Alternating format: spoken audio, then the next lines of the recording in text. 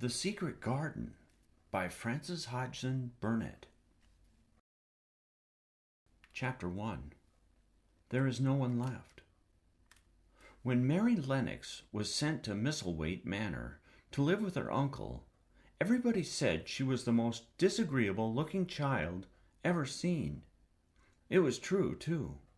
She had a little thin face and a little thin body, thin light hair, and a sour expression. Her hair was yellow, and her face was yellow because she had been born in India and had always been ill in one way or another. Her father had held a position under the English government and had always been busy and ill himself, and her mother had been a great beauty who cared only to go to parties and amuse herself with gay people. She had not wanted a little girl at all. When Mary was born, she handed her over to the care of an ayah, who was made to understand that if she wished to please the 𝘠𝘪𝘬𝘦𝘯𝘥𝘴, she must keep the child out of sight as much as possible. So when she was a sickly, fretful, ugly little baby, she was kept out of the way. And when she became a sickly, fretful, toddling thing, she was kept out of the way also. She never remembered seeing familiarly anything but the dark faces of her ayah and the other native servants, and as they always obeyed her and gave her her own way in everything, because the 𝘠𝘪𝘬𝘦 would be angry if she was disturbed by her crying. By the time she was 6 years old, she was as tyrannical and selfish a little pig as ever lived. The young English governess who came to teach her to read and write disliked her so much that she gave up her place in 3 months. And when other governesses came to try to fill it, they always went away in a shorter time than the first one. So if Mary had not chosen really to want to know how to read books, she would never have learned her letters at all. One frightfully hot morning, when she was about 9 years old, she awakened feeling very cross, and she became crosser still when she saw that the servant who stood by her bedside was not her ayah. "Why did you come?" she said to the strange woman. "I will not let you stay. Send my ayah to me." The woman looked frightened, but she only stammered that the ayah could not come. And when Mary threw herself into a passion and beat and kicked her, she looked only more frightened and repeated that it was not possible for the ayah to come to Missy Sahib. There was something mysterious in the air that morning. Nothing was done in its regular order, and several of the native servants seemed missing, while those whom Mary saw slunk or hurried about with ashy and scared faces. But no one would tell her anything, and her ayah did not come. She was actually left alone as the morning went on, and at last wandered out into the garden and began to play by herself under a tree near the veranda. She pretended that she was making a flower bed, and she stuck big scarlet hibiscus blossoms into little heaps of earth, all the time growing more and more angry and muttering to herself the things she would say and the names she would call Sadie when she returned. "Pig, pig, daughter of pigs," she said, because to call a native a pig is the worst insult of all. She was grinding her teeth and saying this over and over again when she heard her mother come out on the veranda with someone. She was with a fair young man, and they stood talking together in low, strange voices. Mary knew the fair young man, who looked like a boy.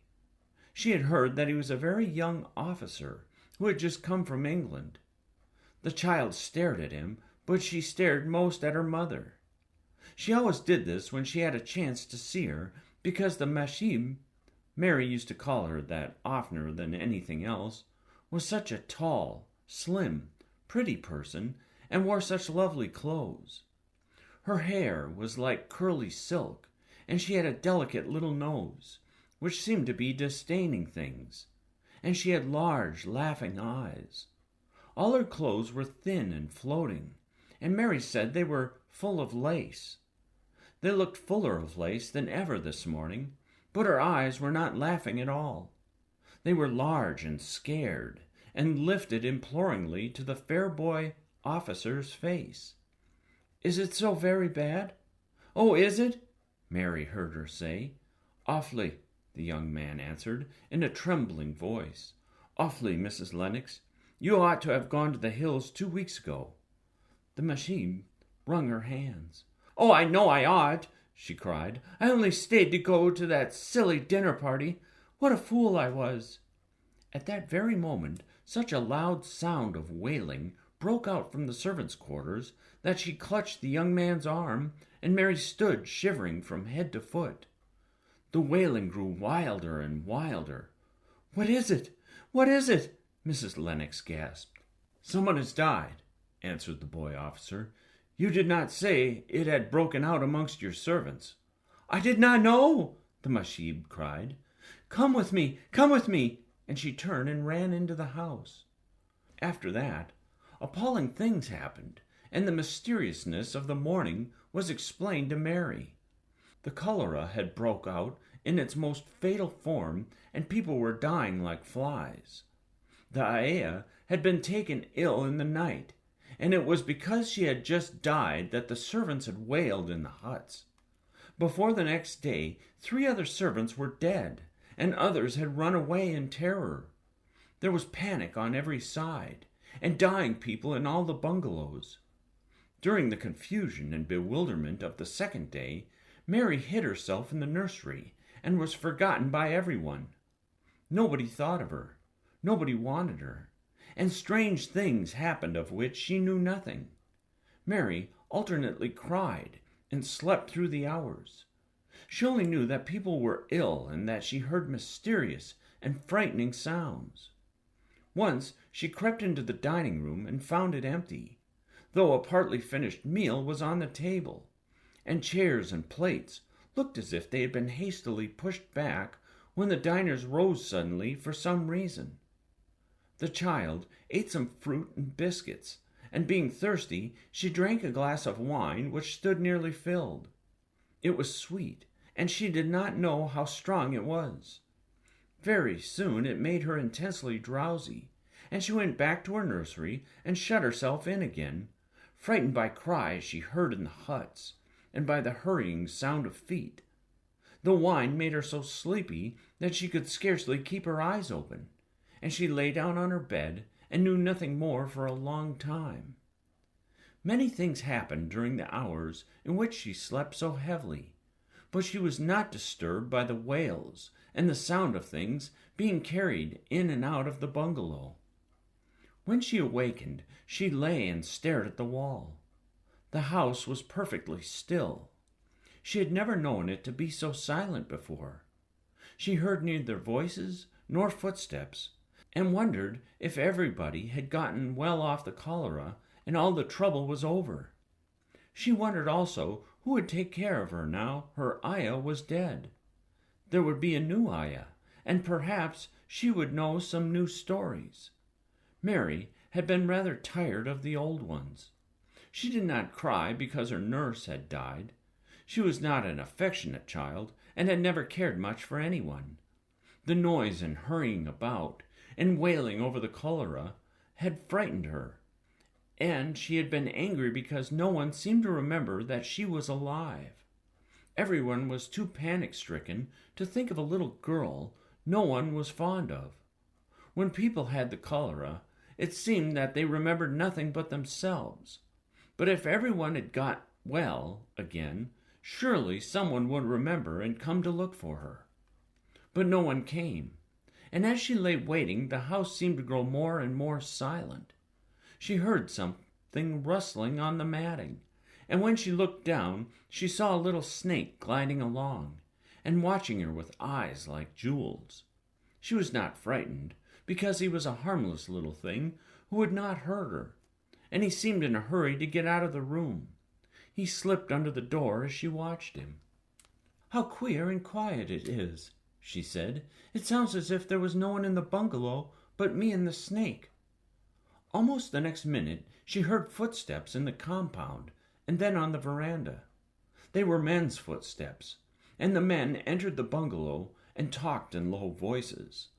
No one went to meet or speak to them, and they seemed to open doors and look into rooms. "What desolation!" she heard one voice say. "That pretty, pretty woman. I suppose the child, too. I heard there was a child, though no one ever saw her." Mary was standing in the middle of the nursery when they opened the door a few minutes later.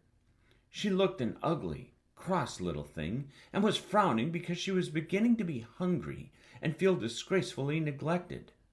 The first man who came in was a large officer she had once seen talking to her father.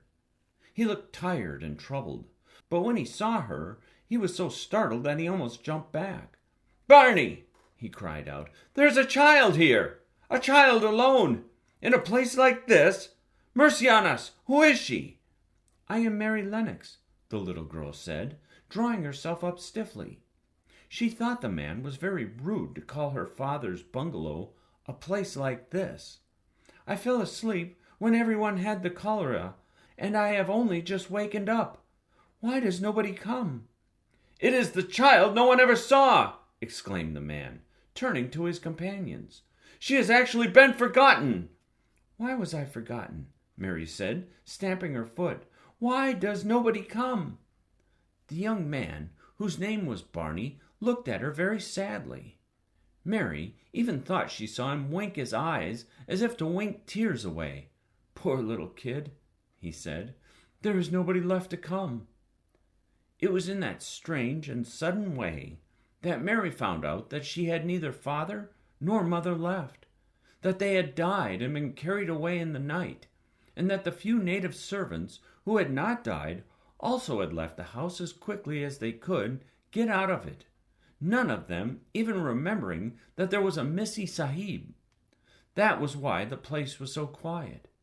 It was true that there was no one in the bungalow but herself and the little rustling snake. Chapter 2. Mistress Mary Quite Contrary. Mary had liked to look at her mother from a distance, and she had thought her very pretty, but as she knew very little of her, she could scarcely have been expected to love her or to miss her very much when she was gone. She did not miss her at all, in fact, and as she was a self-absorbed child, she gave her entire thought to herself, as she had always done. If she had been older, she would no doubt have been very anxious at being left alone in the world, but she was very young, and as she had always been taken care of, she supposed she always would be. What she thought was that she would like to know if she was going to nice people, who would be polite to her, and give her her own way as her ayah and the other native servants had done. She knew that she was not going to stay at the English clergyman's house where she was taken at first. She did not want to stay. The English clergyman was poor, and he had 5 children, all nearly the same age, and they wore shabby clothes, and were always quarreling and snatching toys from each other. Mary hated their untidy bungalow, and was so disagreeable to them that after the first day or two, nobody would play with her. By the second day, they had given her a nickname which made her furious. It was Basil who thought of it first. Basil was a little boy with an impudent blue eyes and a turned-up nose, and Mary hated him. She was playing by herself under a tree, just as she had been playing the day the cholera had broke out. She was making heaps of earth and paths for a garden, and Basil came and stood near to watch her. Presently he got rather interested, and suddenly made a suggestion. "Why don't you put a heap of stones there and pretend it is a rockery?" he said. "There in the middle," and he leaned over her to point. "Go away!" cried Mary. "I don't want boys. Go away!" For a moment Basil looked angry, and then he began to tease. He was always teasing his sisters. He danced around and round her, and made faces and sang and laughed. "Mistress Mary, quite contrary, how did your garden grow? With silver bells and cockle shells, and marigolds all in a row." He sang it until the other children heard and laughed too. And the crosser Mary got, the more they sang, Mistress Mary quite contrary. And after that, as long as she stayed with them, they called her Mistress Mary quite contrary, when they spoke of her to each other, and often when they spoke to her. "You are going to be sent home," Basil said to her, "at the end of the week, and we're glad of it." "I am glad of it too," answered Mary. "Where is home?" "She doesn't know where her home is," said Basil, with 7-year-old scorn. "It's England, of course. Our grandmamma lives there, and our sister Mabel was sent to her last year. You're not going to your grandmamma. You have none. You are going to your uncle. His name is Mr. Archibald Craven." "I don't know anything about him," snapped Mary. "I know you don't," Basil answered. "You don't know anything. Girls never do. I heard Father and Mother talking about him. He lives in a great big desolate old house in the country, and no one goes near him. He's so cross he won't let them, and they wouldn't come if he would let them. He's a hunchback and he's horrid."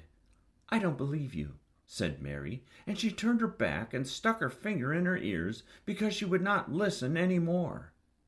But she thought over it a great deal afterwards, and when Mrs. Crawford told her that night that she was going to sail away to England in a few days, and going to her uncle, Mr. Archibald Craven, who lived at Misselthwaite Manor, she looked so stony and stubbornly uninterested that they did not know what to think about her.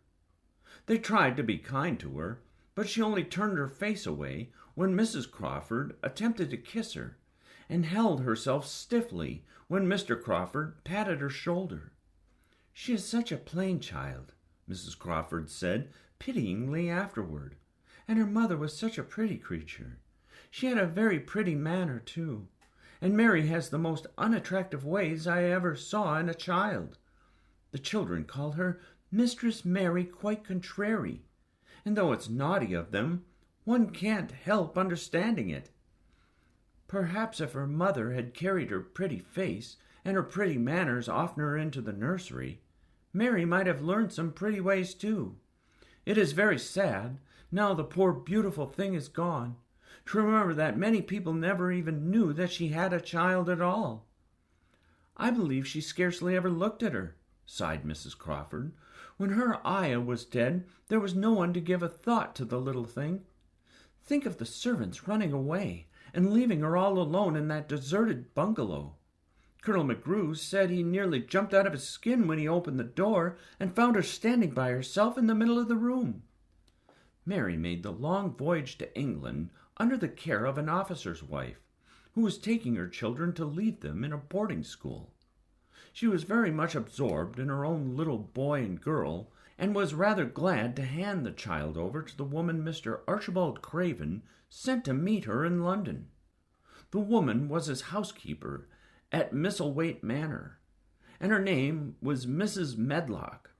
She was a stout woman, with very red cheeks and sharp black eyes.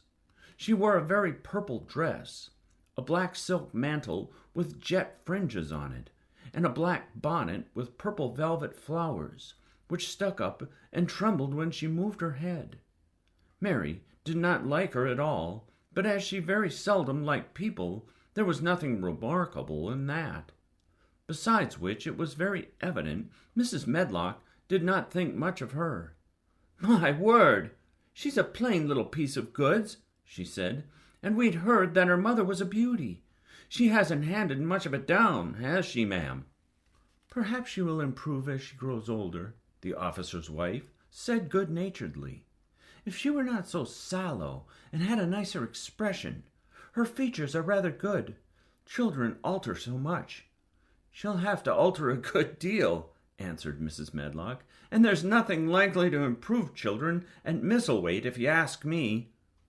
They thought Mary was not listening, because she was standing a little apart from them at the window of the private hotel they had gone to.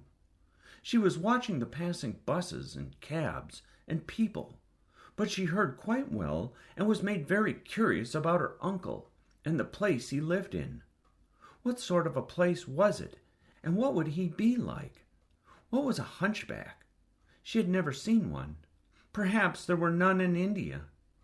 Since she had been living in other people's houses and had had no ayah, she had begun to feel lonely and to think queer thoughts which were new to her. She had begun to wonder why she had never seemed to belong to anyone, even when her father and mother had been alive.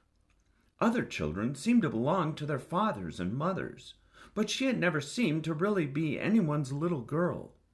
She had had servants and food and clothes, but no one had taken any notice of her. She did not know that this was because she was a disagreeable child. But then, of course, she did not know she was disagreeable. She often thought that other people were, but she did not know that she was so herself.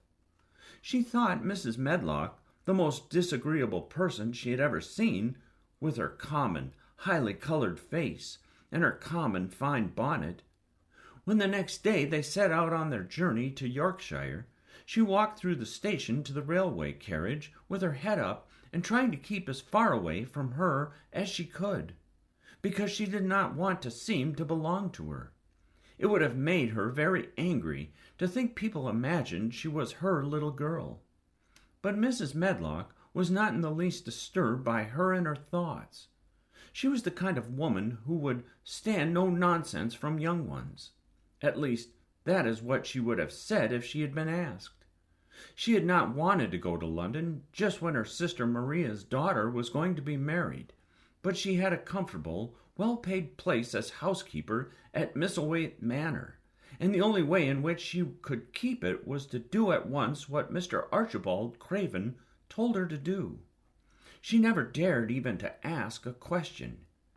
"Captain Lennox and his wife died of the cholera," Mr. Craven had said in his short, cold way. "Captain Lennox was my wife's brother, and I am their daughter's guardian. The child is to be brought here. You must go to London and bring her yourself."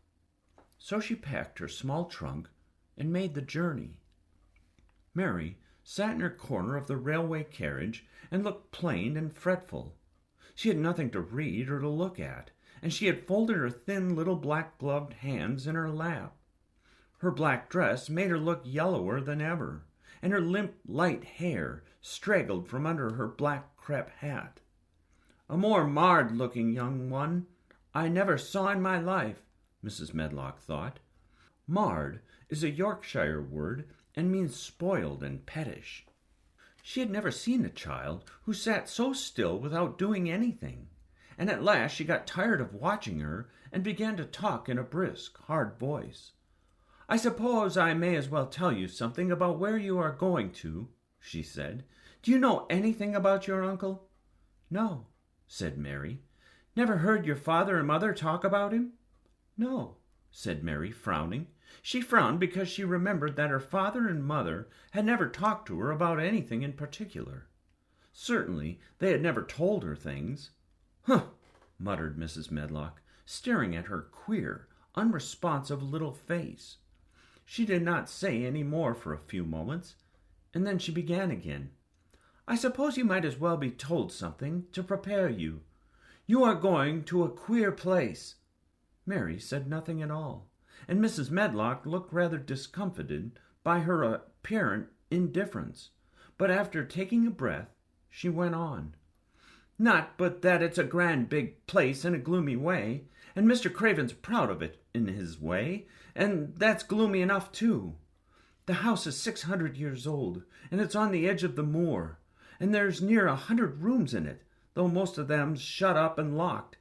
And there's pictures and fine old furniture, and things that's been there for ages, and there's a big park round it, and gardens and trees, with branches trailing to the ground, some of them." She paused and took another breath. "But there's nothing else," she ended suddenly. Mary had begun to listen in spite of herself. It all sounded so unlike India, and anything new rather attracted her. But she did not intend to look as if she were interested. That was one of her unhappy, disagreeable ways. So she sat still. "Well," said Mrs. Medlock, "what do you think of it?" "Nothing," she answered. "I know nothing about such places." That made Mrs. Medlock laugh a short sort of laugh. She said, "But you are like an old woman. Don't you care?" "It doesn't matter," said Mary, "whether I care nor not." "You are right enough there," said Mrs. Medlock. "It doesn't. What you're to be kept at Misselthwaite Manor for I don't know, unless because it's the easiest way. He's not going to trouble himself about you, that's sure and certain. He never troubles himself about no one." She stopped herself as if she had just remembered something in time. "He's got a crooked back," she said, "that set him wrong. He was a sour young man, and got no good of all his money and his big place till he was married." Mary's eyes turned towards her, in spite of her intention not to seem to care. She had never thought of the hunchback's being married, and she was a trifle surprised. Mrs. Medlock saw this, and as she was a talkative woman, she continued with more interest. This was one way of passing some of the time, at any rate.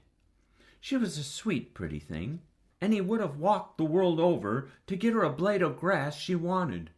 Nobody thought she'd marry him, but she did, and people said she married him for his money, but she didn't.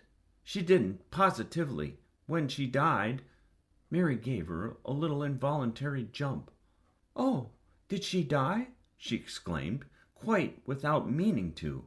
She had just remembered a French fairy story she had once read called 𝘓𝘬𝘮 à la 𝘓𝘪𝘏.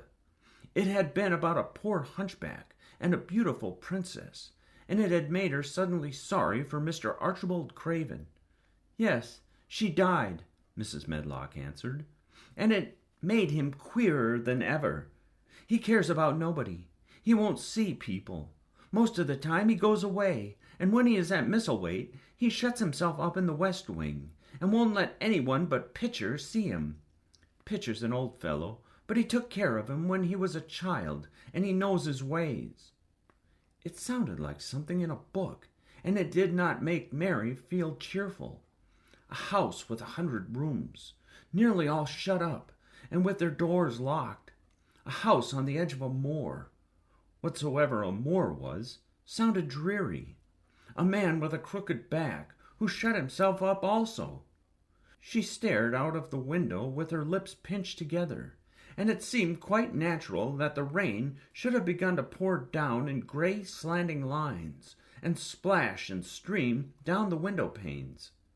If the pretty wife had been alive, she might have made things cheerful by being something like her own mother, and by running in and out, and going to parties as she had done in frocks full of lace. But she was not there any more. "You needn't expect to see him, because 10 to 1 you won't," said Mrs. Medlock, "and you mustn't expect that there will be people to talk to you. You'll have to play about and look after yourself. You'll be told what rooms you can go into and what rooms you're to keep out of. There's gardens enough, but when you're in the house, don't go wandering and poking about. Mr. Craven won't have it." "I shall not want to go poking about," said sour little Mary. And just as suddenly as she'd begun to be rather sorry for Mr. Archibald Craven, she began to cease to be sorry and to think he was unpleasant enough to deserve all that had happened to him. And she turned her face towards the streaming panes of the window of the railway carriage and gazed out at the gray rainstorm, which looked as if it would go on forever and ever. She watched it so long and steadily that the grayness grew heavier and heavier before her eyes, and she fell asleep. Chapter 3. Across the Moor. She slept a long time, and when she awakened, Mrs. Medlock had bought a lunch basket at one of the stations, and they had some chicken and cold beef and bread and butter and some hot tea. The rain seemed to be streaming down more heavily than ever, and everybody in the station wore wet and glistening waterproofs. The guard lighted the lamps in the carriage, and Mrs. Medlock cheered up very much over her tea and chicken and beef. She ate a great deal, and afterwards fell asleep herself, and Mary sat and stared at her and watched her fine bonnet slip on one side until she herself fell asleep once more in the corner of the carriage, lulled by the splashing of the rain against the windows. It was quite dark when she awakened again. The train had stopped at a station, and Mrs. Medlock was shaking her. "You have had a sleep," she said. "It's time to open your eyes. We're at Thwaite Station, and we've got a long drive before us." Mary stood up and tried to keep her eyes open while Mrs. Medlock collected her parcels. The little girl did not offer to help her, because in India native servants always picked up or carried things, and it seemed quite proper that the other people should wait on one. The station was a small one, and nobody but themselves seemed to be getting out of the train. The station master spoke to Mrs. Medlock in a rough, good-natured way, pronouncing his words in a queer, broad fashion, which Mary found out afterwards was Yorkshire. "I see that's got back," he said, "and that's about 𝘠𝘪𝘤𝘦." "Aye, sir, that's her," answered Mrs. Medlock, speaking with a Yorkshire accent herself, and jerking her head over her shoulder towards Mary. "How's the missus?" "Well, now, the carriage is waiting outside for thee." A brougham stood on the road before the little outside platform. Mary saw that it was a smart carriage, and that it was a smart footman who helped her in. His long waterproof coat and the waterproof covering of his hat were shining and dripping with rain, as everything was, the burly station master included. When he shut the door, mounted the box with the coachman, and they drove off, the little girl found herself seated in a comfortably cushioned corner, but she was not inclined to go to sleep again. She sat and looked out of the window, curious to see something of the road over which she was being driven to the queer place Mrs. Medlock had spoken of. She was not at all a timid child, and she was not exactly frightened, but she felt that there was no knowing what might happen in a house with 100 rooms nearly all shut up, a house standing on the edge of a moor. "What is a moor?" she said suddenly to Mrs. Medlock. "Look out of the window in about 10 minutes and you'll see," the woman answered.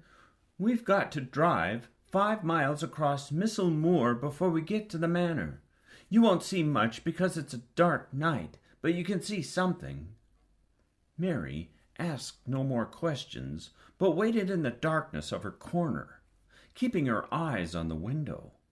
The carriage lamps cast rays of light a little distance ahead of them, and she caught glimpses of the things they passed. After they had left the station, they had driven through a tiny village, and she had seen whitewashed cottages and the lights of a public house. Then they had passed a church and a vicarage, and a little shop window or so in a cottage, with toys and sweets and odd things set out for sale. Then they were on the high road, and she saw hedges and trees. After that there seemed nothing different for a long time, or at least it seemed a long time to her. At last the horses began to go more slowly, as if they were climbing uphill, and presently there seemed to be no more hedges and no more trees. She could see nothing, in fact, but a dense darkness on either side. She leaned forward and pressed her face against the window just as the carriage gave a big jolt. We're on the moor now, sure enough," said Mrs. Medlock. The carriage lamps shed a yellow light on a rough-looking road, which seemed to be cut through bushes and low-growing things, which ended in the great expanse of dark apparently spread out before and around them. A wind was rising and making a singular, wild, low, rushing sound. It's not the sea, is it?" said Mary, looking round at her companion. "No, not it," answered Mrs. Medlock. "Nor is it fields nor mountains.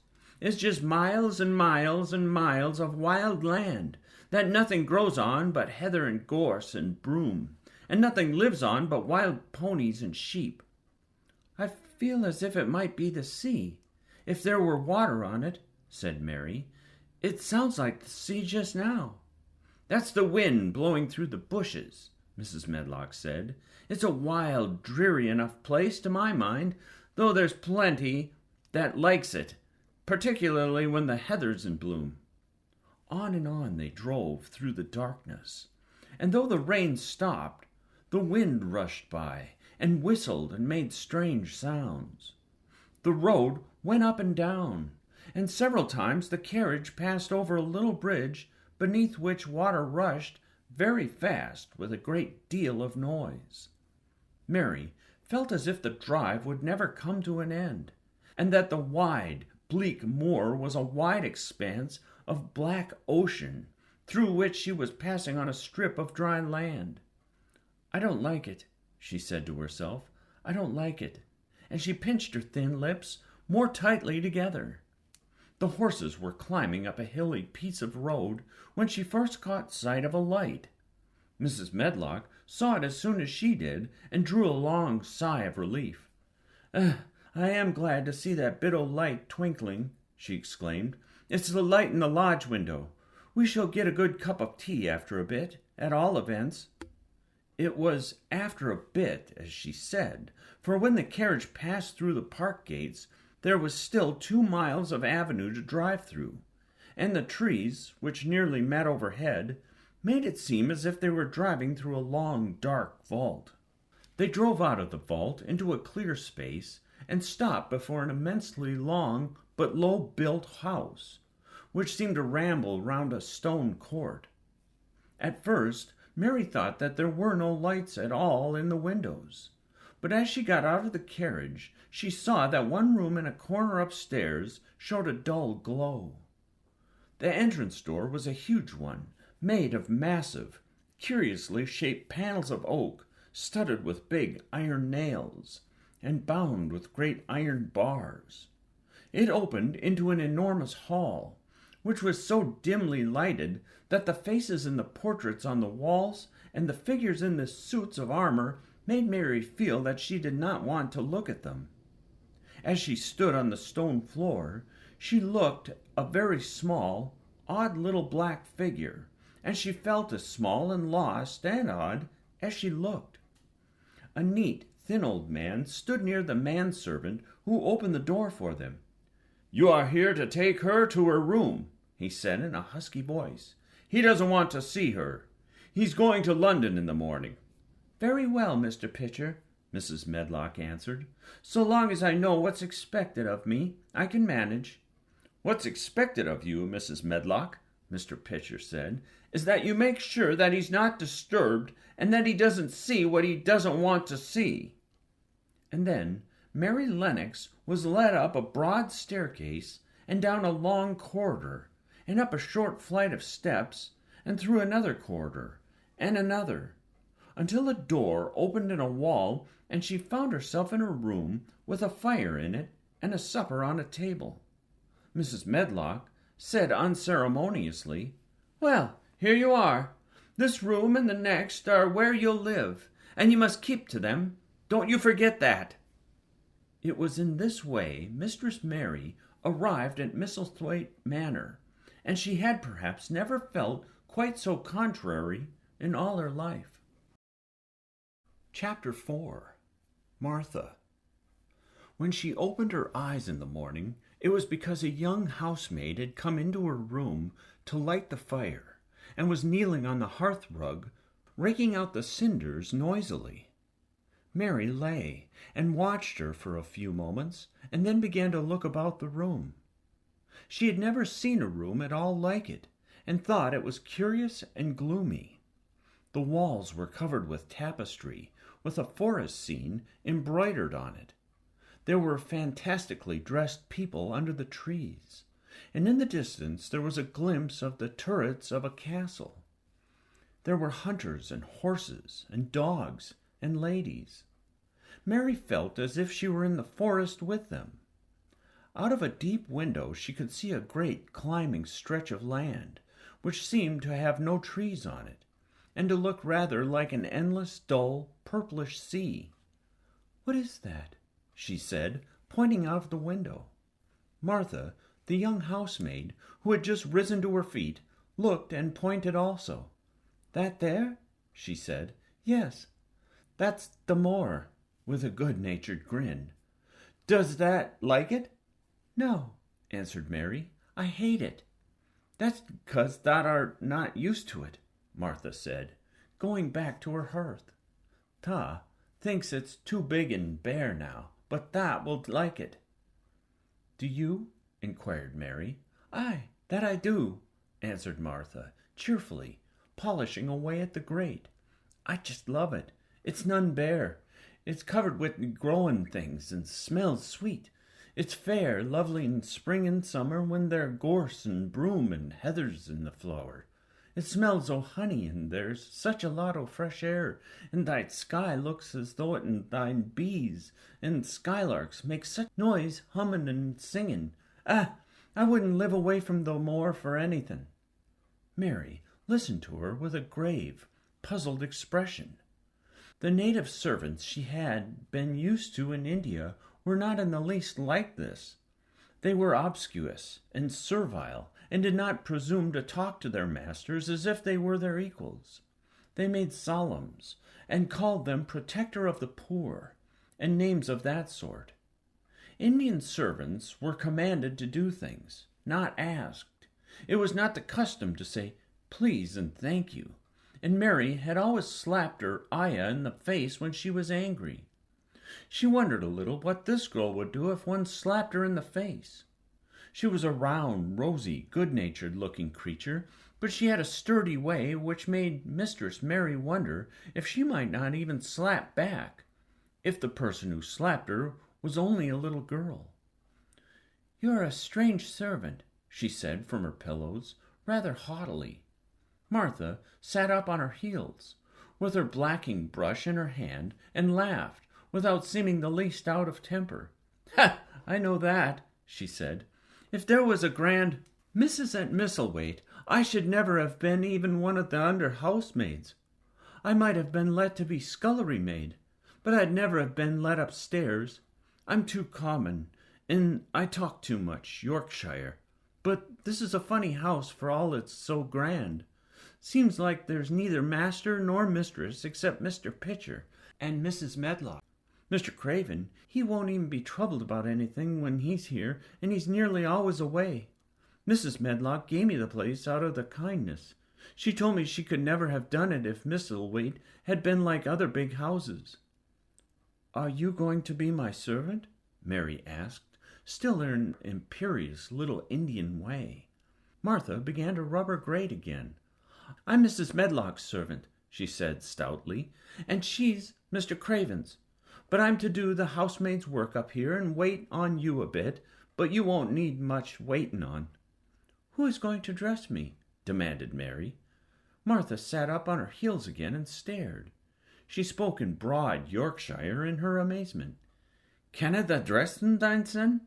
she said. "What do you mean? I don't understand your language," said Mary. "Ah, I forgot," Martha said. "Mrs. Medlock told me I'd have to be careful or you wouldn't know what I was saying. I mean, can't you put on your own clothes?" "No," answered Mary quite indignantly. "I never did in my life. And my ayah dressed me, of course." "Well," said Martha, evidently not in the least aware that she was impudent, "it's that time should learn. Thou cannot begin younger. It'll do thee good to wait on thyself a bit. My mother always said she couldn't see why grand people's children didn't turn out fair fools, what with the nurses and being washed and dressed and took out for a walk, as if they was puppies." "It is different in India," said Mistress Mary, disdainfully. She could scarcely stand this. But Martha was not at all crushed. "I can see it's different," she answered, almost sympathetically. "I dare say it's because there's such a lot o' blacks there instead of respectable white people. When I heard you was coming from India, I thought you was a black too." Mary sat up in bed, furious. "What?" she said. "What? You thought I was a native? You daughter of a pig?" Martha stared and looked hot. "Who are you calling names?" she said. "You needn't be so vexed. That's not in the way for a young lady to talk. I've nothing against the blacks. When you read about 'em in tracts, they're always very religious. You always read as a black's a man and brother. I've never seen a black un. I was fair pleased to think I was going to see one close. When I come in to light your fire this morning, I crept up your bed and pulled the cover back careful to look at you, and there you was, disappointedly, no more black than me, for all you're so yeller." Mary did not even try to control her rage and humiliation. "You thought I was a native? You dared! You don't know anything about natives. They are not people. They're servants who must solemn to you. You know nothing about India. You know nothing about anything."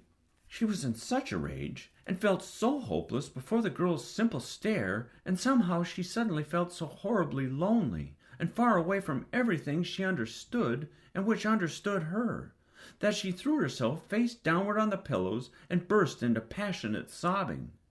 She sobbed so unrestrainedly that good-natured Yorkshire Martha was a little frightened and quite sorry for her.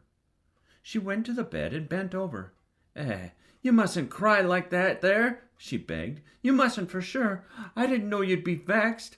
I don't know anything about anything, just like you said. I beg your pardon, miss. Do stop crying." There was something comforting and really friendly in her queer Yorkshire speech and sturdy way which had a good effect on Mary. She gradually ceased crying and became quiet. Martha looked relieved. "It's time for thee to get up now," she said. "Mrs. Medlock said I was to carry the breakfast and tea and dinner into the room next to this. It's been made into a nursery for thee. I'll help thee on with thy clothes if that'll get ye out of bed, if the buttons in the back and that cannot button themselves up in themselves." When Mary at last decided to get up, the clothes Martha took from the wardrobe were not the ones she had worn when she arrived the night before with Mrs. Medlock. "Those are not mine," she said. "Mine are black." She looked the thick white wool coat and dress over, and added with cool approval, "Those are nicer than mine." "These are the ones they must put on," Martha answered. "Mr. Craven ordered Mrs. Medlock to get 'em in London," he said. "I won't have a child dressed in black wandering about like a lost soul," he said. "It'd make the place sadder than it is. Put color on her." Mother said she knew what he meant. Mother always knows what a body means. She doesn't hold with a black haircel. "I hate black things," said Mary. The dressing process was one which taught them both something. Martha had buttoned up her little sisters and brothers, but she had never seen a child who stood still and waited for another person to do things for her as if she had neither hands nor feet of her own. "Why doesn't they put on their own shoes?" she said, when Mary quietly held out her foot. "My Aya did it," answered Mary, staring. "It was the custom." She said that very often. It was the custom. The native servants were always saying it. If one told them to do a thing their ancestors had not done for 1,000 years, they gazed at one mildly and said, "It is not the custom," and no one knew that was the end of the matter. It had not been the custom that Mistress Mary should do anything but stand and allow herself to be dressed like a doll. But before she was ready for breakfast, she began to suspect that her life at Misselthwaite Manor would end by teaching her a number of things quite new to her. Things such as putting on her own shoes and stockings, and picking up things she let fall. If Martha had been a well-trained, fine young lady's maid, she would have been more subservient and respectful, and would have known that it was her business to brush hair and button boots, and pick things up and lay them away. She was, however, only an untrained Yorkshire rustic, who had been brought up in a moorland cottage with a swarm of little brothers and sisters, who had never dreamed of doing anything but waiting on themselves and on the younger ones, who were either babies in arms or just learning to totter about and tumble over things. If Mary Lennox had been a child who was ready to be amused, she would, perhaps, have laughed at Martha's readiness to talk. But Mary only listened to her coldly and wondered at her freedom of manner. At first she was not at all interested, but gradually, as the girl rattled on in her good-tempered, homely way, Mary began to notice what she was saying. "Ah, you couldn't see 'em all," she said. "There's 12 of us, and me father only gets 16 shilling a week. I can tell you my mother's put to it to get porridge for 'em all. They tumble about the moor and play there all day, and mother says the airing of the moor fattens 'em.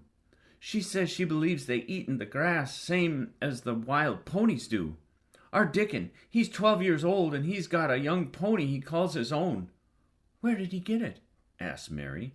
"He found it in the moor with its mother when it was a little one, and he began to make friends with it and give it bits of bread and pluck young grass for it. And it got to like him, so it follows him about and lets him get on its back. Dickon's a kind of lad, and animals like him." Mary had never possessed an animal pet of her own, and had always thought she should like one. So she began to feel a slight interest in Dickon, and as she had never been interested in anyone but herself, it was the dawning of a healthy sentiment. When she went into the room which had been made into a nursery for her, she found that it was rather like the one she had slept in. It was not a child's room, but a grown-up person's room, with gloomy old pictures on the walls and heavy old oak chairs. A table in the center was set with a good, substantial breakfast, but she had always had a very small appetite, and she looked with something more than indifference at the first plate Martha set before her. "I don't want it," she said. "That doesn't want thy porridge?" Mary exclaimed incredulously. "No." "That doesn't know how good it is? Put a bit o' treacle on it and a bit o' sugar." "I don't want it," repeated Mary. "Ah," said Martha, "I can't abide to see good victuals go to waste. If our children were at this table, they'd clean it and bare in 5 minutes." "Why?" asked Mary coldly. "Why?" echoed Martha. "Because they scarce ever had their stomachs full in their lives. They're as hungry as young hawks and foxes." "I don't know what it is to be hungry," said Mary, with the indifference of ignorance. Martha looked indignant. "Well, it would do thee good to try it. I can see that plain enough," she said outspokenly. "I've no patience with folks as just sits and just stares at good bread and meat. My word, don't I wish Dickon and Phil and Jane and the rest of 'em had what's theirs under their pinafores." "Why don't you take it to them?" suggested Mary. "It's not mine," answered Martha stoutly, "and this isn't my day out. I get my day out once a month, same as the rest. Then I go home and clean up for mother and give her a day's rest." Mary drank some tea and ate a little toast and some marmalade. "You wrap up warm and run out and play, you," said Martha. "It'll do you good and give you some stomach for your meat." Mary went to the window. There were gardens and paths and big trees, but everything looked dull and wintry. "Out? Why should I go out on a day like this?" "Well, if that doesn't go out, that'll have to stay in, and what has that got to do?" Mary glanced about her. There was nothing to do. When Mrs. Medlock had prepared the nursery, she had not thought of amusement. Perhaps it would be better to go and see what the gardens were like. "Who will go with me?" she inquired. Martha stared. "You'll go by yourself," she answered. "You'll have to learn to play like other children does when they haven't got sisters and brothers. Our Dickon goes off on the moor by himself and plays for hours. That's how he made friends with the pony. He's got sheep on the moor that knows him, and birds as comes and eats out of his hand. However little there is to eat, he always saves a bit of his bread to coax his pets." It was really this mention of Dickon which made Mary decide to go out. Though she was not aware of it, there would be birds outside, though there would not be ponies or sheep. They would be different from the birds in India, and it might amuse her to look at them. Martha found her coat and hat for her, and a pair of stout little boots, and she showed her way downstairs. "If they goes around the way, they'll all come into the gardens," she said, pointing to a gate in a wall of the shrubbery. "There's lots of flowers in summertime, but there's nothing blooming now." She seemed to hesitate a second before she added, "One of the gardens is locked up. No one has been in it for 10 years. "Why?" asked Mary in spite of herself. Here was another locked door that added to the hundreds in the strange house. Mr. Craven had it shut when his wife died so sudden. He won't let no one go inside. It was her garden. He locked the doors and dug a hole and buried the key. There's Mrs. Medlock's bell ringing. I must run." After she was gone, Mary turned down the walk which led to the door in the shrubbery. She could not help thinking about the garden which no one had been in for 10 years. She wondered what it would look like, and whether there were any flowers still alive in it. When she had passed through the shrubbery gate, she found herself in great gardens, with wide lawns and winding walks with clipped borders. There were trees and flowery beds, and evergreens clipped into strange shapes, and a large pool with an old gray fountain in its midst. But the flower beds were bare and wintry, and the fountain was not playing. This was not the garden which was shut up. How could a garden be shut up? You could always walk into a garden. She was just thinking this when she saw that, at the end of the path she was following, there seemed to be a long wall, with ivy growing over it. She was not familiar enough with England to know that she was coming upon the kitchen gardens, where the vegetables and fruit were growing. She went towards the wall and found that there were a green door in the ivy, and that it stood open. This was not the closed garden, evidently, and she could go into it. She went through the door and found that it was a garden with walls all around it, and that it was only one of several walled gardens, which seemed to open into another one. She saw another open green door, revealing bushes and pathways between beds containing winter vegetables. Fruit trees were trained flat against the wall, and over some of the beds there were glass frames. The place was bare and ugly enough, Mary thought, as she stood and stared about her. It might be nicer in summer, when things were green, but there was nothing pretty about it now. Presently an old man with a spade over his shoulder walked through the door leading from the second garden. He looked startled when he saw Mary, and then touched his cap. He had a surly old face, and did not seem at all pleased to see her. But then she was displeased with his garden, and wore her quite contrary expression, and certainly did not seem at all pleased to see him. "What is this place?" she asked. "Oh, in the kitchen gardens," he answered. "What is that?" said Mary, pointing through the other green door. "Another of 'em shortly. There's another and another. There's another on the other side of the wall, and there's an orchard, the other side of that." "Can I go in them?" Mary asked. "If the likes, but there's naught to see." Mary made no response. She went down the path and through the second green door. There she found more walls and winter vegetables and glass frames. But in the second wall there was another green door, and it was not open.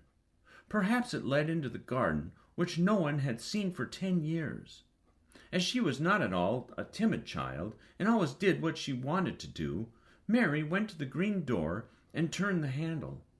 She hoped the door would not open, because she wanted to be sure she had found the mysterious garden. But it did open quite easily, and she walked through it and found herself in an orchard.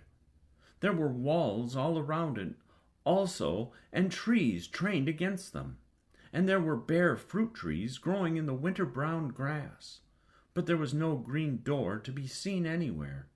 Mary looked for it, and yet when she had entered the upper end of the garden, she had noticed that the wall did not seem to end with the orchard, but to extend beyond it as if it had enclosed a place at the other side.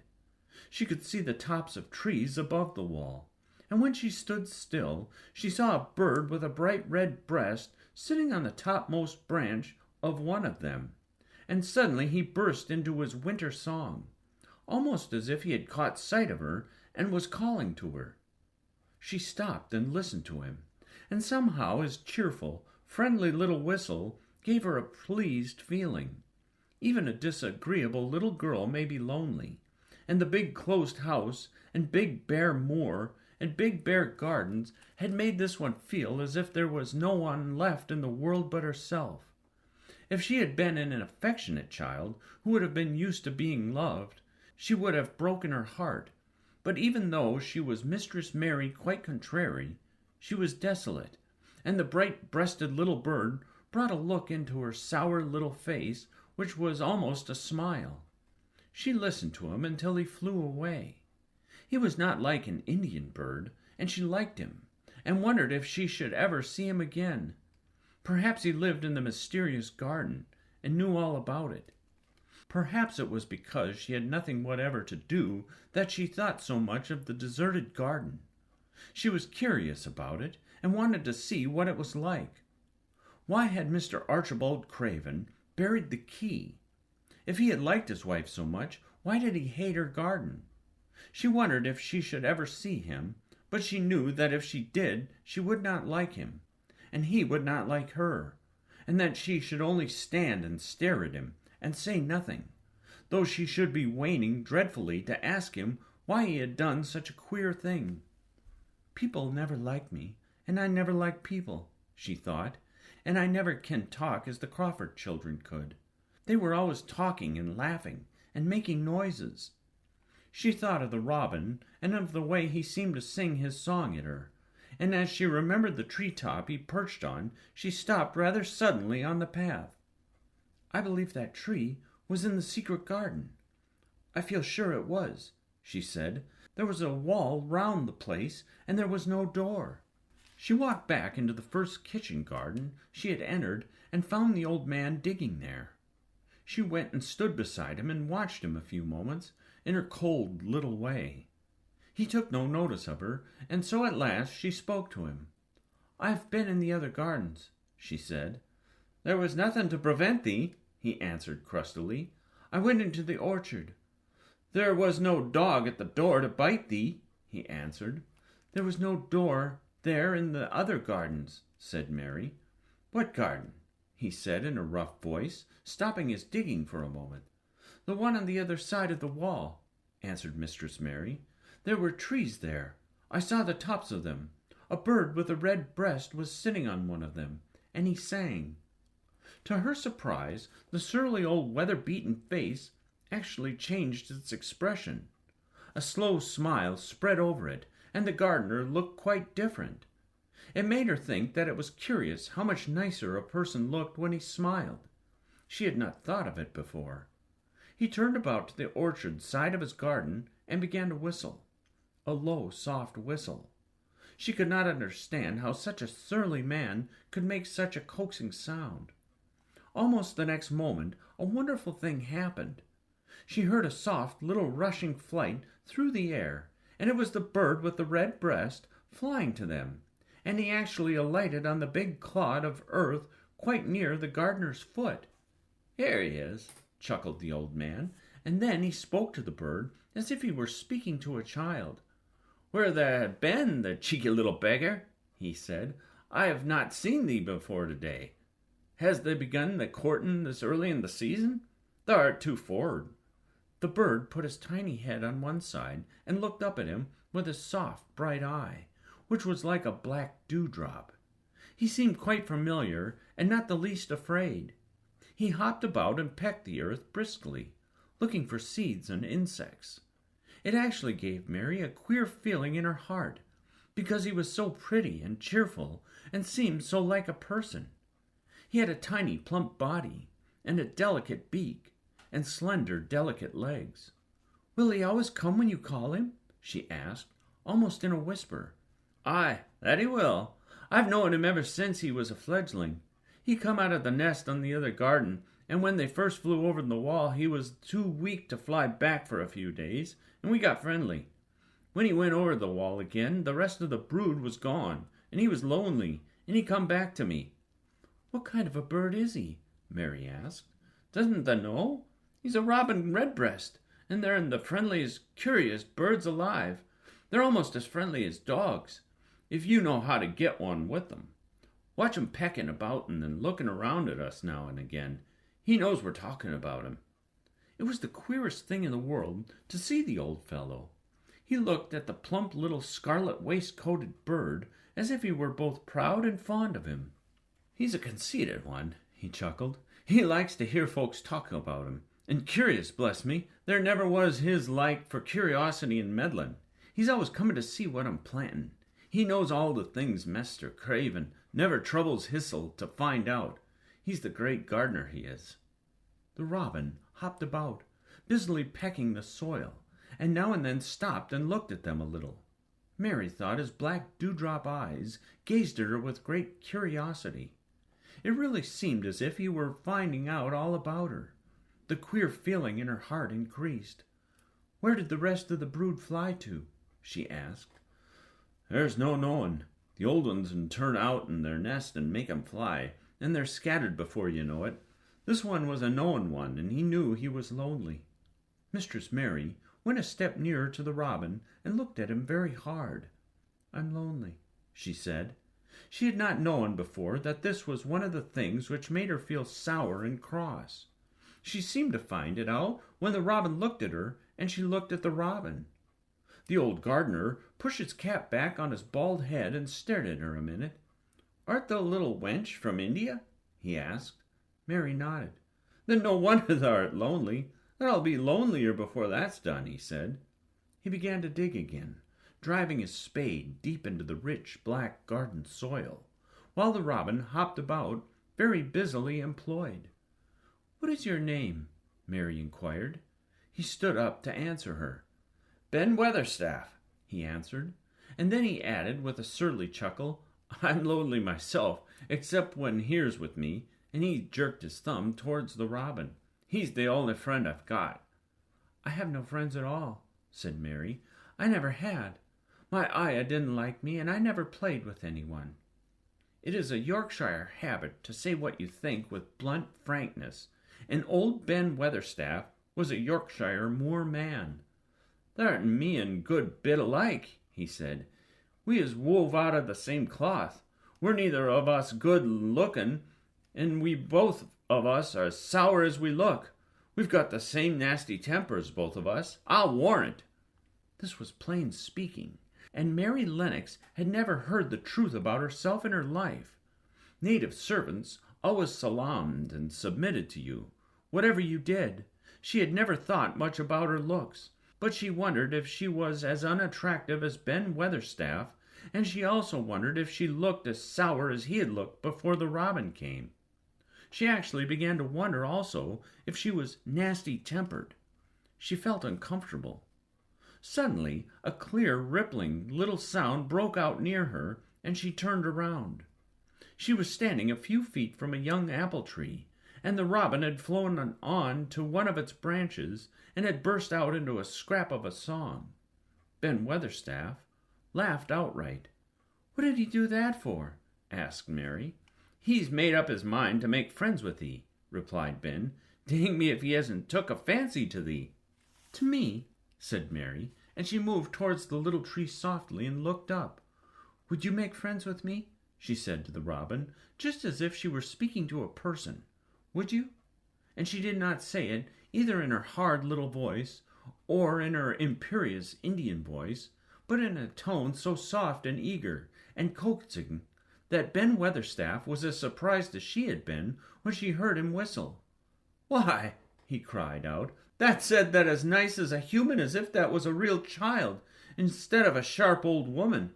That almost like Dickon talks to his wild things on the moor." "Do you know Dickon?" Mary asked, turning around rather in a hurry. "Everybody knows him. Dickon's wandering about everywhere. The very blackberries and heatherbells knows him. I warrant the foxes shows him where their cubs lies, and the skylarks doesn't hide their nests from him." Mary would have liked to ask some more questions. She was almost as curious about Dickon as she was about the deserted garden. But just at that moment the robin, who had ended his song, gave a little shake of his wings, spread them, and flew away.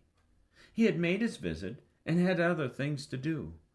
"He has flown over the wall," Mary cried out, watching him. "He has flown into the orchard.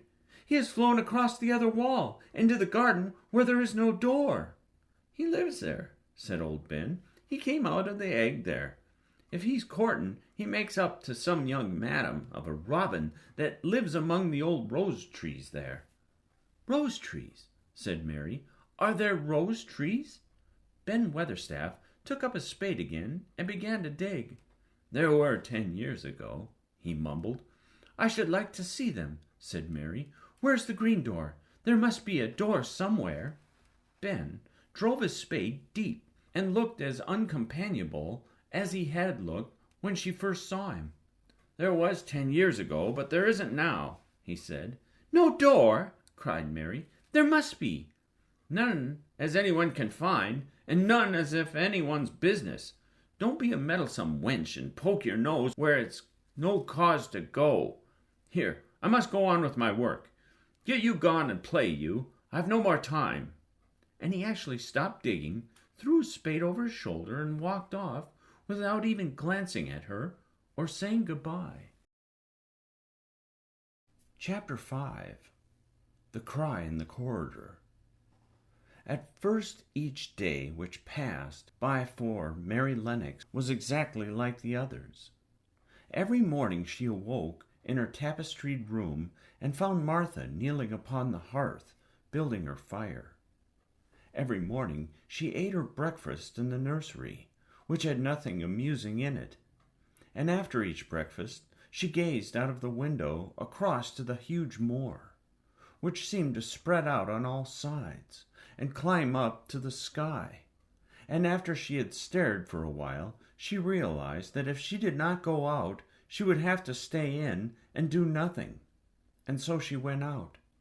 She did not know that this was the best thing she could have done, and she did not know that when she began to walk quickly or even run along the paths and down the avenue, she was stirring her slow blood and making herself stronger by fighting with the wind which swept down from the moor. She ran only to make herself warm, and she hated the wind which rushed at her face and roared and held her back, as if it were some giant she could not see. But the big breaths of rough, fresh air blown over the heather filled her lungs with something which was good for her whole thin body, and whipped some red color into her cheeks, and brightened her dull eyes when she did not know anything about it. But after a few days spent almost entirely out of doors, she wakened one morning knowing what it was to be hungry, and when she sat down to her breakfast, she did not glance disdainfully at her porridge and push it away, but took up her spoon and began to eat it, and went on eating it until her bowl was empty. "That got on well enough with that this morning, didn't the?" said Martha. "It tastes nice today," said Mary, feeling a little surprised herself. "It's the air of the moor that's given thee stomach for the victuals," answered Martha. "It's lucky for thee that thou got victuals as well as an appetite. There's been 12 in our cottage as had the stomach and nothing to put in it. You go on playing you out o' doors every day, and you'll get some flesh on your bones, and you won't be so yeller." "I don't play," said Mary. "I have nothing to play with." "Nothing to play with!" exclaimed Martha. "Our children plays with sticks and stones. They just runs about and shouts and looks at things." Mary did not shout, but she looked at things. There was nothing else to do. She walked round and round the gardens and wandered about the paths in the park. Sometimes she looked for Ben Weatherstaff, but though several times she saw him at work, he was too busy to look at her or was too surly. Once, when she was walking towards him, he picked up his spade and turned away, as if he did it on purpose. One place she went to oftener than any other. It was the long walk outside the gardens with the walls round them. There were bare flower beds on either side of it, and against the walls ivy grew thickly. There was one part of the wall where the creeping dark green leaves were more bushy than elsewhere. It seemed as if for a long time that part had been neglected. The rest of it had been clipped and made to look neat, but at this lower end of the walk it had not been trimmed at all. A few days after she had talked to Ben Weatherstaff, Mary stopped to notice this and wondered why it was so. She had just paused and was looking up at a long spray of ivy swinging in the wind when she saw a gleam of scarlet and heard a brilliant chirp, and there, on top of the wall, perched Ben Weatherstaff's robin redbreast, tilting forward to look at her with his small head on one side. "Oh!" she cried out. "Is it you? Is it you?" And it did not seem at all queer to her that she spoke to him as if she was sure that he would understand and answer her. He did answer. He twittered and chirped and hopped along the wall, as if he were telling her all sorts of things. It seemed to Mistress Mary as if she understood him too, though he was not speaking in words. It was as if he said, "Good morning. Isn't the wind nice? Isn't the sun nice? Isn't everything nice? Let us both chirp and hop and twitter. Come on, come on." Mary began to laugh, and as he hopped and took little flights along the wall, she ran after him. Poor little thing, sallow, ugly Mary. She actually looked almost pretty for a moment. "I like you, I like you," she cried out, pattering down the walk, and she chirped and tried to whistle, which later she did not know how to do in the least. But the robin seemed to be quite satisfied, and chirped and whistled back at her. At last he spread his wings and made a darting flight to the top of a tree, where he perched and sang loudly. That reminded Mary of the first time she had seen him. He had been swinging on a tree-top then, and she had been standing in the orchard. Now she was on the other side of the orchard and standing in the path outside a wall, much lower down, and there was the same tree inside. "It's in the garden no one can go into," she said to herself. "It's the garden without a door. He lives in there. How I wish I could see what it is like." She ran up the walk to the green door she had entered the first morning. Then she ran down the path through the other door and then into the orchard. And when she stood and looked up, there was the tree on the other side of the wall. And there was the robin, just finishing his song and beginning to preen his feathers with his beak. "It is the garden," she said. "I'm sure it is." She walked round and looked closely at that side of the orchard wall, but she only found what she had found before, that there was no door in it. Then she ran through the kitchen gardens again and out into the walk outside the long ivy-covered walls, and she walked to the end of it and looked at it, but there was no door. And then she walked to the other end, looking again, but there was no door. "It's very queer," she said. "Ben Weatherstaff said there was no door, and there is no door. But there must have been one 10 years ago, because Mr. Craven buried the key." This gave her so much to think of that she began to be quite interested and feel that she was not sorry that she had come to Misselthwaite Manor. In India, she had always felt hot and too languid to care much about anything. The fact was that the fresh wind from the moor had begun to blow the cobwebs out of her young brain and to waken her up a little. She stayed out of doors nearly all day, and when she sat down to her supper at night, she felt hungry and drowsy and comfortable.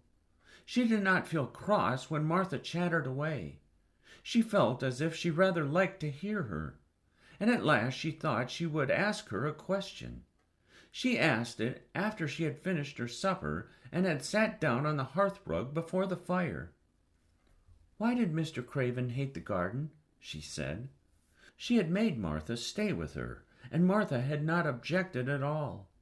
She was very young, and used to a crowded cottage full of brothers and sisters, and she found it dull in the great servants' hall downstairs, where the footmen and upper housemaids made fun of her Yorkshire speech, and looked upon her as a common little thing, and sat and whispered among themselves. Martha liked to talk, and the strange child who had lived in India and been waited upon by blacks was novelty enough to attract her. She sat down on the hearth herself without waiting to be asked. "Art thou thinking about the garden yet?" she said. "I knew thou would. That was just the way with me when I first heard about it." "Why did he hate it?" Mary persisted. Martha tucked her feet under her and made herself quite comfortable. "Listen to the wind withering round the house," she said. "You could bear stand up on the moor if you was out in it tonight." Mary did not know what 𝘓𝘪𝘬𝘦 meant until she listened, and then she understood. It must mean that hollow, shuddering sort of roar which rushed round and round the house, as if the giant no one could see were buffeting it and beating at the walls and windows to try to break in. But one knew he could not get in, and somehow it made one feel very safe and warm inside a room with a red coal fire. But why did he hate it so? She asked, after she had listened. She intended to know if Martha did. Then Martha gave up her store of knowledge. Mind, she said, Mrs. Medlock said it's not to be talked about. There's a lot of things in this place that's not to be talked over. That's Mr. Craven's orders. His troubles are none servant's business, he says. But for the garden, he wouldn't be like he is. It was Mrs. Craven's garden that she had made when first they were married, and then she just loved it, and they used to tend the flowers themselves, and none of the gardeners was ever let to go in. Him and her used to go in and shut the door and stay there hours and hours, reading and talking. And she was just a bit of a girl, and there was an old tree with a branch bent like a seat on it, and she made roses grow over it, and she used to sit there. But one day she was sitting there, and the branch broke, and she fell on the ground, and was hurt so bad that next day she died. The doctors thought he'd go out in his mind and die too. That's why he hates it. No one's never gone in since, and he won't let anyone talk about it. Mary did not ask any more questions. She looked at the fire and listened to the wind wuthering. It seemed to be wuthering louder than ever. At that moment, a very good thing was happening to her. 4 good things had happened to her, in fact, since she came to Misselthwaite Manor. She had felt as if she had understood a robin, and that he had understood her. She had run in the wind until her blood had grown warm. She had been healthily hungry for the first time in her life, and she had found out what it was to be sorry for someone. She was getting on. But as she was listening to the wind, she began to listen to something else. She did not know what it was, because at first she could scarcely distinguish it from the wind itself. It was a curious sound. It seemed almost as if a child were crying somewhere. Sometimes the wind sounded rather like a child crying, but presently Mistress Mary felt quite sure that this sound was inside the house, not outside it. It was far away, but it was inside. She turned round and looked at Martha. "Do you hear anyone crying?" she said. Martha suddenly looked confused. "No," she answered. "It's the wind. Sometimes it sounds as if someone was lost on the moor and wailing. It's got all sorts of sounds." "But listen," said Mary. "It's in the house, down one of those long corridors." And at that very moment a door must have been open somewhere downstairs, for a great rushing draught blew along the passage, and the door of the room they sat in was blown open with a crash. And as they both jumped to their feet, the light was blown out, and the crying sound was swept down the far corridor, so that it was to be heard more plainly than ever. "There," said Mary. "I told you so. It is someone crying, and it isn't a grown-up person." Martha ran and shut the door and turned the key. But before she did it, they both heard the sound of a door in some far passage, shutting with a bang, and then everything was quiet, for even the wind ceased wuthering for a few moments. "It was the wind," Martha said stubbornly, "and if it wasn't, it was little Betty Butterworth, the scullery maid. She had the toothache all day." But something troubled and awkward in her manner made Mistress Mary stare very hard at her. She did not believe she was speaking the truth. Chapter 6. There was someone crying. There was. The next day the rain poured down in torrents again, and when Mary looked out of her window, the moor was almost hidden by gray mist and cloud. There could be no going out today. "What do you do in your cottage when it rains like this?" she asked Martha. "Try to keep from under each other's feet, mostly," Martha answered. There does seem a lot of us then. Mother's a good-tempered woman, but she gets fair moithered. The biggest ones goes out in the cowshed and plays there. Dickon, he doesn't mind the wet. He goes out and just the same as if the sun was shining. He says he sees things on rainy days as doesn't show when it's fair weather. He once found a little fox cub half drowned in its hole, and he brought it home in the bosom of his shirt to keep it warm. Its mother had been killed near by at the hole, was swum out, and the rest of the litter was dead. He's got it at home now. He found a half-drowned young crow another time, and he brought it home, though too, and tamed it. It's named Soot, because it's so black and it hops and flies about with him everywhere. The time had come when Mary had forgotten to resent Martha's familiar talk. She'd even begun to find it interesting, and to be sorry when she stopped or went away. The stories she had been told by her ayah when she lived in India had been quite unlike those Martha had to tell about the moorland cottage, which held 14 people who lived in 4 little rooms and never had quite enough to eat. The children seemed to tumble about and amuse themselves like a litter of rough, good-natured collie puppies. Mary was most attracted by the mother and Dickon. When Martha told stories of what mother said or did, they always sounded comfortable. "If I had a raven or a fox cub, I could play with it," said Mary, "but I have nothing." Martha looked perplexed. "Can it knit?" she asked. "No," answered Mary. "Can it sew?" "No." "Can it read?" "Yes." "Then why doesn't thou read something, or learn a bit of spelling? Thou'st old enough to be learning thy book a good bit now." "I haven't any books," said Mary. "Those I had were left in India." "That's a pity," said Martha. "If Mrs. Medlock had let them go in the library, there's thousands of books there."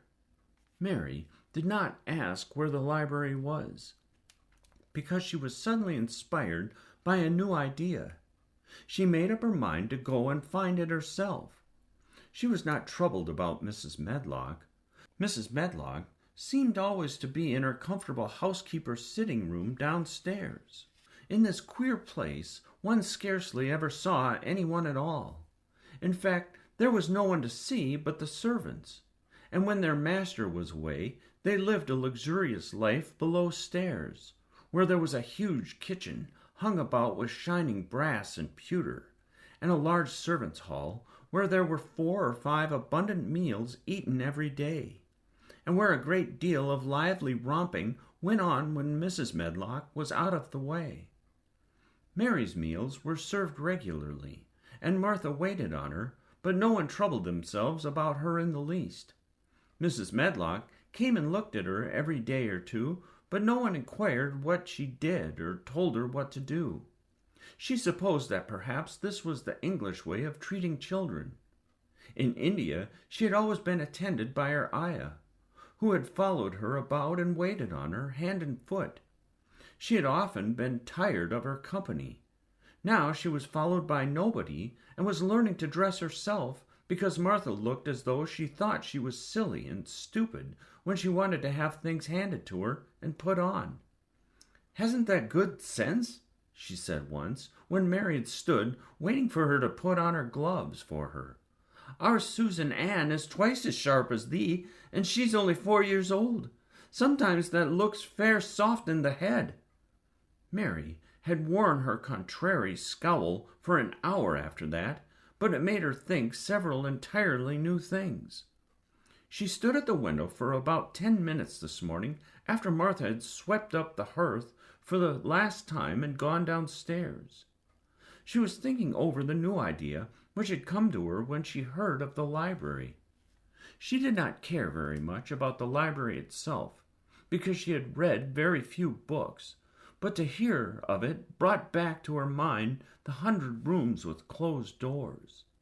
She wondered if they were all really locked, and what she would find if she could get into any of them. Were there 100 really? Why shouldn't she go and see how many doors she could count? It would be something to do on this morning when she could not go out. She had never been taught to ask permission to do things, and she knew nothing at all about authority, so she would not have thought it necessary to ask Mrs. Medlock if she might walk about the house even if she had seen her. She opened the door of the room and went into the corridor, and then she began her wanderings. It was a long corridor, and it branched into other corridors, and it led her up short flights of steps, which mounted to others again. There were doors, and there were pictures on the wall. Sometimes there were pictures of dark, curious landscapes, but oftenest they were portraits of men and women in queer, grand costumes made of satin and velvet. She found herself in one long gallery whose walls were covered with those portraits. She had never thought there could be so many in any house. She walked slowly down this place and stared at the faces, which also seemed to stare at her. She felt as if they were wondering what a little girl from India was doing in their house. Some were pictures of children, little girls in thick satin frocks, which reached to their feet and stood about them, and boys with puffed sleeves and lace collars and long hair, or with big ruffs around their necks. She always stopped to look at the children and wonder what their names were, and where they had gone, and why they wore such odd clothes. There was a stiff, plain little girl, rather like herself. She wore a green brocade dress and held a green parrot on her finger. Her eyes had a sharp, curious look. "Where do you live now?" said Mary aloud to her. "I wish you were here." Surely no other little girl ever spent such a queer morning. It seemed as if there was no one in all the huge, rambling house but her own small self, wandering about upstairs and down, through narrow passages and wide ones, where it seemed to her that no one but herself had ever walked. Since so many rooms had been built, people must have lived in them, but it all seemed so empty that she could not quite believe it true. It was not until she climbed to the second floor that she thought of turning the handle of a door. All the doors were shut, as Mrs. Medlock had said they were, but at last she put her hand on the handle of one of them and turned it. She was almost frightened for a moment when she felt that it turned without difficulty, and that when she pushed upon the door itself, it slowly and heavily opened. It was a massive door, and opened into a big bedroom. There were embroidered hangings on the wall, and inlaid furniture, such as she had seen in India, stood about the room. A broad window with leaded panes looked out upon the moor, and over the mantel was another portrait of the stiff, plain little girl, who seemed to stare at her more curiously than ever. "Perhaps she slept here once," said Mary. "She stares at me so that she makes me feel queer." After that, she opened more doors, and more. She saw so many rooms that she became quite tired, and began to think that there must be 100, though she had not counted them. In all of them there were old pictures, or old tapestries with strange scenes worked on them. There were curious pieces of furniture, and curious ornaments in nearly all of them. In one room, which looked like a lady's sitting room, the hangings were all embroidered velvet, and in a cabinet were about 100 little elephants made of ivory. They were of different sizes, and some had their mahots, or plannikins, on their backs. Some were much bigger than the others, and some were so tiny that they seemed only babies. Mary had seen carved ivory in India, and she knew all about the elephants. She opened the door of the cabinet and stood on a footstool and played with these for quite a long time. When she got tired, she sat the elephants in order and shut the door of the cabinet. In all her wanderings through the long corridors and the empty rooms, she had seen nothing alive. But in this room she saw something. Just after she had closed the cabinet door, she heard a tiny rustling sound.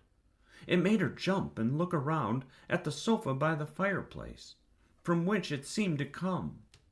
In the corner of the sofa there was a cushion, and in the velvet which covered it there was a hole, and out of the hole peeped a tiny head with a pair of frightened eyes in it.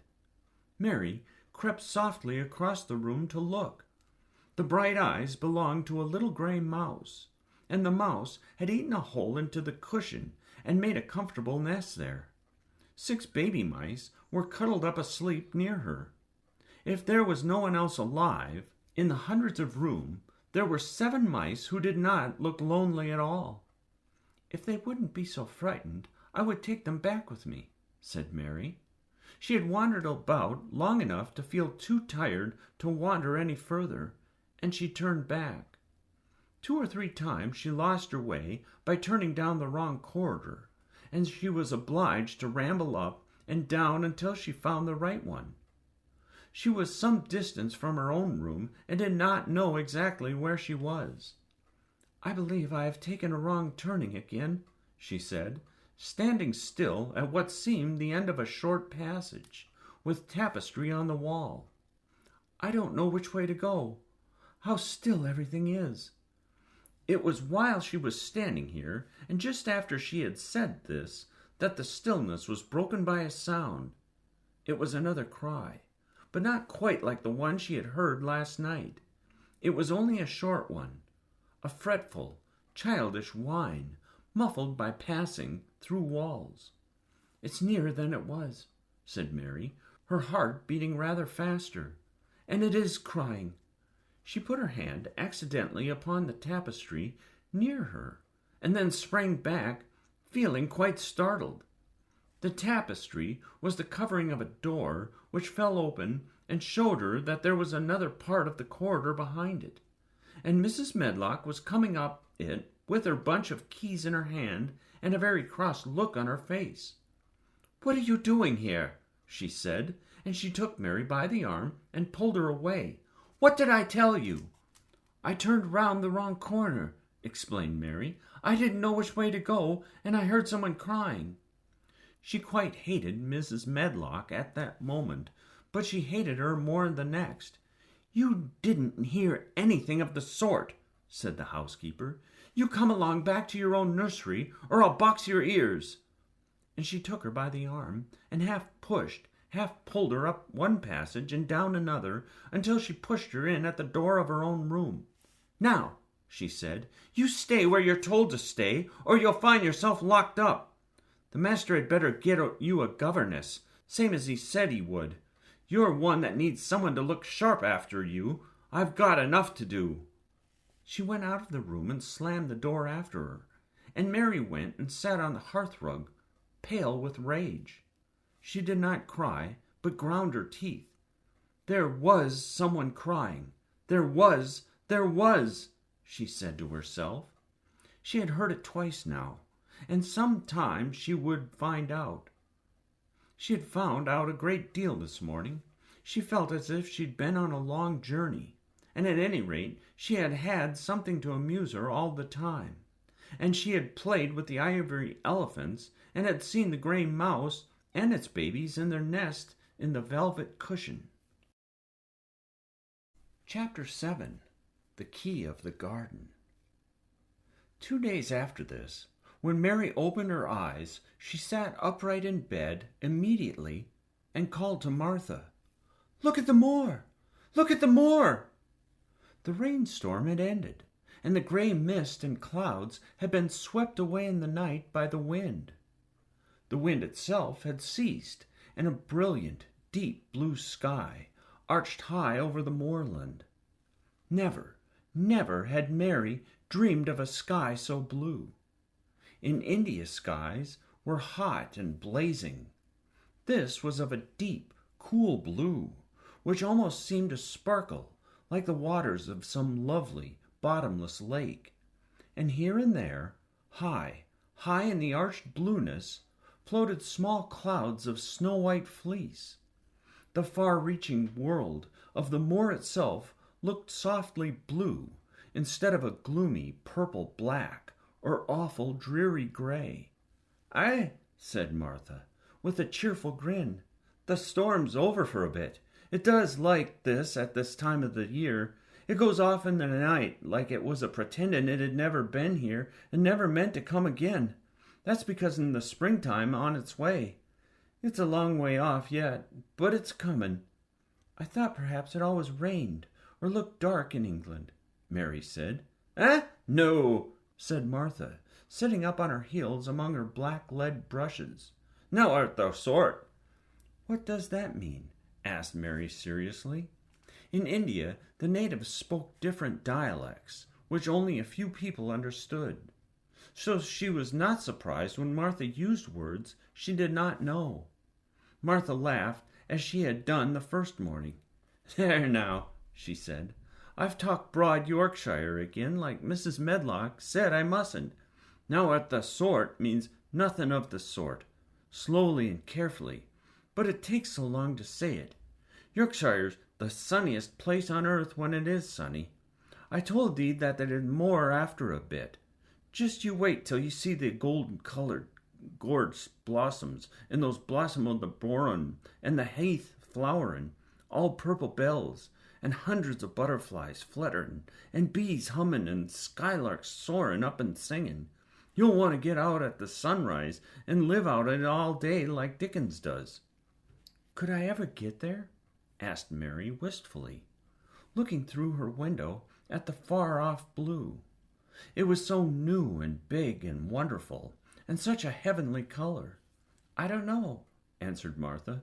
That's never used the legs since that was born, it seems to me. That couldn't walk 5 miles. It's 5 miles to our cottage. I should like to see your cottage. Martha stared at her a moment curiously before she took up her polishing brush and began to rub the grate again. She was thinking that the small, plain face did not look quite as sour at this moment as it had done the first morning she saw it. It looked just a trifle like little Susan Ann's when she wanted something very much. I'll ask my mother about it, she said. She's one of them that nearly always sees a way to do things. It's my day out today, and I'm going home. I am glad. Mrs. Medlock thinks a lot of Mother. Perhaps she could talk to her. I like your mother, said Mary. I should think that agreed Martha, polishing away. I've never seen her, said Mary. No, that hasn't, replied Martha. She sat up on her heels again and rubbed the end of her nose with the back of her hand, as if puzzled for a moment, but she ended quite positively. Well, she's that sensible and hard-working and good-natured and clean that no one could help liking her, whether they'd seen her or not. When I'm going home to her on my day out, I just jump for joy when I'm crossing the moor. I like Dickon, added Mary, and I've never seen him. Well, said Martha stoutly, I've told thee that the very birds like him, and the rabbits and wild sheep and ponies and the foxes themselves. I wonder, staring at her reflectively, what Dickens would think of thee. He wouldn't like me, said Mary in her stiff, cold little way. No one does. Martha looked reflective again. How dost thou like thyself? She inquired, really quite as if she were curious to know. Mary hesitated a moment and thought it over. Not at all, really, she answered, but I never thought of that before. Martha grinned a little, as if at some homely recollection. Mother said that to me once, she said. She was at her wash-tub, and I was in a bad temper and talking ill of folk, and she turns round on me and says, That young vixen, that's the stand saying that doesn't like this one and that doesn't like that one. How does that like thyself? It made me laugh, and it brought me to my senses in a minute. She went away in high spirits as soon as she had given Mary her breakfast. She was going to walk 5 miles across the moor to the cottage, and she was going to help her mother with the washing and do the week's baking and enjoy herself thoroughly. Mary felt lonelier than ever when she knew she was no longer in the house. She went out into the garden as quickly as possible, and the first thing she did was to run around and round the fountain flower garden 10 times. She counted the times carefully, and when she had finished, she felt in better spirits. The sunshine made the whole place look different. The high, deep blue sky arched over Misselthwaite, as well as over the moor, and she kept lifting her face and looking up into it, trying to imagine what it would be like to lie down on one of the little snow-white clouds and float about. She went into the first kitchen garden and found Ben Weatherstaff working there with 2 other gardeners. The change in the weather seemed to have done him good. He spoke to her of his own accord. "Springtime's coming," he said. "Cannot thou smell it?" Mary sniffed and thought she could. "I smell something nice and fresh and damp," she said. "That's the good rich earth," he answered, digging away. "It's in a good humor making ready to grow things. It's glad when planting time comes. It's dull in the winter when it's got nowhat to do. In the flower gardens out there, things'll be stirring down below in the dark. The sun's warming 'em. You'll see bits of green spikes sticking out in the black earth after a bit." "What will they be?" asked Mary. "Crocuses and snowdrops and daffodils. Has thou ever seen them?" "No. Everything is hot and wet and green after the rains in India," said Mary, "and I think things grow up in at night." "These things grow up in a night," said Weatherstaff. "They'll have to wait for 'em. They'll poke up a bit higher here and push out a spike more there, and uncurl a leaf this day and another that. You watch 'em." "I am going to," answered Mary. Very soon she heard the soft rustling flight of wings again, and she knew at once that the robin had come again. He was very pert and lively, and hopped about so close to her feet, and put his head on one side and looked at her so shyly that she asked Ben Weatherstaff a question. "Do you think he remembers me?" she said. "Remembers thee?" said Weatherstaff indignantly. "He knows every cabbage stump in the gardens, let alone the people. He's never seen a little wench here before, and he's bent on finding out all about thee. There's no need to try and hide anything from him." "Are things stirring down below in the dark in that garden where he lives?" Mary inquired. "What garden?" grunted Weatherstaff, becoming surly again. "The one where the old rose trees are." She could not help asking, because she wanted so much to know. "Are all the flowers dead, or do some of them come again in the summer? Are there ever any roses?" "Ask him," said Ben Weatherstaff, hunching his shoulders toward the robin. "He's the only one as knows. No one else can see inside it for 10 years. 10 years was a long time, Mary thought. She had been born 10 years ago. She walked away, slowly thinking. She had begun to like the garden just as she had begun to like the robin and Dickon and Martha's mother. She was beginning to like Martha too. That seemed a good many people to like, when you were not used to liking. She thought of the robin as one of the people. She went to her walk outside the long, ivory-colored wall over which she could see the treetops, and the second time she walked up and down, the most interesting and exciting thing happened to her, and it was all through Ben Weatherstaff's robin. She heard a chirp and a twitter, and when she looked at the bare flower bed at her left side, there was a hopping about and pretending to peck things out of the earth to persuade her that he had not followed her. But she knew he had followed her, and the surprise so filled her with delight that she almost trembled a little. "You do remember me," she cried. "You do! You are prettier than anything else in the world." She chirped and talked and coaxed, and he hopped and flirted his tail and twittered. It was as if he were talking.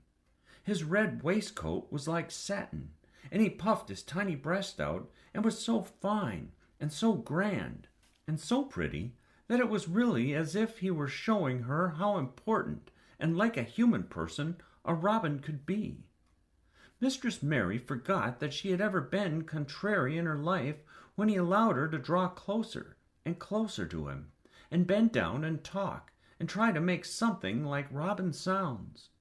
Oh, to think that he should actually let her come as near to him as that!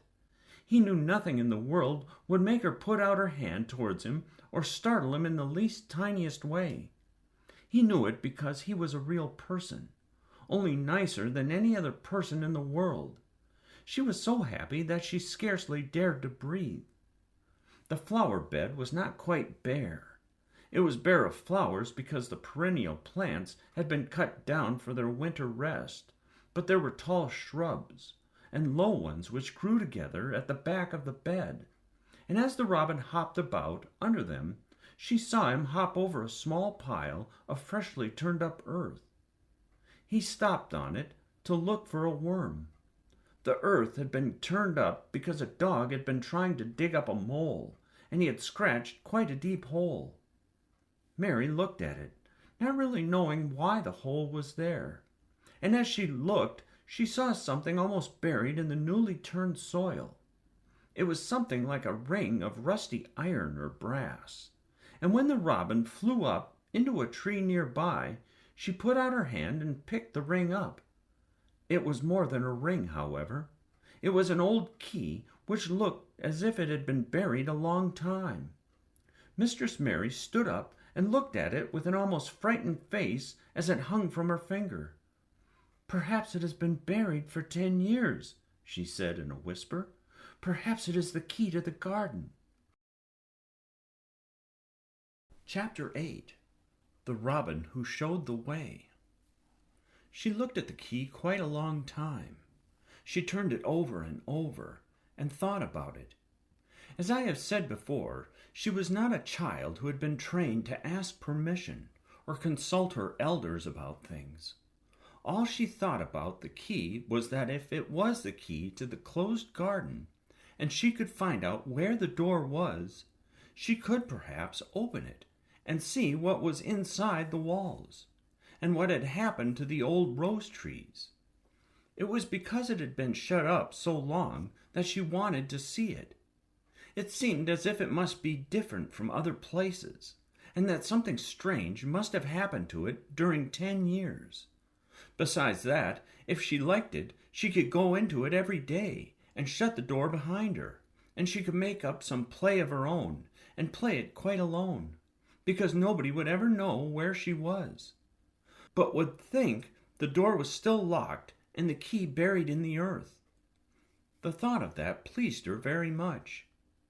Living, as it were, all by herself in a house with 100 mysteriously closed rooms, and having nothing whatever to do to amuse herself, had set her inactive brain to work, and was actually awakening her imagination. There is no doubt that the fresh, strong, pure air from the moor had a great deal to do with it, just as it had given her an appetite, and fighting with the wind had stirred her blood, so the same things had stirred her mind.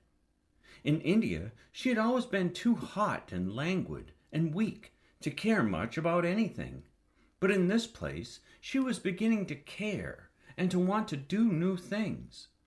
Already she felt less contrary, though she did not know why. She put the key in her pocket and walked up and down her walk. No one but herself ever seemed to come there, so she could walk slowly and look at the wall, or rather at the ivy growing on it. The ivy was the baffling thing. Howsoever carefully she looked, she could see nothing but thickly growing, glossy dark green leaves. She was very much disappointed. Something of her contrariness came back to her as she paced the wall and looked over it at the tree-tops inside. It seemed so silly, she said to herself, to be near it and not be able to get in.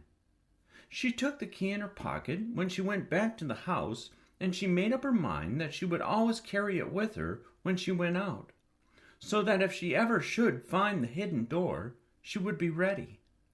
Mrs. Medlock had allowed Martha to sleep all night at the cottage, but she was back at her work in the morning, with cheeks redder than ever and in the best of spirits. "I got up at 4 o'clock, she said. It was pretty at the moor, and the birds getting up and the rabbits scampering about and the sun a-rising. I think walk all the way. A man gave me a ride in his cart, and I can tell you I did enjoy myself." She was full of stories of the delights of her day out. Her mother had been glad to see her, and they had got the baking and washing all out of the way. She had even made each of the children a dough cake with a bit of brown sugar in it. I had 'em all piping hot when they came in from playing on the moor, and the cottage all smelt o' nice, clean, hot bacon, and there was a good fire, and they just shouted for joy. Our Dickon, he said our cottage was good enough for a king to live in. In the evening they'd all sat around the fire, and Martha and her mother had sewed patches on torn clothes and mended stockings, and Martha had told them about the little girl who had come from India and who had been waited on all her life by what Martha called blacks until she didn't know how to put on her own stockings. They did like to hear about you," said Martha. "They wanted to know all about the blacks and about the ship you came in. I couldn't tell them enough." Mary reflected a little. "I'll tell you a great deal more before your next day out," she said, "so that you will have more to talk about. I dare say they would like to hear about riding on elephants and camels, and about the officers going to hunt tigers." "My word!" cried delighted Martha. "It would set 'em off their heads. Would that really do that, miss? It would be the same as a wild beast show like we heard they had in York once." "India's quite different from Yorkshire," Mary said slowly, as she thought the matter over. "I never thought of that. Did Dickon and your mother like to hear you talk about me?" "Why, our Dickon's eyes nearly started out of his head. They got that round," answered Martha. "But mother, she was put out about your seeing to be all by yourself. She said, 'Hasn't Mr. Craven got no governess for her, nor no nurse?' And I said, 'No, he hasn't, though Mrs. Medlock says he will when he thinks of it. But she says he mayn't think of it for 2 to 3 years. "I don't want a governess," said Mary sharply. "But mother says you ought to be learning your book by the time, and you ought to have a woman to look after you. And she says, 'Now, Martha, you just think how you'd feel yourself in a big place like that, wandering about lone and no mother. You do your best to cheer her up,' she says, and I said I would." Mary gave her a long, steady look. "You do cheer me up," she said. "I like to hear you talk." Presently Martha went out of the room and came back with something held in her hands under her apron. "What does thee think?" she said, with a cheerful grin. "I've brought thee a present." "A present!" exclaimed Mistress Mary. "How could a cottage full of 14 hungry people give anyone a present?" "A man was driving across the moor peddling," Martha explained, "and he stopped his cart at our door. He had pots and pans and odds and ends, but mother had no money to buy anything. Just as he was going away, our Elizabeth Ellen called out, 'Mother, he's got skipping ropes with red and blue handles.' And mother, she calls out quite sudden, 'Here, stop, mister, how much are they?' And he says, 2 pence, and mother, she began fumbling in her pocket, and she says to me, 'Martha, that's brought thee thy wages like a good lass, and I've got 4 places to put every penny, but I just going to take 2 pence out of it to buy that child a skipping rope.' And she brought one, and here it is." She brought it out from under her apron and exhibited it quite proudly. It was a strong, slender rope with a striped red and blue handle at each end. But Mary Lennox had never seen a skipping rope before. She gazed at it with a mystified expression. "What is it for?" she asked curiously. "For?" cried out Martha. "Does that mean that they've not got skipping ropes in India, for all they've got elephants and tigers and camels? No wonder most of 'em's black. This is what it's for. Just watch me." And she ran into the middle of the room and, taking a handle in each hand, began to skip and skip and skip, while Mary turned in her chair to stare at her, and the queer faces in the old portraits seemed to stare at her too, and wonder what on earth this common little cottager had the impudence to be doing under their very noses. But Martha did not see them. The interest and curiosity in Mistress Mary's face delighted her, and she went on skipping, and counted as she skipped until she had reached 100. "I could skip no longer than that," she said when she stopped. "I've skipped as much as 500 when I was 12, but I wasn't as fat then as I am now, and I was in practice." Mary got up from her chair, beginning to feel excited herself. "It looks nice," she said. "Your mother is a kind woman. Do you think I could ever skip like that?" "You just try it," urged Martha, handing her the skipping rope. "You can't skip 100 at first, But if you practice, you'll mount up. That's what Mother said. She says, nothing will do her more good than skipping rope. It's the sensiblest toy a child can have. Let her play out in the fresh air skipping, and it'll stretch her legs and arms, and give her some strength in 'em. It was plain that there was not a great deal of strength in Mistress Mary's arms and legs when she first began to skip. She was not very clever at it, but she liked it so much that she did not want to stop. "Put on the things and run and skip outdoors," said Martha. "Mother and I must tell you to keep out of doors as much as you could, even when it rains a bit, so as to wrap up warm." Mary put on her coat and hat and took her skipping rope over her arm. She opened the door to go out, and then suddenly thought of something and turned back rather slowly. "Martha," she said, "they were your wages. It was your 2d, really. Thank you." She said it stiffly because she was not used to thanking people or noticing that they did things for her. "Thank you," she said, and held out her hand because she did not know what else to do. Martha gave her hand a clumsy little shake, as if she was not accustomed to this sort of thing either. Then she laughed. "Ha! That are a queer old womanish thing," she said. "If that had been our Elizabeth Ellen, that'd have given me a kiss." Mary looked stiffer than ever. "Do you want me to kiss you?" Martha laughed again. "Nay, not me," she answered. "If that wasn't different, perhaps thou'd want to thyself, but that isn't. Run off outside and play with thy rope." Mistress Mary felt a little awkward as she went out of the room. Yorkshire people seemed strange, and Martha was always rather a puzzle to herself. At first she had disliked her very much, but now she did not. The skipping rope was a wonderful thing. She counted and skipped and counted, until her cheeks were quite red, and she was more interested than she had ever been since she was born. The sun was shining, and a little wind was blowing. Not a rough wind, but one which came in delightful little gusts, and brought a fresh scent of newly turned earth with it. She skipped round the fountain garden, and up one walk, and down another. She skipped at last into the kitchen garden, and saw Ben Weatherstaff digging and talking to his robin, which was hopping about him. She skipped down the walk towards him, and he lifted his head and looked at her with a curious expression. She had wondered if he would notice her. She really wanted him to see her skip. "Well," he exclaimed, "upon my word, perhaps that art a young un, after all, and perhaps that's got child blood in thy veins instead of sour buttermilk. That's skipped red into thy cheeks, as sure as my name's Ben Weatherstaff. I wouldn't have believed that could do it." "I never skipped before," Mary said. "I'm just beginning. I can only go up to 20. "That'll keep on," said Ben. "That shapes well enough at it for a young un that's lived with heathen. Just see how he's watching thee," jerking his head towards the robin. "He followed after thee here yesterday. He'll be at it again today. He'll be bound to find out what the skipping rope is. He's never seen one, shaking his head at the bird. "That curiosity'll be the death of thee some time if that doesn't look sharp." Mary skipped round all the gardens and around the orchard, resting every few minutes. At length she went to her own special walk and made up her mind to try if she could skip the whole length of it. It was a good long skip, and she began slowly, but before she had gone halfway down the path, she was so hot and breathless that she was obliged to stop. She did not mind much, because she had already counted up to 30.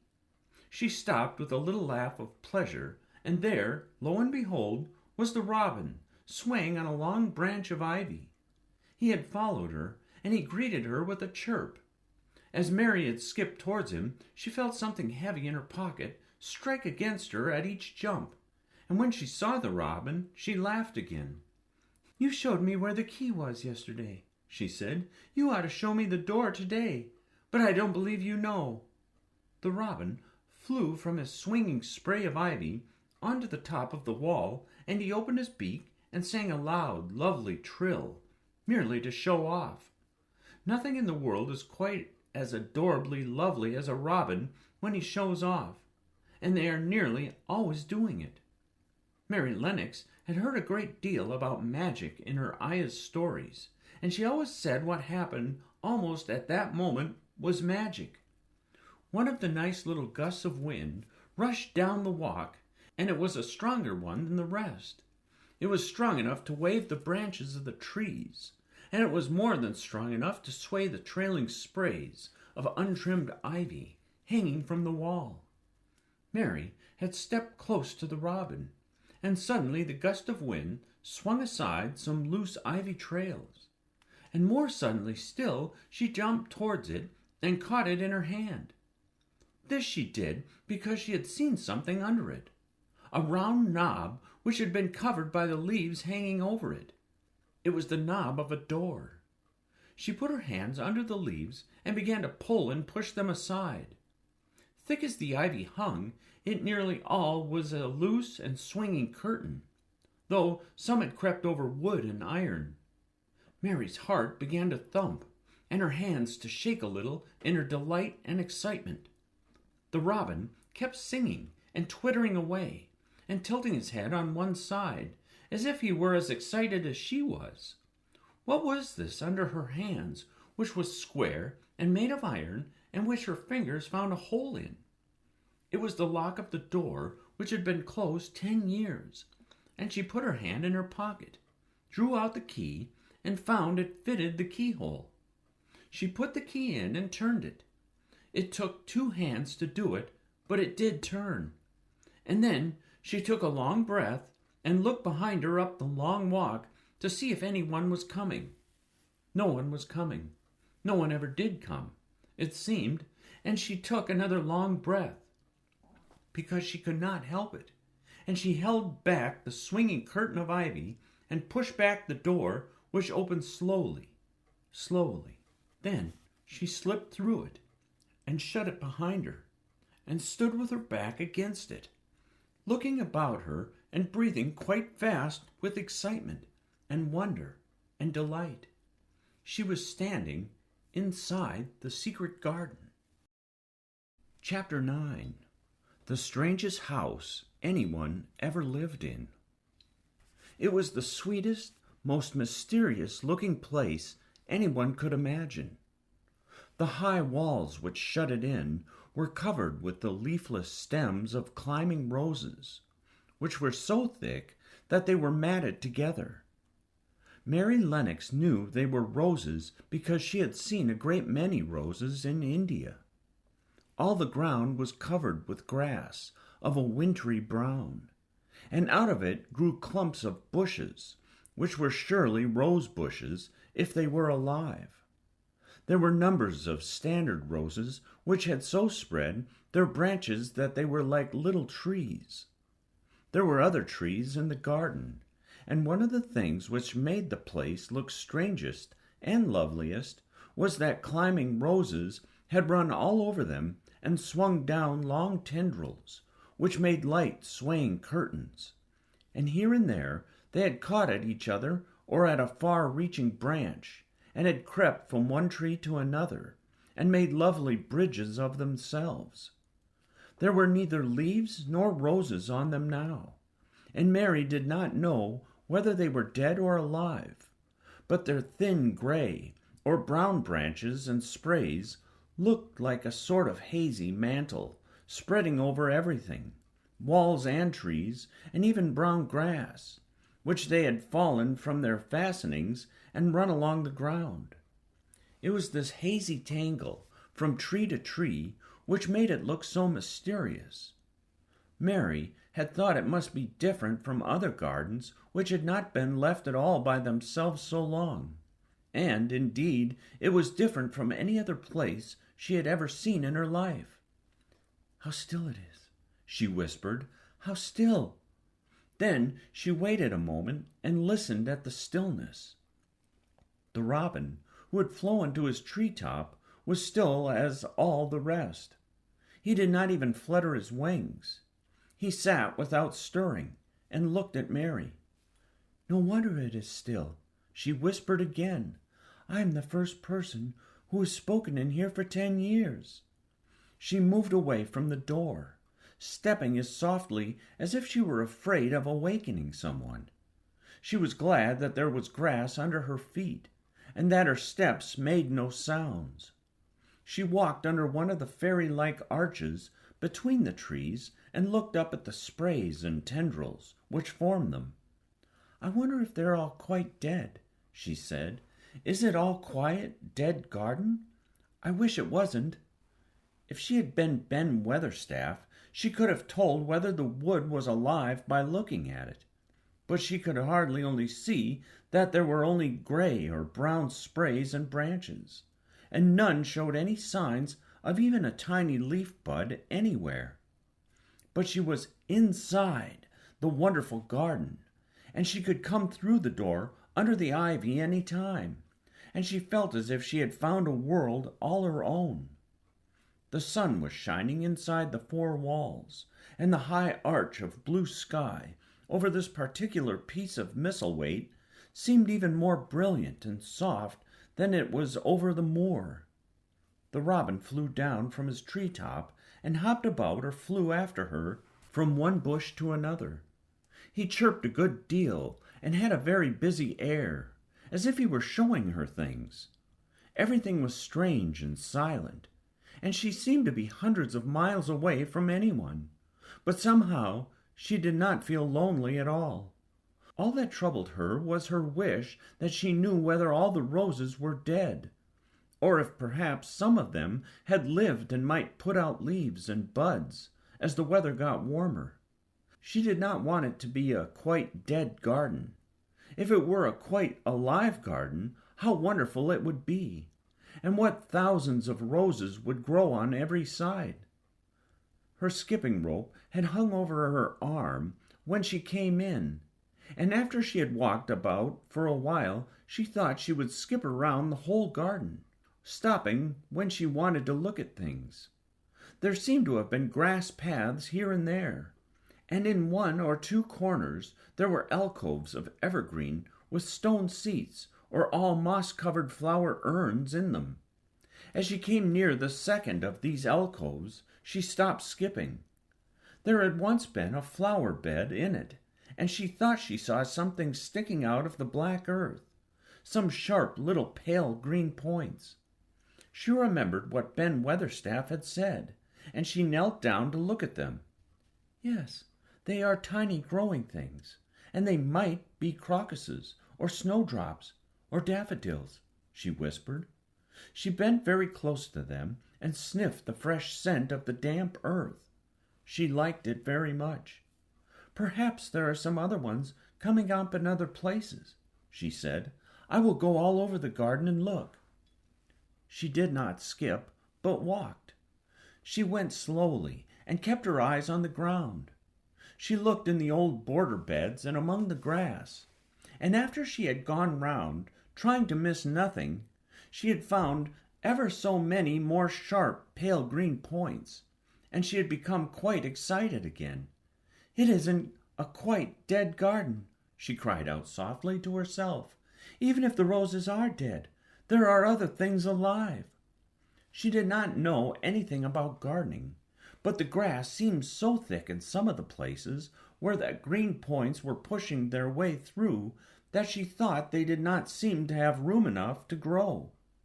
She searched about until she found a rather sharp piece of wood, and knelt down and dug and weeded out the weeds and grass until she made nice little clear places around them.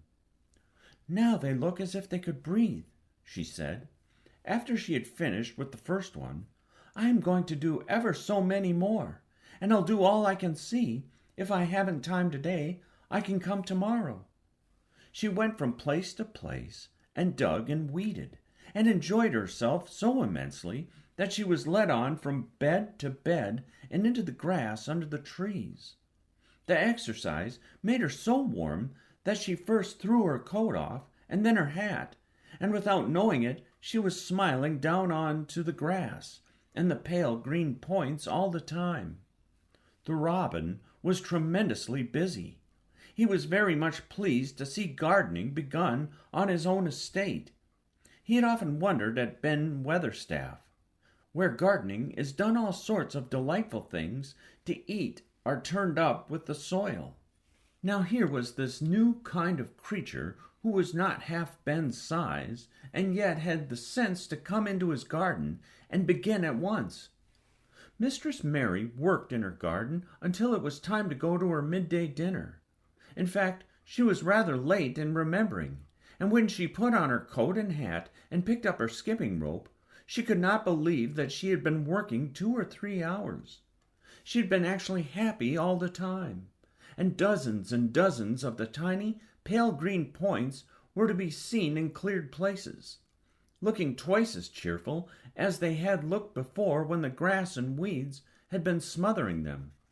"I shall come back this afternoon," she said, looking all around at her new kingdom, and speaking to the trees and rose bushes as if they heard her.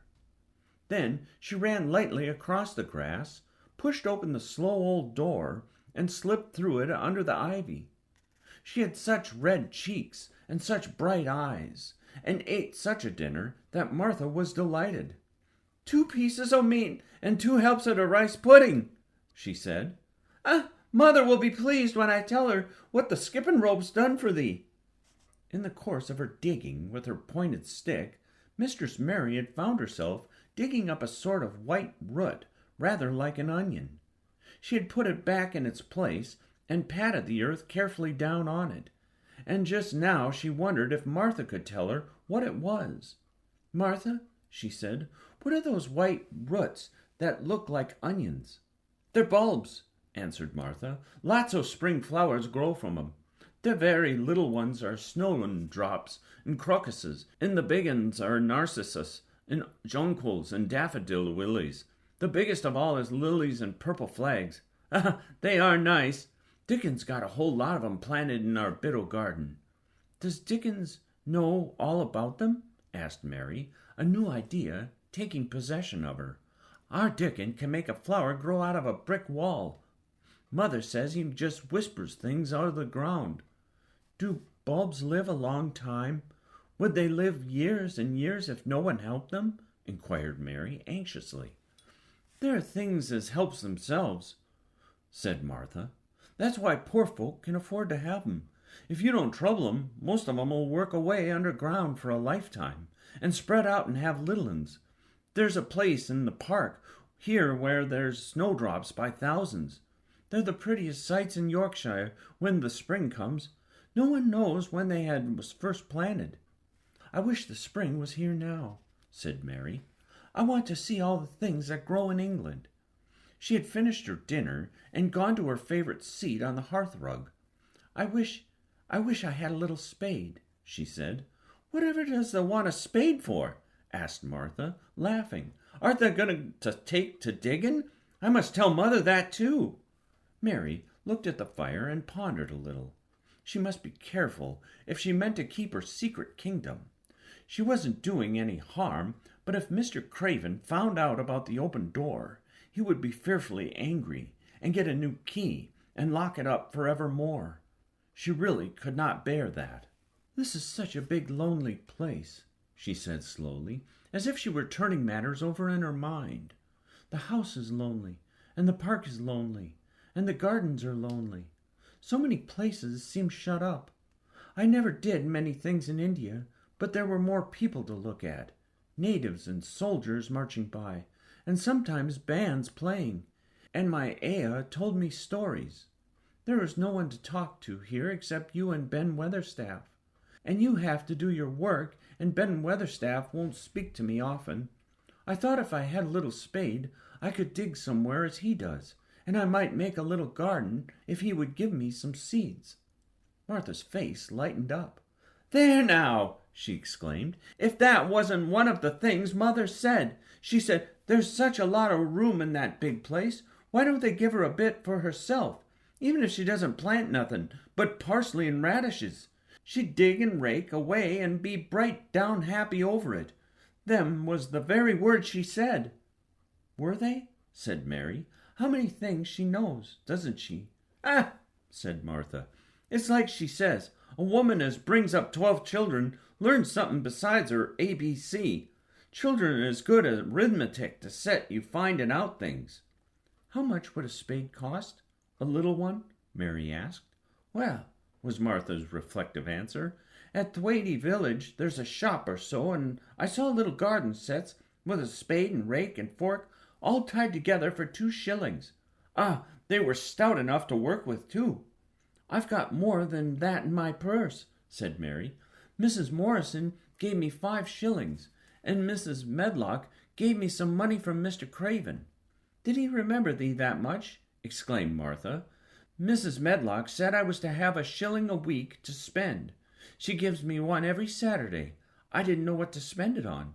"My world, that's riches," said Martha. "That can buy anything in the world that wants. The rent of our cottage is only 1 3/10, and it's like pulling eye teeth to get it. Now I've just thought of something," putting her hands on her hips. "What?" said Mary eagerly. "In the shop at 𝘓𝘪𝘐𝑦 they sell packages of flower seeds for 1 penny each, and our Dickon, he knows which is the prettiest ones and how to make 'em grow. He walks over to 𝘓𝘓 many a day just for the fun of it. Does that know how to print letters?" Suddenly, "I know how to write," Mary answered. Martha shook her head. "Our Dickon can only read printin'. If that could be print, we could write a letter to him and ask him to go and buy the garden tools and the seeds at the same time." "Oh, you're a good girl," Mary cried. "You are, really. I didn't know you were so nice. I know I can print letters if I try. Let's ask Mrs. Medlock for a pen and ink and some paper." "I've got some of my own," said Martha. "I bought 'em so I could print a bit of a letter to Mother of a Sunday. I'll go and get it." She ran out of the room, and Mary stood by the fire and twisted her thin little hands together with sheer pleasure. "If I had a spade," she whispered, "I can make the earth nice and soft and dig up weeds. If I have seeds and can make flowers grow, the garden won't be dead at all. It will come alive."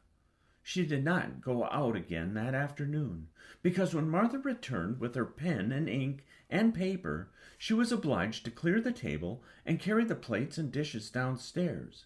And when she got into the kitchen, Mrs. Medlock was there and told her to do something.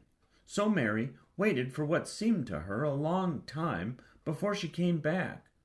Then it was a serious piece of work to write to Dickon. Mary had been taught very little because her governess had disliked her too much to stay with her. She could not spell particularly well, but she found that she could print letters when she tried. This was the letter Martha dictated to her. "My dear Dickon, this comes hoping to find you well as it leaves me at present. Miss Mary has plenty of money, and will you go to 𝘓𝘓 and buy her some flower seeds and a set of garden tools to make a flower bed. Pick the prettiest ones and easy to grow, because she has never done it before, and lived in India, which is different. Give my love to Mother and every one of you. Miss Mary is going to tell me a lot more, so that on my next day out you can hear about elephants and camels, and gentlemen going hunting, lions and tigers. Your loving sister, Martha Phoebe Sowerby." "We'll put the money in the envelope, and I'll get the butcher boy to take it in his cart. He's a great friend o' Dickon's," said Martha. "How shall I get the things when Dickon buys them?" asked Mary. "He'll bring them to you himself. He'll like to walk over this way." "Oh!" exclaimed Mary. "Then I shall see him. I've never thought I should see Dickon. Does thou want to see him?" asked Martha suddenly. She had looked so pleased. "Yes, I do. I never saw a boy foxes and crows loved. I want to see him very much." Martha gave a little start, as if she suddenly remembered something. "Now to think," she broke out, "to think o' me forgetting that there'n I thought I was going to tell you first thing this morning. I asked Mother, and she said she'd ask Mrs. Medlock her own self." "Do you mean," Mary began, "what I said Tuesday? Ask her if you might be driven over to our cottage some day and have a bit o' Mother's hot oat cake and butter and a glass o' milk." It seemed as if all the interesting things were happening in one day. To think of going over the moor in the daylight and when the sky was blue. To think of going into the cottage, which held 12 children. "Does she think Mrs. Medlock would let me go?" she asked, quite anxiously. She thinks she would. She knows what a tidy woman Mother is, and how clean she keeps the cottage. If I went, I should see your mother as well as Dickon, said Mary, thinking it over, and liking the idea very much. She doesn't seem to be like the mothers in India. Her work in the garden and the excitement of the afternoon ended by making her feel quiet and thoughtful. Martha stayed with her until tea time, but they sat in comfortable quiet and talked very little. But just before Martha went downstairs for the tea tray, Mary asked a question. "Martha," she said, "has the scullery maid had the toothache again today?" Martha certainly started slightly. "What makes thee ask that?" she said. "Because when I waited so long for you to come back, I opened the door and walked down the corridor to see if you were coming, and I heard that far-off crying again, just as we heard it the other night. There isn't a wind today, so you see it couldn't have been the wind." "Ah," said Martha restlessly, "thou mustn't go walking about in corridors and listening. Mr. Craven would be that there angry. There's no knowing what he'd do." "I wasn't listening," said Mary. "I was just waiting for you, and I heard it. That's 3 times. "My word! There's Mrs. Medlock's bell," said Martha, and she almost ran out of the room. "It's the strangest house anyone ever lived in," said Mary drowsily, as she dropped her head on the cushioned seat of the armchair near her. Fresh air and digging and skipping rope had made her feel so comfortably tired that she fell asleep. Chapter 10. Dickon. The sun shone down for nearly a week on the secret garden. The secret garden was what Mary called it when she was thinking of it. She liked the name, and she liked still more the feeling that when its beautiful old walls shut her in, no one knew where she was. It seemed almost like being shut out of the world in some fairy place. The few books she had read and liked had been fairy story books, and she had read of secret gardens in some of the stories. Sometimes people went to sleep in them for 100 years, which she had thought must be rather stupid. She had no intention of going to sleep, and, in fact, she was becoming wider awake every day which passed at Misselwayt. She was beginning to like to be out of doors. She no longer hated the wind, but enjoyed it. She could run faster and longer, and she could skip up to 100. The bulbs in the secret garden must have been much astonished. Such nice clear spaces were made around them that they all had the breathing space they wanted. And really, if Mistress Mary had really known it, they began to cheer up under the dark earth and work tremendously. The sun could get at them and warm them, and when the rain came down, it could reach them at once, so they began to feel very much alive. Mary was an odd, determined little person, and now she had something interesting to be determined about. She was very much absorbed indeed.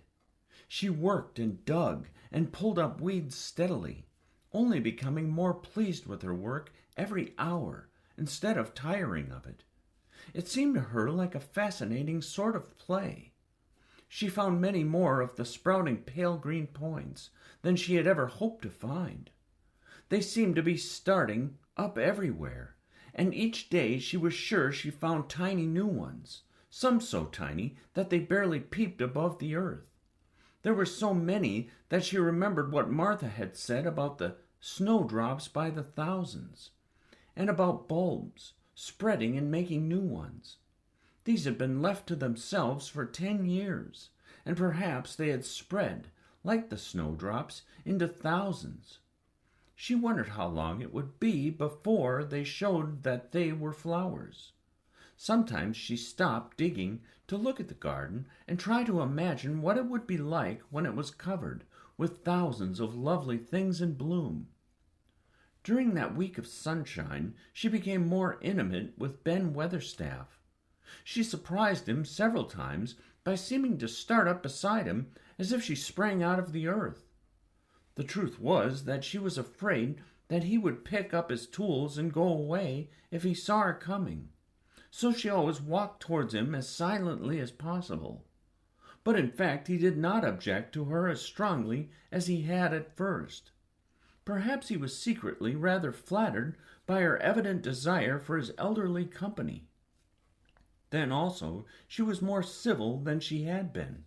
He did not know that when she first saw him she spoke to him as she would have spoken to a native, and had not known that a cross, sturdy old Yorkshireman was not accustomed to solemn to his masters, and be merely commanded by them to do things.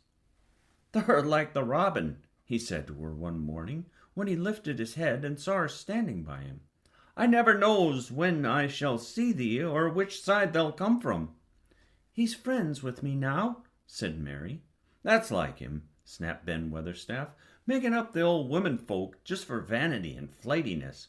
There's nothing he wouldn't do for the sake of the showing off and flirting, his tail feathers. He's as full of pride as an egg's full of meat." He very seldom talked much, and sometimes did not even answer Mary's questions, except by a grunt. But this morning he said more than usual.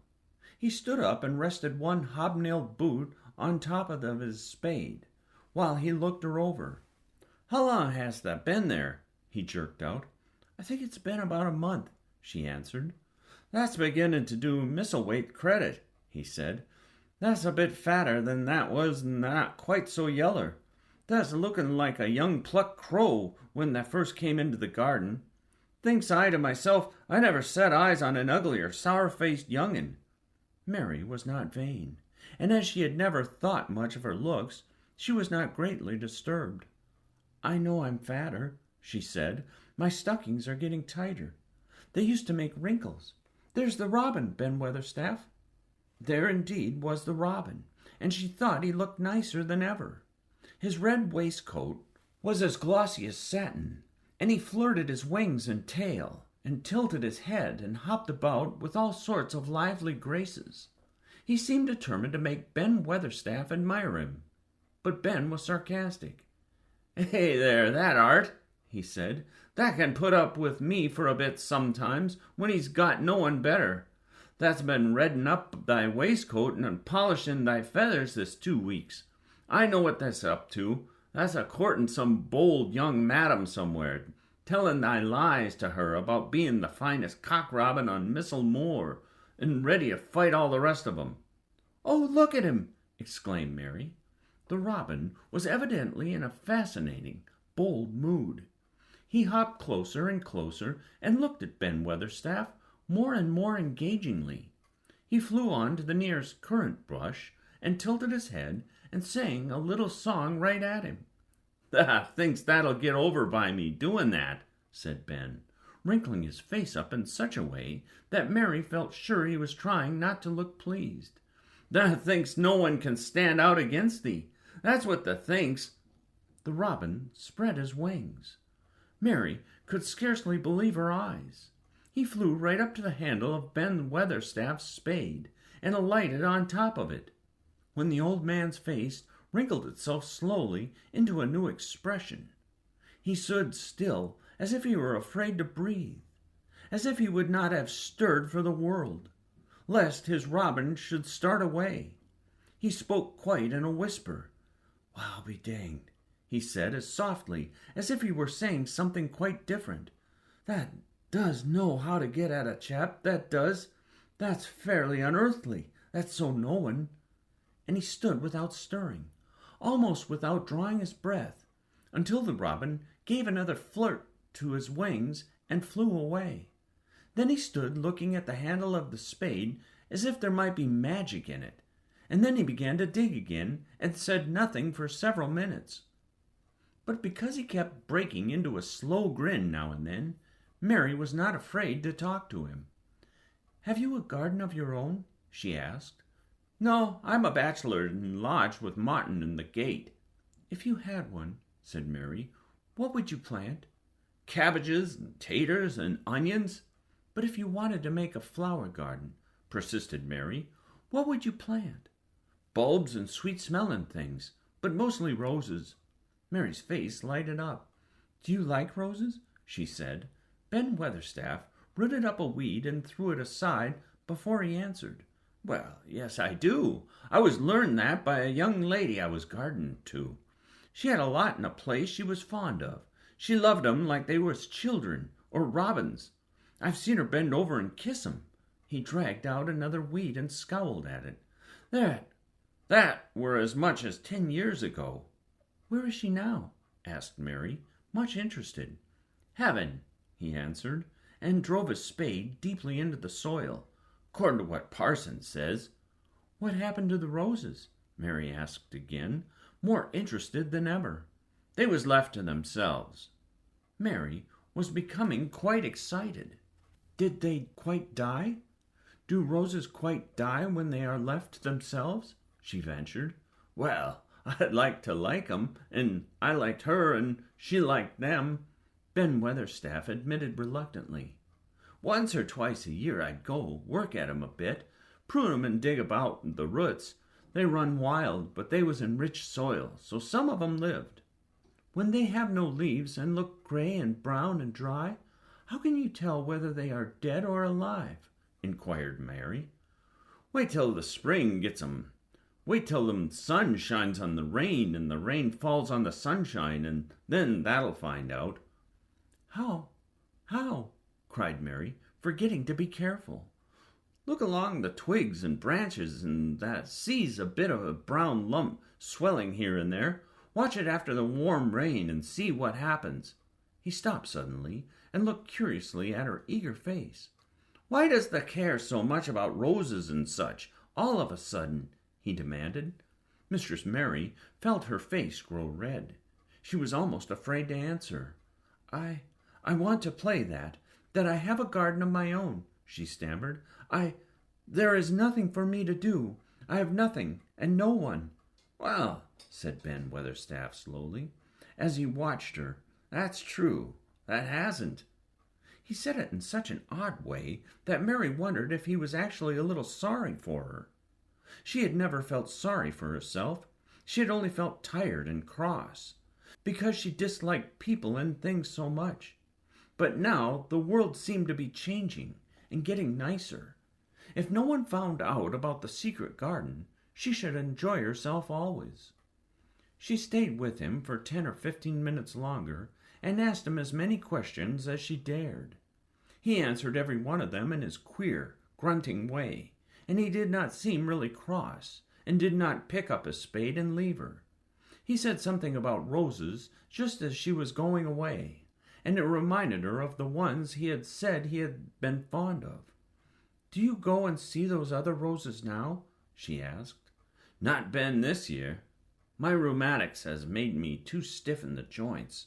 He said it in this grumbling voice, and then, quite suddenly, he seemed to get angry with her, though she did not see why he should. "Now look here," he said sharply, "don't tha ask so many questions. There are worse wrench for asking questions I've ever come across. Get thee gone and play thee. I've done talking for today." And he said it so crossly that she knew there was not the least use in staying another minute. She went skipping slowly down the outside walk, thinking him over and saying to herself that, queer as it was, here was another person whom she liked, in spite of his crossness. She liked old Ben Weatherstaff. Yes, she did like him. She always wanted to try to make him talk to her. Also, she began to believe that he knew everything in the world about flowers. There was a laurel-hedged walk which curved round the secret garden, and ended at a gate which opened into a wood in the park. She thought she would skip round this walk and look into the wood, and see if there were any rabbits hopping about.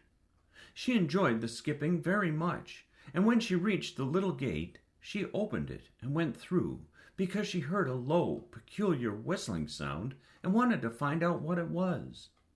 It was a very strange thing indeed. She quite caught her breath as she stopped to look at it. A boy was sitting under a tree, with his back against it, playing on a rough wooden pipe. He was a funny-looking boy, about 12. He looked very clean, and his nose turned up, and his cheeks were as red as poppies, and never had Mistress Mary seen such round and such blue eyes in any boy's face. And on the trunk of the tree he leaned against, a brown squirrel was clinging and watching him, and from behind a bush near by a cock pheasant was delicately stretching his neck to peep out, and quite near him were 2 rabbits sitting up and sniffing with tremulous noses, and actually it appeared as if they were all drawing near to watch him and listen to the strange, low, little call his pipe seemed to make. When he saw Mary, he held up his hand and spoke to her in a voice almost as low as and rather like his piping. "Don't them move," he said. "It'd fright them." Mary remained motionless. He stopped playing his pipe and began to rise from the ground. He moved so slowly that it scarcely seemed as though he were moving at all. But at last he stood on his feet, and then the squirrel scampered back up into the branches of his tree. The pheasant withdrew his head, and the rabbits dropped on all fours and began to hop away, though not at all as if they were frightened. "I'm Dickon," the boy said. "I know thou art Miss Mary." Then Mary realized that somehow she had known at first that he was Dickon. Who else could have been charming rabbits and pheasants as the natives charm snakes in India? He had a wide, red, curving mouth, and his smile spread all over his face.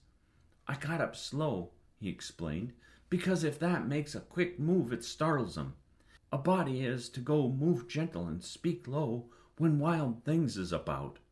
He did not speak to her as if they had never seen each other before, but as if he knew her quite well. Mary knew nothing about boys, and she spoke to him a little stiffly because she felt rather shy. "Did you get Martha's letter?" she asked. He nodded his curly, rust-colored head. "That's why I come." He stooped to pick up something which had been lying on the ground beside him when he piped. "I've got the garden tools. There's a little spade and rake and a fork and hoe. Hey, they are good uns. There's a trowel too, and the woman in the shop threw in a packet of white poppy and one o' blue larkspur when I thought it the other seeds." "Will you show the seeds to me?" Mary said. She wished she could talk as he did. His speech was so quick and easy. It sounded as if he liked her, and was not the least afraid she would not like him, though he was only a common Moor boy, in patched clothes, and with a funny face, and a rough, rusty red head.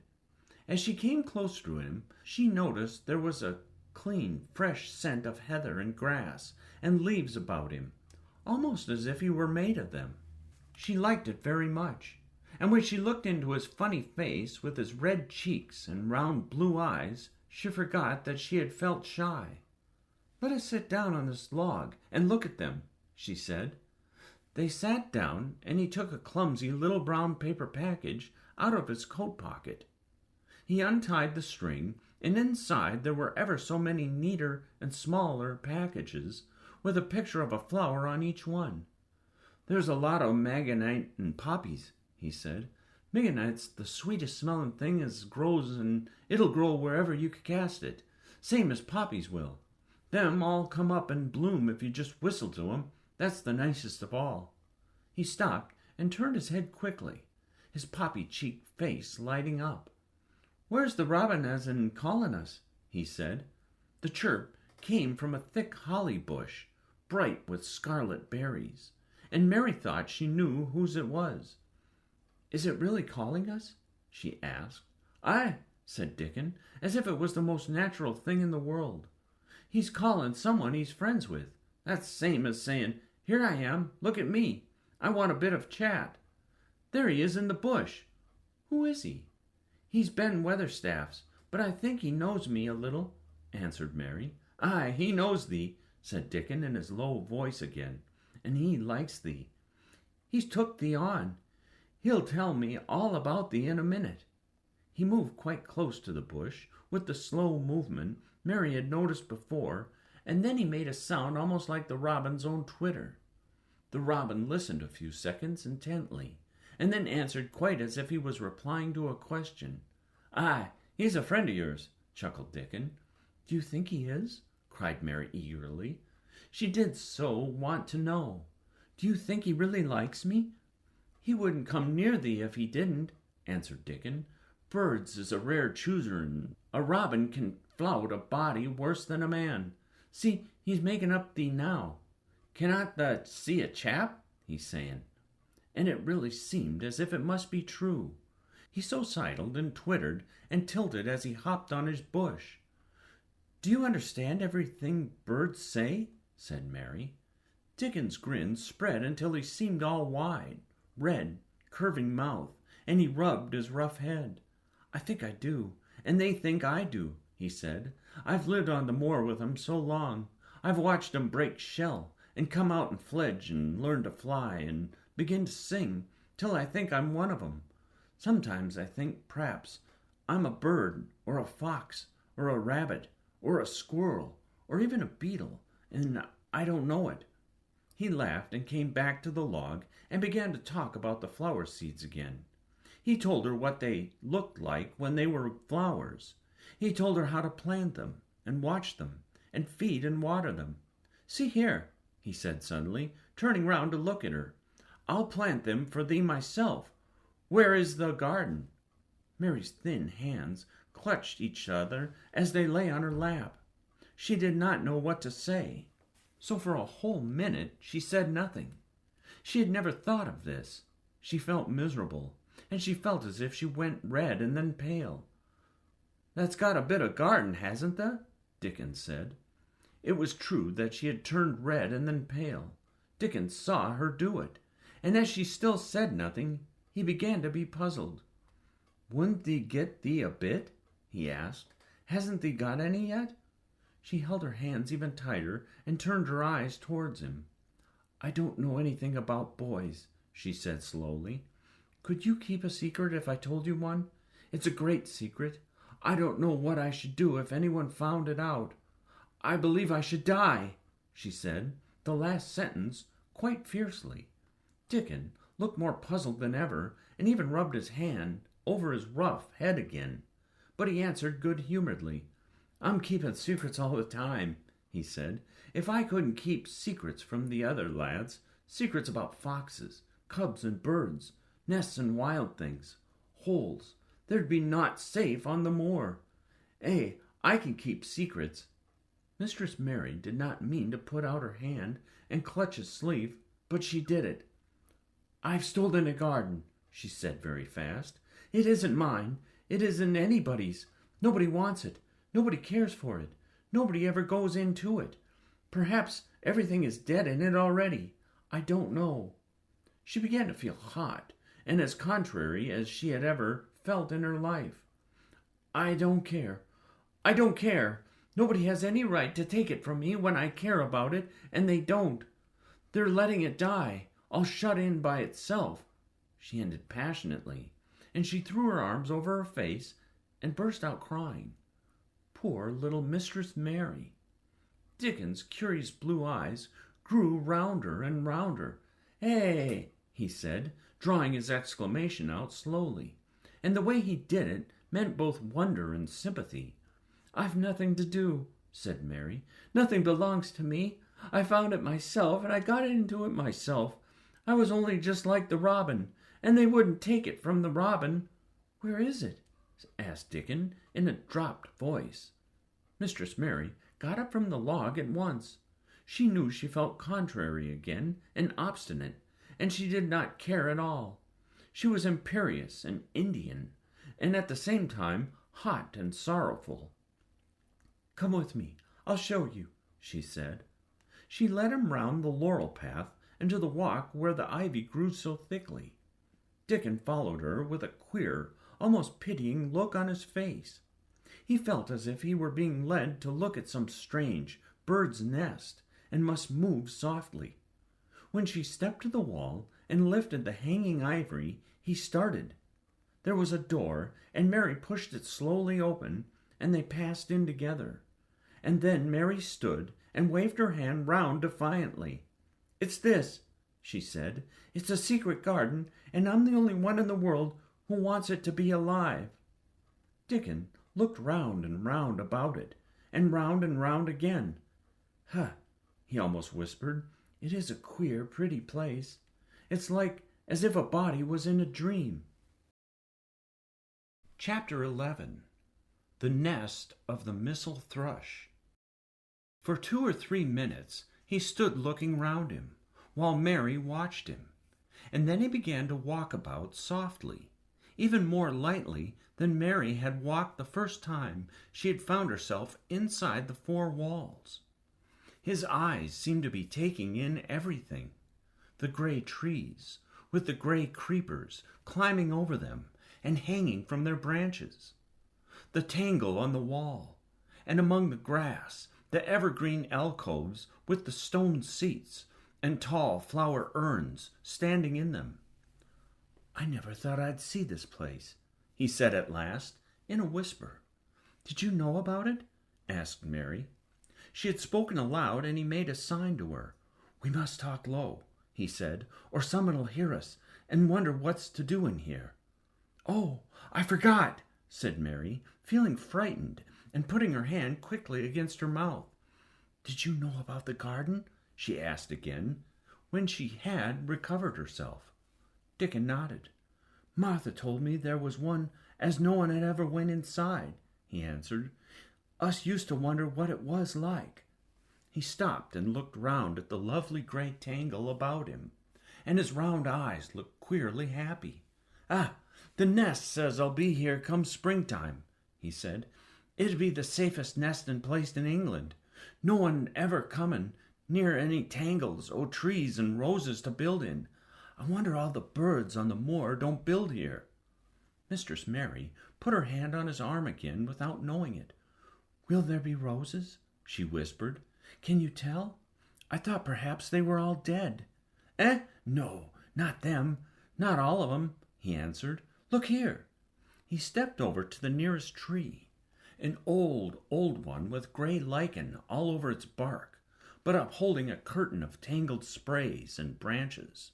He took a thick knife out of his pocket and opened one of its blades. "There's lots o' dead wood as ought to be cut out," he said, "and there's a lot o' old wood, but it made some new last year. This here's a new bit," and he touched a shoot which looked brownish green instead of hard, dry grey. Mary touched it herself in an eager, reverent way. "That one?" she said. "Is that one quite alive? Quite?" Dickon curved his wide, smiling mouth. "It's as wick as you or me," he said, and Mary remembered that Martha had told her that wick meant alive or lively. "I'm glad it's wick," she cried out in her whisper. "I want them all to be wick. Let us go round the garden and count how many wick ones there are." She quite panted with eagerness, and Dickon was as eager as she was. They went from tree to tree and from bush to bush. Dickon carried his knife in his hand and showed her things which she thought wonderful. "They're run wild," he said, "but the strongest ones has fair thrived on it. The delicate ones has died out, but the others has growed and spread, till there's a wonder. See here," and he pulled down a thick, grey, dry-looking branch. "A body might think this was dead wood, but I don't believe it is. Down to the root. I'll cut it low down and see." He knelt, and with his knife cut the lifeless-looking branch through, not far above the earth. "There," he said exultantly. "I told thee so. There's green in that wood yet. Look at it." Mary was down on her knees before he spoke, gazing with all her might. "When it looks a bit greenish and juicy like that, it's wick," he explained. "When the side is dry and breaks easy, like this here piece I've cut off, it's done for. There's a big rut here, and all this live wood sprung out of, and if the old wood's cut off and it's dug round and took care of, there'll be—" He stopped and lifted his face to look up at the climbing and hanging sprays about him. "There'll be a fountain o' roses here this summer." They went from bush to bush and from tree to tree. He was very strong and clever with his knife, and knew how to cut the dry and dead wood away, and could tell when an unpromising bough or twig had still green life in it. In the course of half an hour, Mary thought she could tell too, and when he cut through a lifeless-looking branch, she would cry out joyfully under her breath when she caught sight of the least shade of moist green. The spade and hoe and fork were very useful. He showed her how to use the fork while he dug about the roots with the spade and stirred the earth and let the air in. They were working industriously round one of the biggest standard roses when he caught sight of something which made him utter an exclamation of surprise. "Why," he cried, pointing to the grass a few feet away, "who did that?" It was one of Mary's own little clearings round the pale green points. "I did it," said Mary. "Why, I thought that didn't know nothing about gardening," he exclaimed.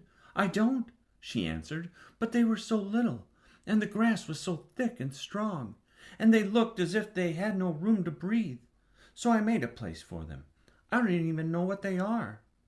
Dickon went and knelt down by them, smiling his wide smile. "That was right," he said. "A gardener couldn't have told thee better. They'll grow now like Jack's beanstalk. They're crocus and snowdrops, and these here is narcissus," turning to another patch, "and here's daffodils. They will be a sight." He ran from one clearing to another. "That has done a lot of work for such a little wench," he said, looking her over. "I'm growing fatter," said Mary, "and I'm growing stronger. I used always to be tired. When I dig, I'm not tired at all. I like to smell the earth when it's turned up." "It's rare good for thee," he said, nodding his head wisely. "There's naught as nice as the smell o' good o' clean earth, except the smell of fresh growing things, when the rain falls on 'em. I get out in the moor many a day when it's raining, and I lie under a bush and listen to the soft swish of drops on the heather, and I just sniff and sniff. My nose end fair quivers like a rabbit's, mother says." "Do you ever catch cold?" inquired Mary, gazing at him wonderingly. She had never seen such a funny boy, or such a nice one. "Not me," he said, grinning. "I never catched cold since I was born. I wasn't brought up nesh enough. I've chased about the moor in all weathers, same as the rabbits does. Mother says I've sniffed too much fresh air for 12 year to ever get to sniffing with cold. I'm as tough as a white-thorn knobstick." He was working all the time he was talking, and Mary was following him and helping him with her fork or the trowel. "There's a lot of work to do here," he said once, looking about quite exultantly. "Will you come again and help me to do it?" Mary begged. "I'm sure I can help too. I can dig and pull up weeds and do whatever you tell me. Oh, do come, Dickon." "I'll come every day if thou wants me in rain or shine," he answered stoutly. "It's the best fun I've ever had in my life, shutting here, waking up a garden." "If you will come," said Mary, "if you will help me to make it alive, I don't know what I'll do." She ended helplessly. What could you do for a boy like that? "I'll tell thee what thou'll do," said Dickon, with his happy grin. "Thou'll get fat, and that'll get as hungry as a young fox, and that'll learn how to talk to the robin, same as I do, huh? We'll have a lot o' fun." He began to walk about, looking up in the trees and at the walls and bushes with a thoughtful expression. "I wouldn't want to make it look like a gardener's garden, all clipped and spick and span, would you?" he said. "It's nicer like this, with things running wild and swinging and catching hold of each other." "Don't let us make it tidy," said Mary anxiously. "It wouldn't seem like a secret garden if it was tidy." Dickon stood rubbing his rusty red head with a rather puzzled look. "It's a secret garden, sure enough," he said, "but seems like someone besides the robin must have been in it since it was shut up 10 years ago." "But the door was locked, and the key was buried," said Mary. "No one could get in." "That's true," he answered. "It's a queer place. Seems to me as if there'd been a bit of pruning done here and there later than 10 years ago."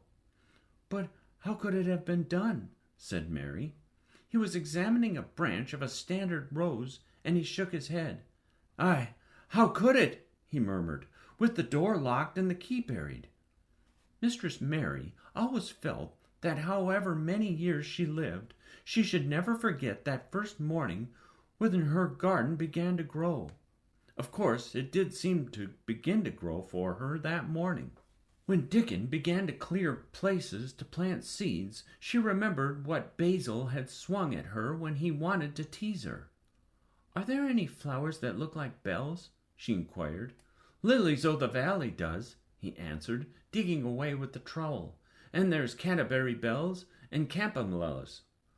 "Let us plant some," said Mary. "There are lilies-of-the-valley here already. I saw 'em. They'll have growed too close and we'll have to separate 'em, but there's plenty. The other ones take 2 years to bloom from seed, but I can bring you some bits o' plant from our cottage garden." "Why does I want 'em?"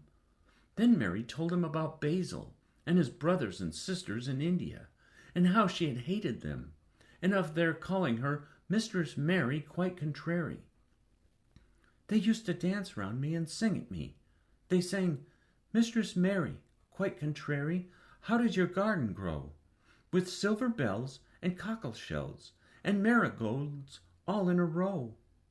I remembered it, and it made me wonder if there were really flowers like silver bells." She frowned a little and gave her trowel a rather spiteful dig into the earth. "I wasn't as contrary as they were." But Dickon laughed. He said, as he crumpled the rich black soil. She saw he was sniffing up the scent of it. "There doesn't seem to be no need for one to be contrary when there's flowers and such like as such lots of friendly, wild things running about making homes for themselves, or building nests and singing and whistling, does there?" Mary, kneeling by him, holding the seeds, looked at him and stopped frowning. "Dickon," she said, "you are as nice as Martha said you were. I like you, and you make the 5th person. I never thought I should like 5 people." Dickon sat up on his heels, as Martha did when she was polishing the grate. He did look funny and delightful, Mary thought, with his round blue eyes and red cheeks and happy-looking turned-up nose. "Only 5 folks as thou likes?" he said. "Who is the other 4? "Your mother and Martha," Mary checked them off on her fingers, "and the robin and Ben Weatherstaff." Dickon laughed, so that he was obliged to stifle the sound by putting his arm over his mouth. "I know that thinks I'm a queer lad," he said, "but I think that art the queerest little lass I ever saw." Then Mary did a strange thing. She leaned forward and asked him a question she had never dreamed of asking anyone before. And she tried to ask it in Yorkshire because that was his language, and in India a native was always pleased if you knew his speech. "Does thou like me?" she said. He answered heartily, "that I does. I likes thee wonderful, and so does the robin, I do believe." "That's 2 then," said Mary. "That's 2 for me." And then they began to work harder than ever, and more joyful.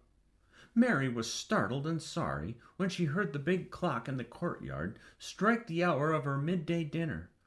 "I shall have to go," she said mournfully, "and you will have to go too, won't you?" Dickon grinned. "My dinner's easy to carry about with me," he said. "Mother always let me put a bit of something in my pocket."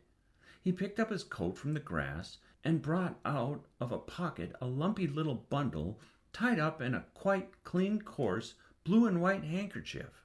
It held 2 thick pieces of bread with a slice of something laid between them. "It's often as not but bread," he said, "but I've got a fine slice of fat bacon with it today." Mary thought it looked a queer dinner, but he seemed ready to enjoy it. "Run on and get thy victuals," he said. "I'll be done with mine first. I'll get some more work done before I start back home." He sat down with his back against a tree. "I'll call the robin up," he said, "and give him the rind and the bacon to peck at. They likes a bit of fat wonderful."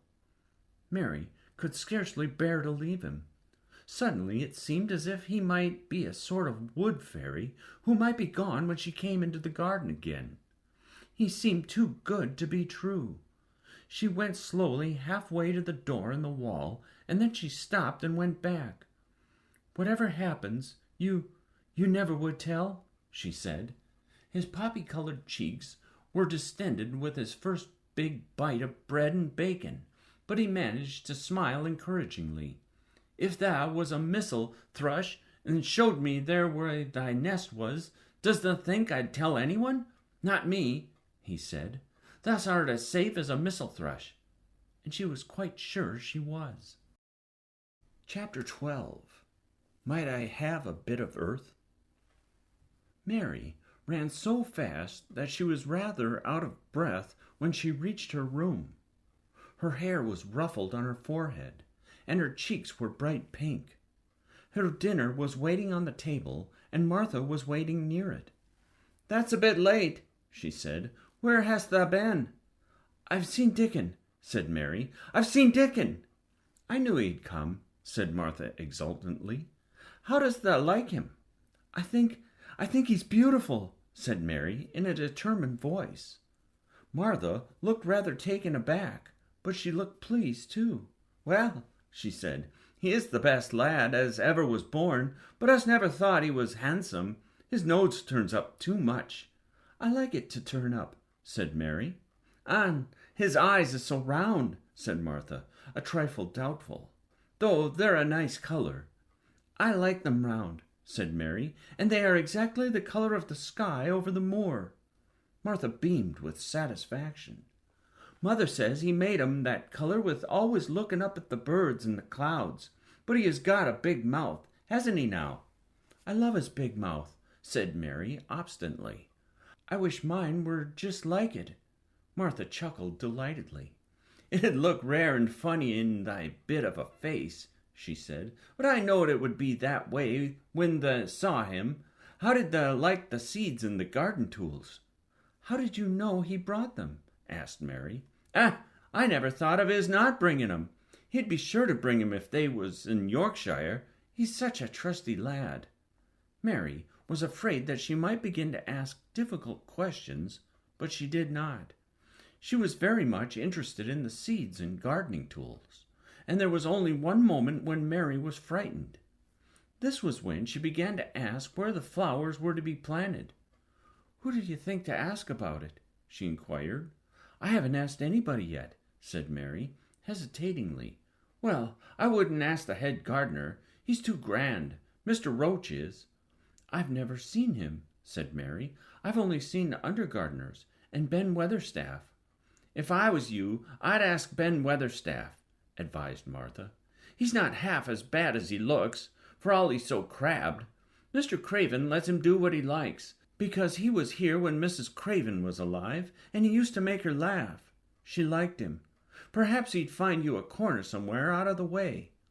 "If it was out of the way, and no one wanted it, no one could mind my having it, could they?" Mary said, anxiously. "There wouldn't be no reason," answered Martha. "You wouldn't do no harm." Mary ate her dinner as quickly as she could, and when she rose from the table, she was going to run to her room to put on her hat again, but Martha stopped her. "I've got something to tell you," she said. "I thought I'd let you eat your dinner first. Mr. Craven came back this morning, and I think he wants to see you." Mary turned quite pale. "Oh," she said. "Why? Why? He didn't want to see me when I came. I heard Pitcher say he didn't." "Well," explained Martha, "Mrs. Medlock says it's because of the mother. She was walking to Thwaite village and she met him. She never spoke to him before, but Mrs. Craven had been to our cottage 2 or 3 times. He'd forgot, but mother hadn't, and she made bold to stop him. I don't know what she said to him about you, but she said something as put him in the mind to see before he goes away again tomorrow." "Oh," cried Mary, "is he going away tomorrow? I'm so glad." "He's going for a long time. He mayn't come back till autumn or winter. He's going to travel in foreign places. He's always doing it." "Oh, I'm so glad, said Mary thankfully. If he did not come back until winter, or even autumn, there would be time to watch the secret garden come alive. Even if he found out then and took it away from her, she would have had that much at least. "When do you think he will want to see—" She did not finish the sentence, because the door opened and Mrs. Medlock walked in. She had on her best black dress and cap, and her collar was fastened with a large brooch, with a picture of a man's face on it. It was a colored photograph of Mr. Medlock, who had died years ago, and she always wore it when she was dressed up. She looked nervous and excited. "Your hair's rough," she said quickly. "Go and brush it. Martha, help her to slip on her best dress. Mr. Craven sent me to bring her to him in his study." All the pink left Mary's cheeks. Her heart began to thump, and she felt herself changing into a stiff, plain, silent child again. She did not even answer Mrs. Medlock, but turned and walked into her bedroom, followed by Martha. She said nothing while her dress was changed and her hair brushed, and after she was quite tidy, she followed Mrs. Medlock down the corridors in silence. What was there for her to say? She was obliged to go and see Mr. Craven, and he would not like her, and she would not like him. She knew what he would think of her. She was taken to a part of the house she had not been into before. At last, Mrs. Medlock knocked at a door, and when someone said, "Come in," they entered the room together. A man was sitting in an armchair before the fire, and Mrs. Medlock spoke to him. "This is Miss Mary, sir," she said. "You can go and leave her here. I will ring for you when I want you to take her away," said Mr. Craven. When she went out and closed the door, Mary could only stand waiting, a plain little thing, twisting her thin hands together. She could see that the man in the chair was not so much a hunchback as a man with high, rather crooked shoulders, and he had black hair streaked with white. He turned his head over his high shoulders and spoke to her. "Come here," he said. Mary went to him. He was not ugly. His face would have been handsome if it had not been so miserable. He looked as if the sight of her worried and fretted him, and as if he did not know what in the world to do with her. "Are you well?" he asked. "Yes," answered Mary. "Do they take good care of you?" "Yes." He rubbed his forehead fretfully as he looked her over. "You are very thin," he said. "I am getting fatter," Mary answered, in what she knew was her stiffest way. What an unhappy face he had! His black eyes seemed as if they scarcely saw her, as if they were seeing something else, and he could hardly keep his thoughts upon her. "I forgot you," he said. "How could I remember you? I intended to send you a governess or nurse or someone of that sort, but I forgot." "Please," began Mary, "please," and then the lump in her throat choked her. "What do you want to say?" he inquired.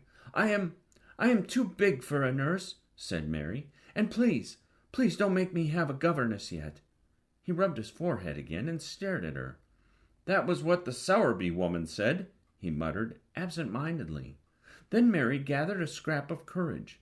Is she Martha's mother?" she stammered. "Yes, I think so," he replied. "She knows about children," said Mary. "She has 12. She knows." He seemed to rouse himself. "What do you want to do?" "I want to play out of doors," Mary answered, hoping that her voice did not tremble. "I never liked it in India. It makes me hungry here, and I am getting fatter." He was watching her. "Mrs. Sowerby said it would do you good. Perhaps it will," he said. "She thought you had better get stronger before you had a governess." "It makes me feel strong when I play, and the wind comes over the moor," argued Mary. "Where do you play?" he asked next. "Everywhere," gasped Mary. "Martha's mother sent me a skipping rope. I skip and run, and I look about to see if things are beginning to stick up out of the earth.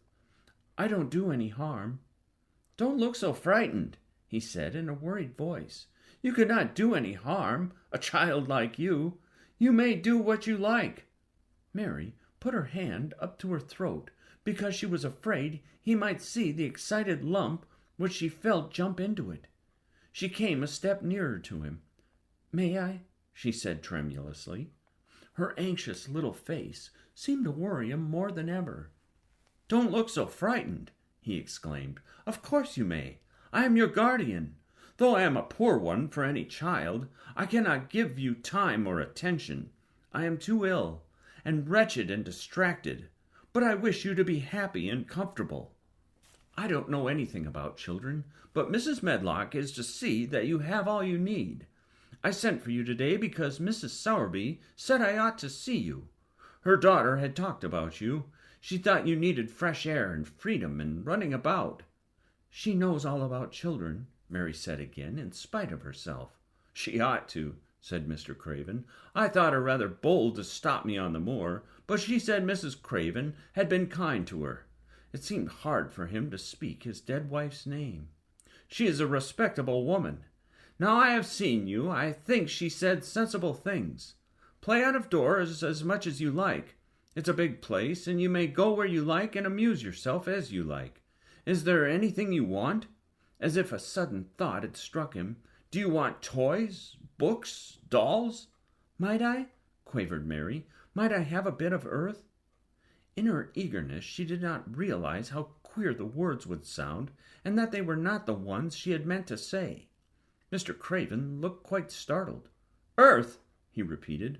What do you mean? To plant seeds in, to make things grow, to see them come alive, Mary faltered. He gazed at her a moment, and then passed his hand quickly over his eyes. Do you care about gardens so much? He said slowly. I didn't know about them in India, said Mary. I was always ill and tired, and it was so hot. I sometimes made little beds in the sand and stuck flowers in them, but here it is different. Mr. Craven got up and began to walk slowly across the room. A bit of earth, he said to himself, and Mary thought that somehow she must have reminded him of something. When he stopped and spoke to her, his dark eyes looked almost soft and kind. You can have as much earth as you want, he said. You remind me of someone else who loved the earth and things that grow. When you see a bit of earth you want, with something like a smile, take it, child, and make it come alive. May I take it from anywhere, if it's not wanted? Anywhere, he answered. There, you must go now. I am tired. He touched the bell to call Mrs. Medlock. Goodbye. I shall be away all summer. Mrs. Medlock came so quickly that Mary thought she must have been waiting in the corridor. Mrs. Medlock, Mr. Craven said to her, now I have seen the child, I understand what Mrs. Sowerby meant.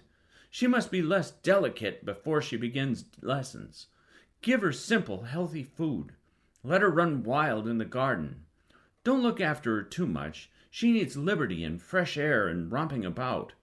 Mrs. Sowerby is to come and see her now and then, and she may sometimes go to the cottage.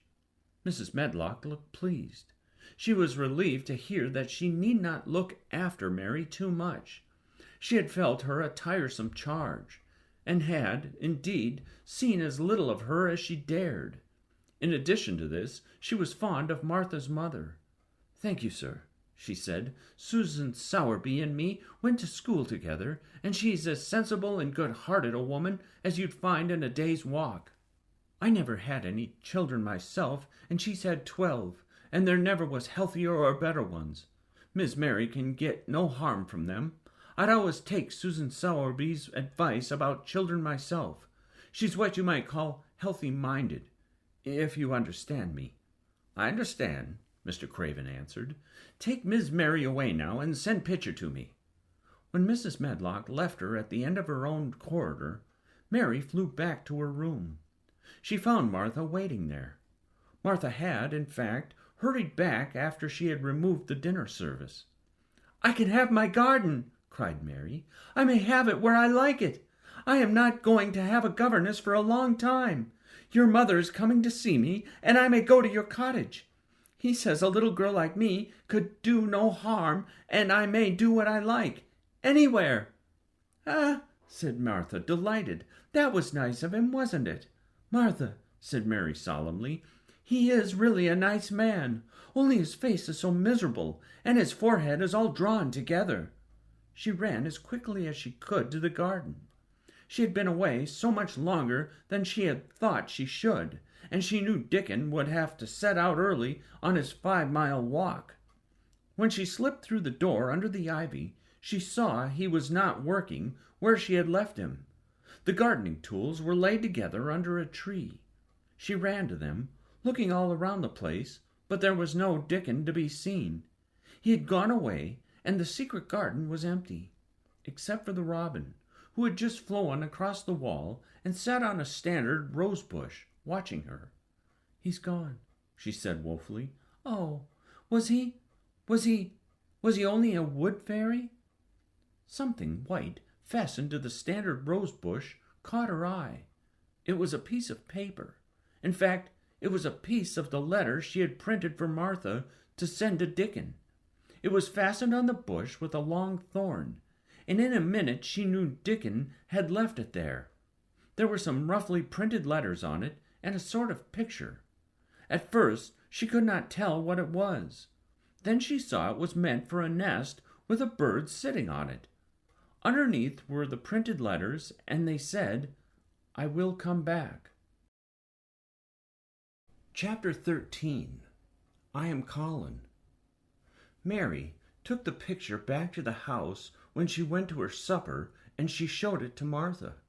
"Ah," said Martha, with great pride, "I never knew our Dickon was as clever as that there's a picture of a Missel thrush on her nest, as large as life and twice as natural." Then Mary knew Dickon had meant the picture to be a message. He had meant that she might be sure he would keep her secret. Her garden was her nest, and she was like a Missel thrush. Oh, how she did like that queer common boy. She hoped he would come back the very next day, and she fell asleep looking forward to the morning. But you never know what the weather will do in Yorkshire, particularly in the springtime. She was awakened in the night by the sound of rain, beating with heavy drops against her window.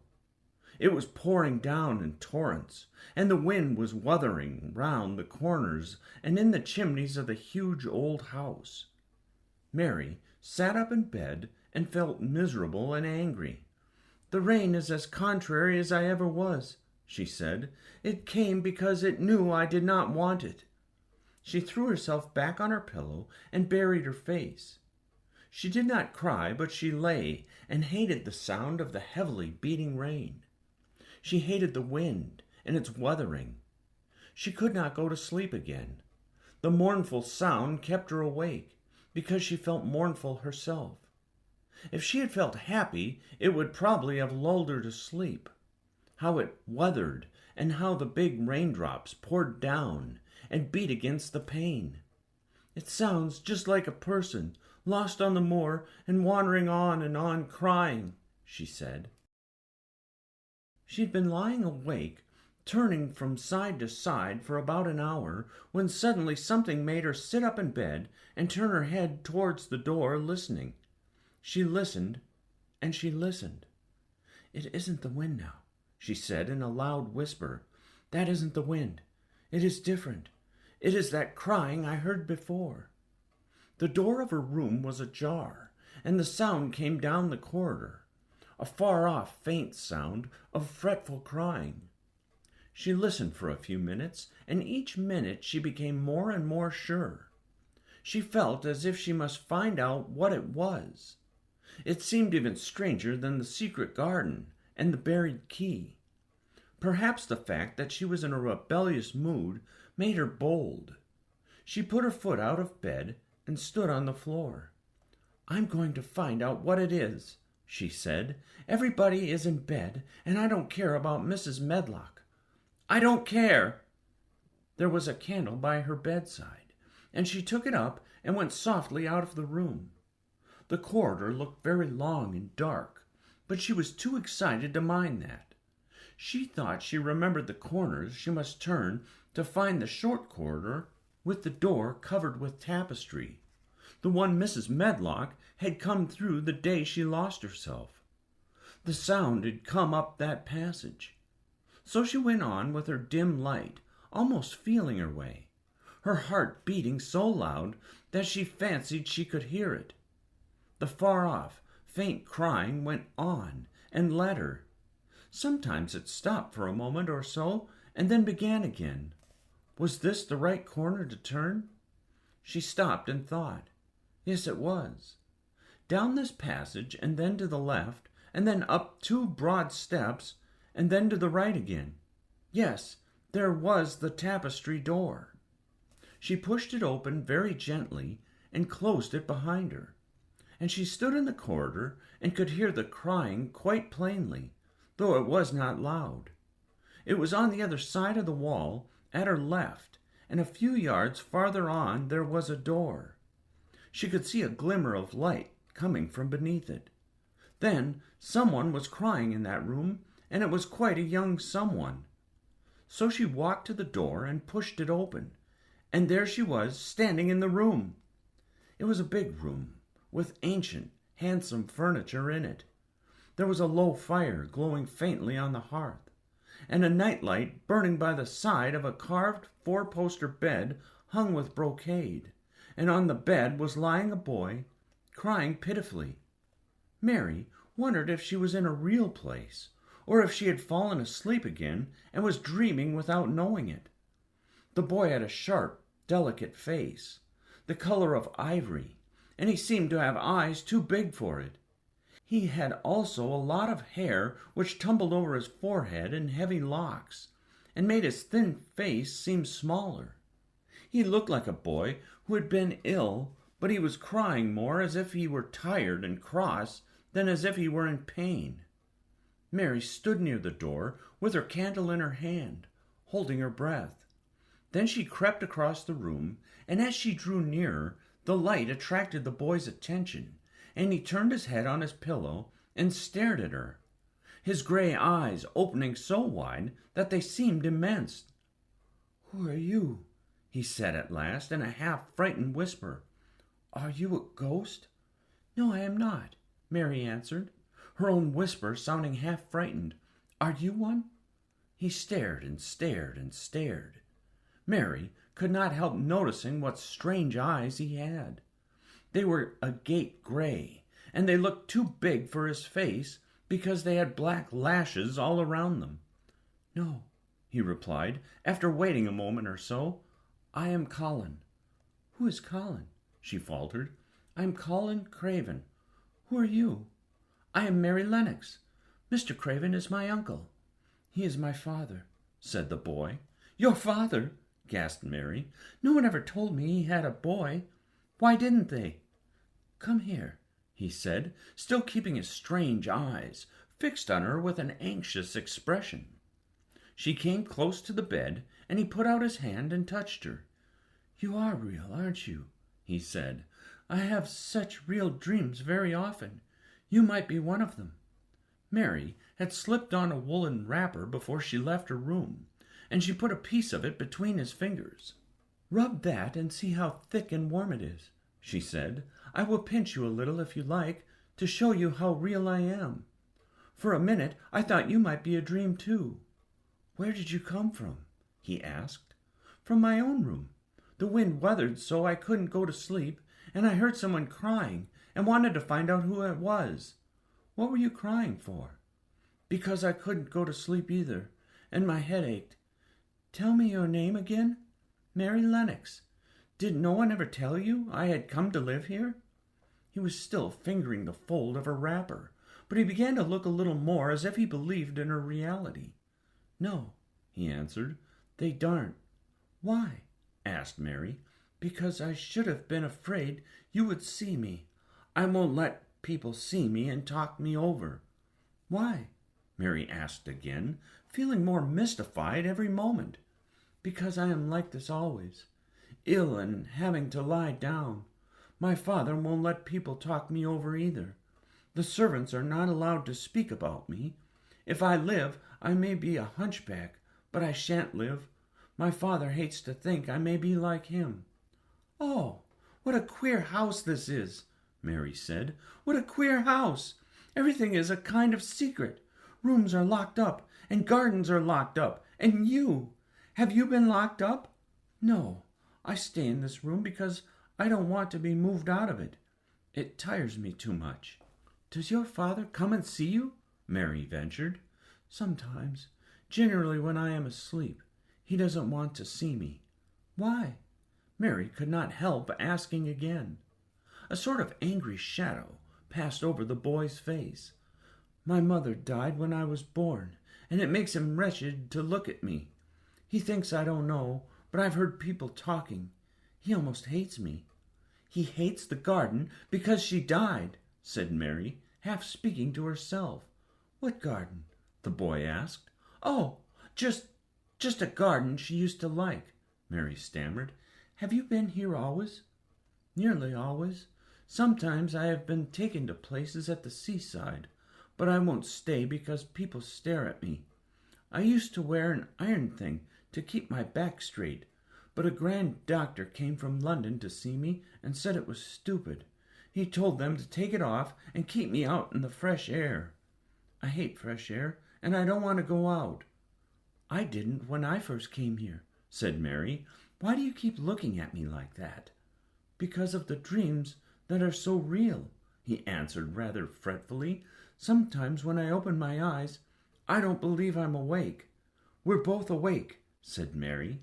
She glanced round the room with its high ceiling and the shadowy corners and dim firelight. "It looks quite like a dream, and it's the middle of the night, and everybody in the house is asleep. Everybody but us. We are wide awake." "I don't want it to be a dream," the boy said restlessly. Mary thought of something all at once. "If you don't like people to see you," she began, "do you want me to go away?" He still held the fold of her wrapper, and he gave it a little pull. "No," he said, "I should be sure you were a dream if you went. If you are real, sit down on that big footstool and talk. I want to hear about you." Mary put down her candle on the table near the bed and sat down on the cushioned stool. She did not want to go away at all. She wanted to stay in the mysterious, hidden-away room and talk to the mysterious boy. "What do you want me to tell you?" she said. He wanted to know how long she had been at Misselthwaite. He wanted to know which corridor her room was on. He wanted to know what she had been doing, if she disliked the moor as he disliked it, where she had lived before she came to Yorkshire. She answered all these questions and many more, and he lay back on his pillow and listened. He made her tell him a great deal about India and about her voyage across the ocean. She found out that because he had been an invalid, he had not learned things as other children had. One of his nurses had taught him to read when he was quite little, and he was always reading and looking at pictures in splendid books. Though his father rarely saw him when he was awake, he was given all sorts of wonderful things to amuse himself with. He never seemed to have been amused, however. He could have anything he asked for, and was never made to do anything he did not like to do. "Everyone is obliged to do what pleases me," he said indifferently. "It makes me ill to be angry. No one believes I shall live to grow up." He said it as if he was accustomed to the idea that it had ceased to matter to him at all. He seemed to like the sound of Mary's voice. As she went on talking, he listened in a drowsy, interested way. Once or twice she wondered if he were not gradually falling into a doze. But at last he asked a question which opened up a new subject. "How old are you?" he asked. "I am 10, answered Mary, forgetting herself for the moment. "And so are you." "How do you know that?" he demanded in a surprised voice. "Because when you were born, the garden door was locked and the key was buried, and it has been locked for 10 years. Colin half sat up, turning towards her, leaning on his elbows. "What garden door was locked? Who did it? Where was the key buried?" he exclaimed, as if he were suddenly very much interested. It was the garden Mr. Craven hates," said Mary nervously. "He locked the door. No one knew where he buried the key." "What sort of a garden is it?" Colin persisted eagerly. "No one has been allowed to go in it for 10 years, was Mary's careful answer. But it was too late to be careful. He was too much like herself. He, too, had had nothing to think about, and the idea of a hidden garden attracted him as it had attracted her. He asked question after question. Where was it? Had she ever looked for the door? Had she never asked the gardeners? "They won't talk about it," said Mary. "I think they have been told not to answer questions." "I would make them," said Colin. "Could you?" Mary faltered, beginning to feel frightened. If he could make people answer questions, who knew what might happen? "Everyone is obliged to please me. I told you that," he said. "If I were to live, this place would some time belong to me. They all know that. I would make them tell me." Mary had not known that she herself had been spoiled, but she could see quite plainly that this mysterious boy had been. He thought that the whole world belonged to him. How peculiar he was, and how coolly he spoke of not living. "Do you think you won't live?" she asked, partly because she was curious, and partly in hope of making him forget the garden. "I don't suppose I shall," he answered, as indifferently as he had spoken before. "Ever since I remember anything, I have heard people say I shan't. At first they thought I was too little to understand, and now they think I don't hear, but I do. My doctor is my father's cousin. He is quite poor, and if I die, he will have all Misselweit when my father is dead. I should think he wouldn't want me to live." "Do you want to live?" inquired Mary. "No," he answered in a cross, tired fashion, "but I don't want to die. When I feel ill, I lie here and think about it until I cry and cry." "I have heard your crying 3 times," Mary said, "but I did not know who it was. Were you crying about that?" She did so want him to forget the garden. "I dare say," he answered. "Let us talk about something else. Talk about that garden. Don't you want to see it?" "Yes," answered Mary, in quite a low voice. "I do," he went on persistently. "I don't think I ever really wanted to see anything before, but I want to see that garden. I want the key dug up. I want the door unlocked. I would let them take me there in my chair. That would be getting fresh air. I'm going to make them open the door." He had become quite excited, and his strange eyes began to shine like stars and look more immense than ever. "They have to please me," he said. "I will make them take me there, and I will let you go too." Mary's hands clutched each other. Everything would be spoiled. Everything. Dickon would never come back. She would never again feel like a missed thrush with a safe hidden nest. "Oh, don't do that," she cried out. He stared at her as if he thought she had gone crazy. "Why?" he exclaimed. "You said you wanted to see it." "I do," she answered, almost with a sob in her throat. "But if you make them open the door and take you in like that, it will never be a secret again." He leaned still farther forward. "A secret?" he said. "What do you mean? Tell me." Mary's words almost tumbled over one another. You see, she panted, "if no one knows but ourselves, if there was a door hidden somewhere under the ivy, if there was, and we could find it, and if we could slip through it together and shut it behind us, and no one knew anyone was inside, and we called it our garden and pretended that we were missel thrushes, and it was our nest, and if we played there almost every day and dug and planted seeds and made it all come alive—" "Is it dead?" he interrupted her. "It soon will be if no one cares for it," she went on. "The bulbs will live, but the roses—" He stopped her again, as excited as she was herself. "What are bulbs?" he put in quickly. "They are daffodils and lilies and snowdrops. They are working in the earth now, pushing up pale green points because the spring is coming." "Is the spring coming?" he said. "What is it like?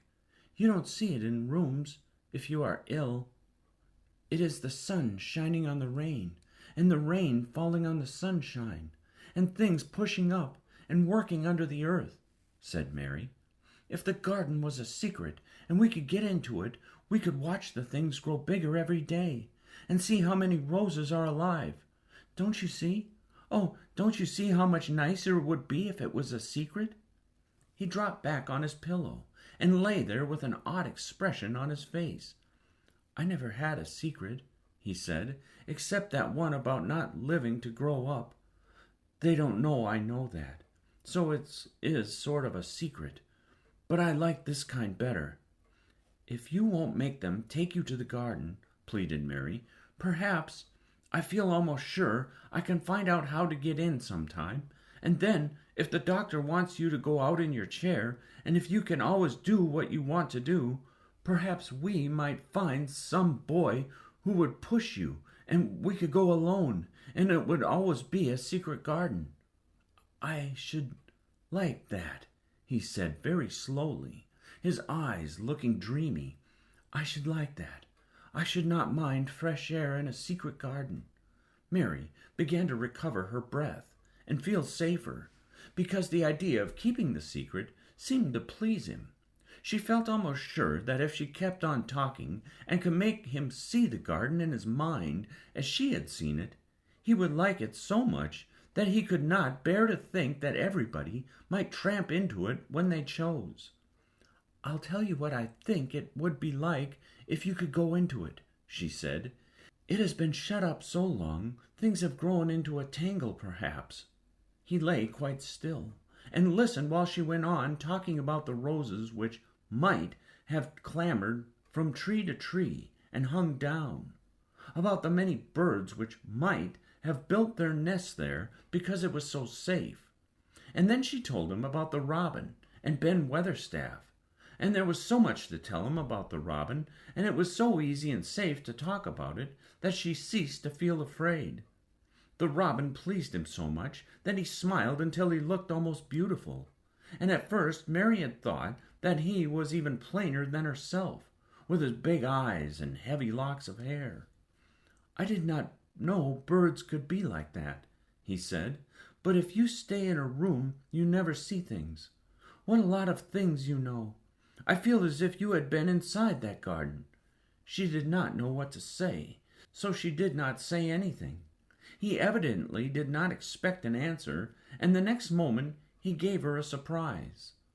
"I'm going to let you look at something," he said. "Do you see that rose-colored silk curtain hanging on the wall over the mantelpiece?" Mary had not noticed it before, but she looked up and saw it. It was a curtain of soft silk, hanging over what seemed to be some pictures. "Yes," she answered. "There is a cord hanging from it," said Colin. "Go and pull it." Mary got up, much mystified, and found the cord. When she pulled it, the silk curtain ran back on rings, and when it ran back, it uncovered a picture. It was the picture of a girl with a laughing face. She had bright hair tied up with a blue ribbon, and her gay, lovely eyes were exactly like Colin's unhappy ones, agate gray, and looking twice as big as they really were, because of the black lashes all around them. "She is my mother," said Colin complainingly. "I don't see why she died. Sometimes I hate her for doing it." "How queer," said Mary. "If she had lived, I believe I should not have been ill always," he grumbled. "I dare say I should have lived, too, and my father would not have hated to look at me. I dare say I should have had a strong back. Draw the curtain again." Mary did as she was told, and returned to her footstool. "She is much prettier than you," she said, "but her eyes are just like yours. At least, they are the same shape and color. Why is the curtain drawn over her?" He moved uncomfortably. "I made them do it," he said. "Sometimes I don't like to see her looking at me.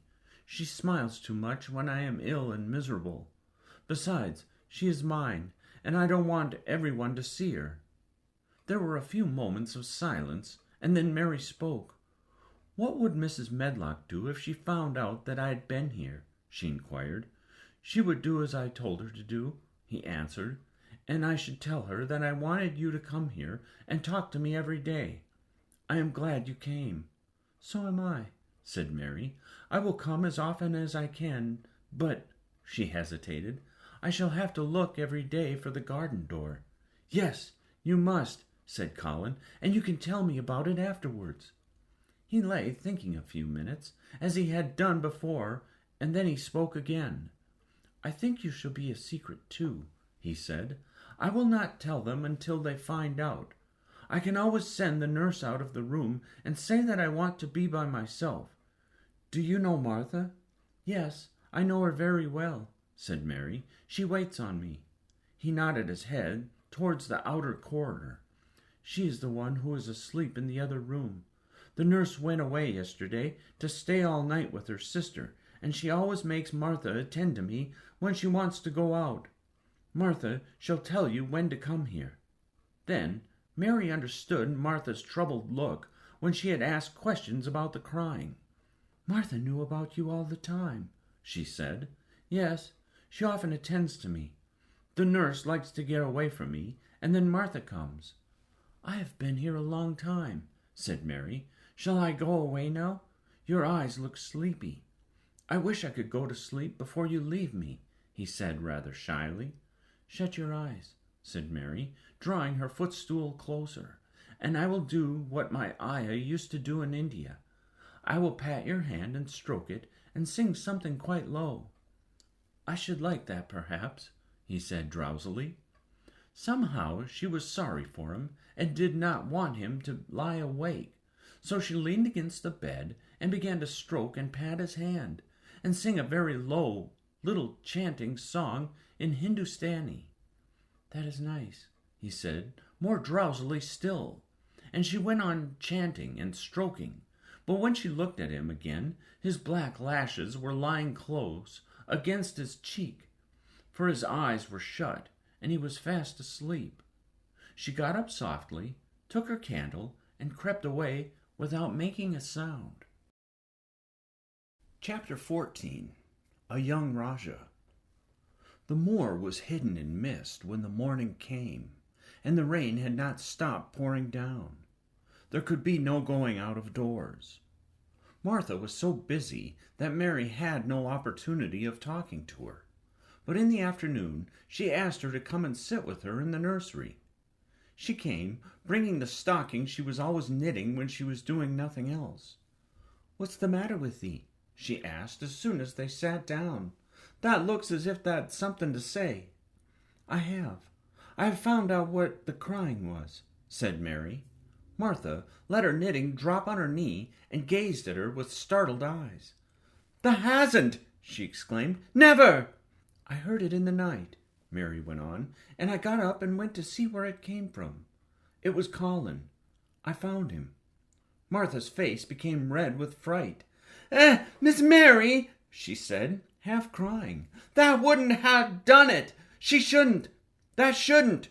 That'll get me in trouble. I never told thee nothing about him, but that'll get me in trouble. I shall lose my place, and what'll mother do?" "You won't lose your place," said Mary. "He was glad I came. We talked and talked, and he said he was glad I came." "Was he?" cried Martha. "Art thou sure? That doesn't know what he's like when anything vexes him. He's a big lad to cry like a baby, but when he's in a passion, he'll fair scream just to frighten us. He knows us daren't call our souls our own." "He wasn't vexed," said Mary. "I asked him if I should go away, and he made me to stay. He asked me questions, and I sat on a big footstool and talked to him about India and about the robin and gardens. He wouldn't let me go. He let me see his mother's picture. Before I left him, I sang him to sleep." Martha fairly gasped with amazement. "I can scarcely believe thee," she protested. "If it's as if that walked straight into a lion's den. If he'd been like he is most times, he'd have throwed himself into one of his tantrums and roused the house. He won't let strangers look at him." "He let me look at him. I looked at him all the time, and he looked at me. We stared," said Mary. "I don't know what to do," cried agitated Martha. "If Mrs. Medlock finds out, she'll think I broke orders and told thee, and I shall be packed back to mother." "He's not going to tell Mrs. Medlock anything about it yet. It's to be a sort of secret just at first," said Mary firmly. "And he says everybody is obliged to do as he pleases." "Aye, that's true enough. The bad lad," sighed Martha, wiping her forehead with her apron. "He says Mrs. Medlock must, and he wants me to come and talk to him every day, and you are to tell me when he wants me." "Me?" said Martha. "I shall lose my place. I shall for sure." "You can't if you're doing what he wants you to do, and everybody is ordered to obey him," Mary argued. "Does that mean to say," cried Martha, with wide-open eyes, "that he was nice to thee?" "I think he almost liked me," Mary answered. "Then that must have bewitched him," decided Martha, drawing a long breath. "Do you mean magic?" inquired Mary. "I've heard about magic in India, but I can't make it. I just went into his room, and I was so surprised to see him, I stood and stared. And then he turned around and stared at me, and he thought I was a ghost or a dream, and I thought perhaps he was. And it was so queer being there alone together in the middle of the night, and not knowing about each other. And we began to ask each other questions. And when I asked him if I must go away, he said I must not." "The world's coming to an end," gasped Martha. "What is the matter with him?" asked Mary. "Nobody knows for sure and certain," said Martha. "Mr. Craven went off his head like when he was born. The doctors thought he'd have to be put in an asylum. It was because Mrs. Craven died, like I told you. He wouldn't set eyes on the baby. He just raved and said it'd be another hunchback like him, and it'd better die." "Is Colin a hunchback?" Mary asked. "He didn't look like one." "He isn't yet," said Martha. "But he began all wrong. Mother said that there was enough trouble raging in the house to set any child wrong. They was afraid his back was weak, and they've always been taking care of it, keeping him lying down and not letting him walk. Once they made him wear a brace, but he fretted so he was downright ill. Then a big doctor came to see him and made them take it off. He talked to the other doctor quite rough, in a polite way. He said there'd been too much medicine and too much letting him have his own way." "I think he's a very spoiled boy," said Mary. "He's the worst young knout as ever was," said Martha. "I won't say he hasn't been ill a good bit. He's had coughs and colds that nearly killed him 2 or 3 times. Once he had rheumatic fever, and once he had typhoid. Miss Medlock did get a fright then. He'd been out of his head as she was talking to the nurse, thinking he didn't know nothing, and she said, 'He'll die this time, sure enough, and best thing for him and everybody.' And she looked at him, and there he was with his big eyes open, staring at her, as sensible as she was herself. She didn't know what happened, but he just stared at her and says, 'You give me some water and stop talking.'" "Do you think he will die?" asked Mary. "Mother says there's no reason why any child should live that gets no fresh air, and that doesn't do nothing but lie on his back and read picture books and take medicine. He's weak and hates the trouble of being taken out of doors, and he gets cold so easy he says it makes him ill." Mary sat and looked at the fire. "I wonder," she said slowly, "if it would not do him good to go out into a garden and watch things growing. It did me good." "One of the worst fits he ever had," said Martha, "was one time they took him out where the roses is, by the fountain. He'd been reading in a paper about people getting something he called rose cold, and he began to sneeze and said he got it, and then a new gardener as didn't know the rules passed by and looked at him curious. He threw himself into a passion, and he said he'd looked at him because he was going to be a hunchback. He cried himself into a fever and was ill all night." "If he ever gets angry at me, I'll never go and see him again," said Mary. "He'll have thee if he wants thee," said Martha. "Thou may as well know that at the start." Very soon afterwards a bell rang, and she rolled up her knitting. "I dare say the nurse wants me to stay with him a bit," she said. "I hope he's in a good temper." She was out of the room about 10 minutes, and then she came back with a puzzled expression. "Well, that has bewitched him," she said. "He's up on his sofa with his picture books. He told the nurse to stay away until 6 o'clock. I'm to wait in the next room. The minute she was gone, he called me to him and says, 'I want Mary Lennox to come and talk to me. And remember, you're not to tell anyone. You'd better go as quickly as you can.'" Mary was quite willing to go quickly. She did not want to see Colin as much as she wanted to see Dickon, but she wanted to see him very much. There was a bright fire on the hearth when she entered his room, and in the daylight she saw it was a very beautiful room indeed. There were rich colors in the rugs and hangings, and pictures and books on the walls, which made it look glowing and comfortable, even in spite of the grey sky and falling rain. Colin looked rather like a picture himself.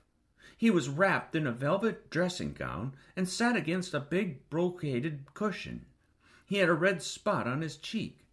"Come in," he said. "I've been thinking about you all the morning." "I've been thinking about you too," answered Mary. "You don't know how frightened Martha is. She says Mrs. Medlock will think she told me about you, and then she will be sent away." He frowned. "Go and tell her to come here," he said. "She is in the next room." Mary went and brought her back. Poor Martha was shaking in her shoes. Colin was still frowning. "Have you to do what I please, or have you not?" he demanded. "I have to do what you please, sir," Martha faltered, turning quite red. "Has Medlock to do what I please?" "Everybody has, sir," said Martha. "Well, then, if I order you to bring Miss Mary to me, how can Medlock send you away if she finds it out?" "Please don't let her, sir," pleaded Martha. "I'll send her away if she dares to say a word about such a thing," said Master Craven grandly. "She wouldn't like that, I can tell you." "Thank you, sir," bobbing a curtsy. "I want to do my duty, sir." "What I want is your duty," said Colin, more grandly still. "I'll take care of you. Now go away." When the door closed behind Martha, Colin found Mistress Mary gazing at him as if he had set her wondering. "Why do you look at me like that?" he asked her. "What are you thinking about?" "I'm thinking about two things." "What are they? Sit down and tell me." "This is the first one," said Mary, seating herself on the big stool. "Once in India I saw a boy who was a Rajah. He had rubies and emeralds and diamonds stuck all over him. He spoke to his people just as you spoke to Martha. Everybody had to do everything he told them, in a minute. I think they would have been killed if they hadn't." "I shall make you tell me more about Rajahs presently," he said. "But first tell me what the second thing was." "I was thinking," said Mary, "how different you are from Dickon." "Who is Dickon?" he said. "What a queer name." She might as well tell him, she thought. She could talk about Dickon without mentioning the secret garden. She had liked to hear Martha talk about him. Besides, she longed to talk about him. It would seem to bring him nearer. "He is Martha's brother. He is 12 years old," she explained. "He is not like anyone else in the world. He can charm foxes and squirrels and birds, just as the natives in India charm snakes. He plays a very soft tune on a pipe, and they come and listen." There were some big books on a table at his side, and he dragged one suddenly toward him. "There is a picture of a snake charmer in this," he exclaimed. "Come and look at it." The book was a beautiful one, with superb colored illustrations, and he turned to one of them. "Can he do that?" he asked eagerly. "He played on his pipe and they listened," Mary explained, "but he doesn't call it magic. He says it's because he lives on the moor so much and he knows their ways. He says he feels sometimes as if he was a bird or a rabbit himself. He likes them so. I think he asked the robin questions. It seemed as if they talked to each other in soft chirps." Colin lay back on his cushion, and his eyes grew larger and larger, and the spots on his cheeks burned. "Tell me some more about him," he said. "He knows all about eggs and nests," Mary went on, "and he knows where foxes and badgers and otters live. He keeps them secret so that the other boys won't find their holes and frighten them. He knows about everything that grows or lives on the moor." "Does he like the moor?" said Colin. "How can he when it's such a great, bare, dreary place?" "It's the most beautiful place," protested Mary. "Thousands of lovely things grow on it, and there are thousands of little creatures, all busy building nests, and making holes and burrows, and chippering or singing or squeaking to each other. They are so busy, and having such fun under the earth or in the trees or heather. It's their world." "How do you know all that?" said Colin, turning on his elbow to look at her. "I have never been there once, really," said Mary, suddenly remembering. "I only drove over it in the dark. I thought it was hideous.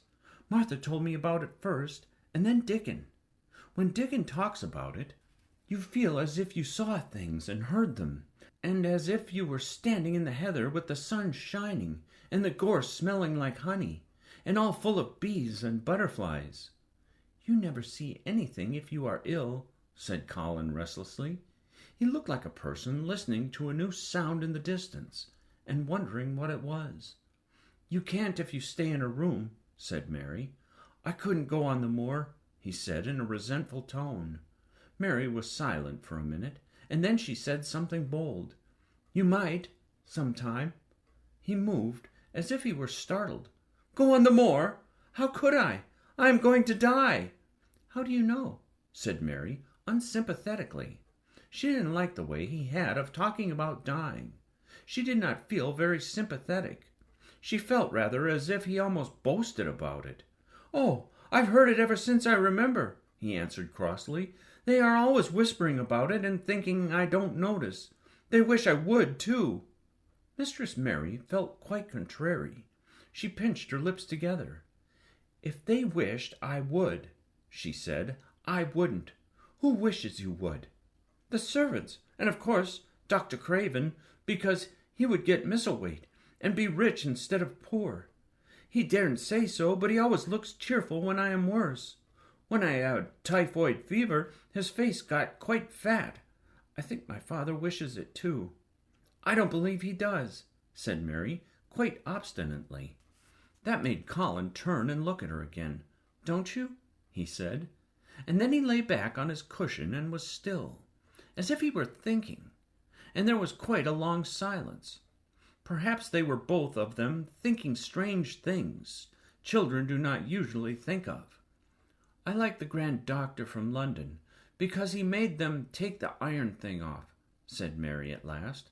Did he say you were going to die? No. What did he say? He didn't whisper, Colin answered. Perhaps he knew I hated whispering. I heard him say one thing quite aloud. He said, the lad might live if he would make up his mind to it. Put him in the humor.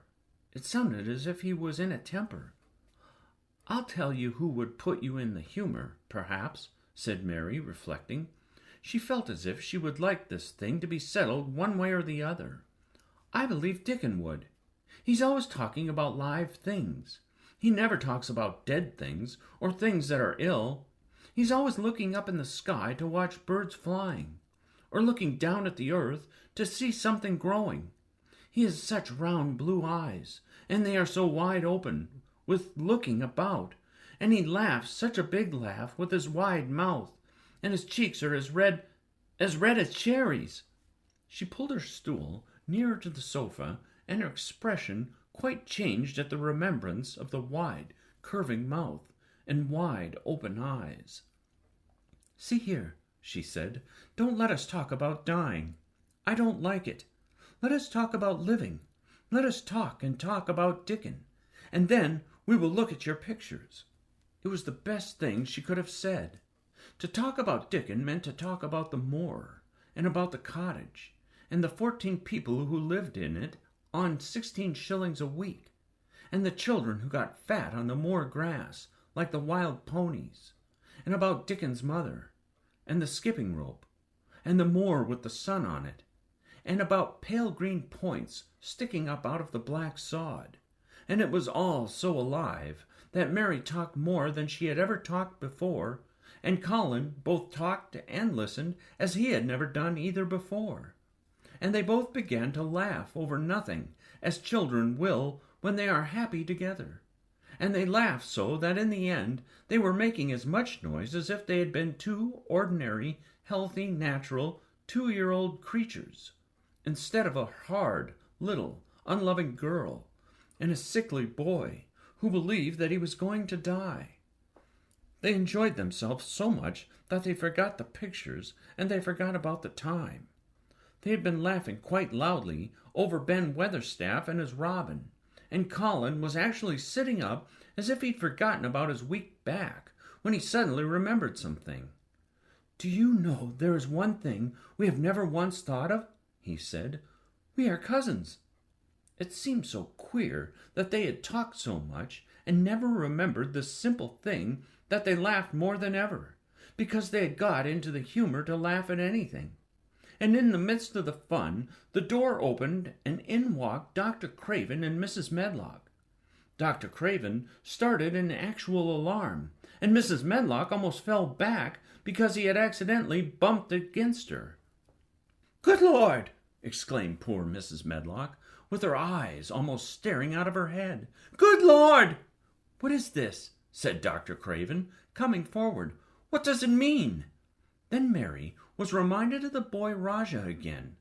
Colin answered as if neither the doctor's alarm nor Mrs. Medlock's terror were of the slightest consequence. He was as little disturbed or frightened as if an elderly cat and dog had walked into the room. "This is my cousin, Mary Lennox," he said. "I asked her to come and talk to me. I like her. She must come and talk to me whenever I send for her."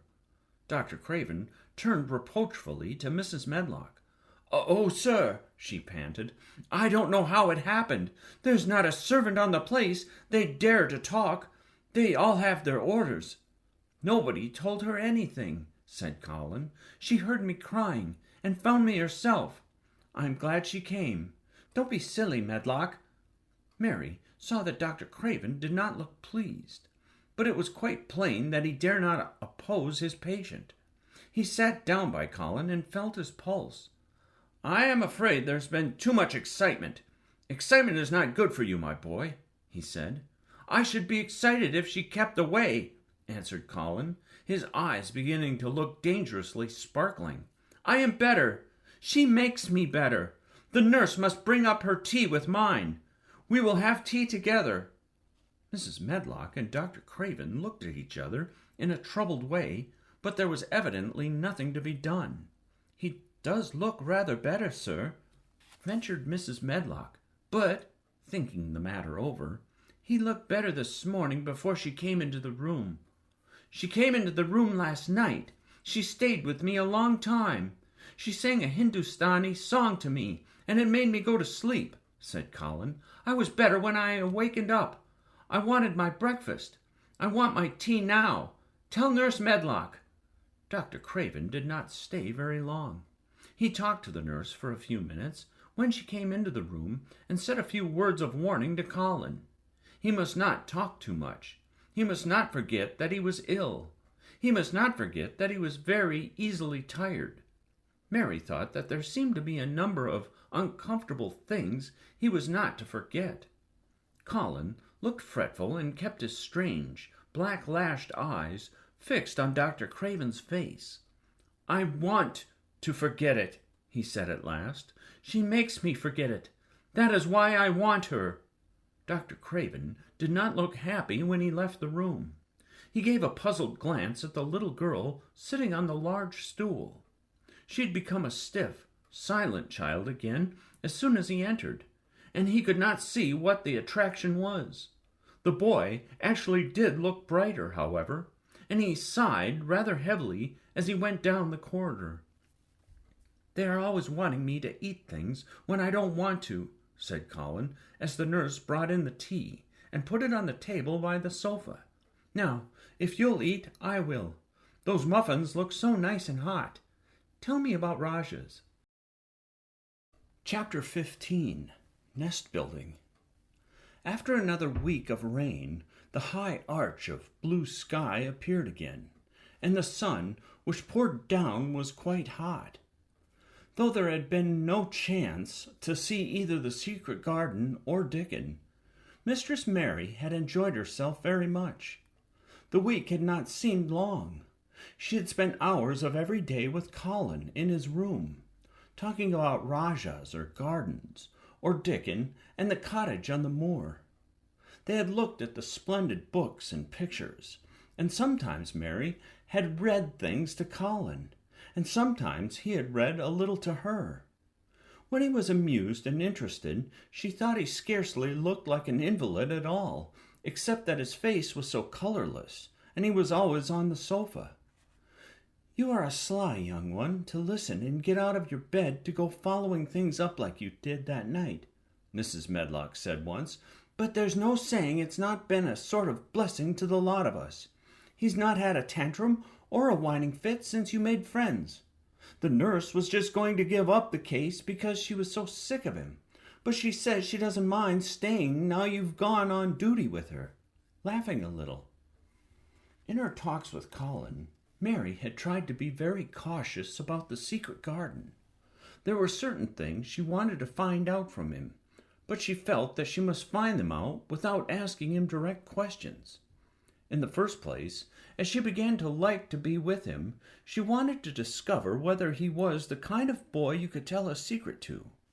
He was not in the least like Dickon, but he was evidently so pleased with the idea of a garden no one knew anything about that she thought perhaps he could be trusted. But she had not known him long enough to be sure. The second thing she wanted to find out was this: if he could be trusted, if he really could, wouldn't it be possible to take him to the garden without having anyone find it out? The grand doctor had said that he must have fresh air, and Colin had said that he would not mind fresh air in a secret garden. Perhaps if he had a great deal of fresh air and knew Dickon and the robin and saw things growing, he might not think so much about dying. Mary had seen herself in the glass sometimes lately when she had realized that she looked quite a different creature from the child she had seen when she arrived from India. This child looked nicer. Even Martha had seen a change in her. "The air from the moor has done thee good already," she had said. "Thou'rt nigh so yeller, and thou'rt not nigh so scrawny. Even the hair doesn't slant down on the head so flat. It's got some life in it so as it sticks out a bit." "It's like me," said Mary. "It's growing stronger and fatter. I'm sure there's more of it." "It looks it for sure," said Martha, ruffling it up a little round her face. "Thou'rt not half so ugly when it's that way, and there's a bit of red in the cheeks." If gardens and fresh air had been good for her, perhaps they would be good for Colin. But then, if he hated people to look at him, perhaps he would not like to see Dickon. "Why does it make you angry when you are looked at?" she inquired one day. "I always hated it," he answered, "even when I was very little.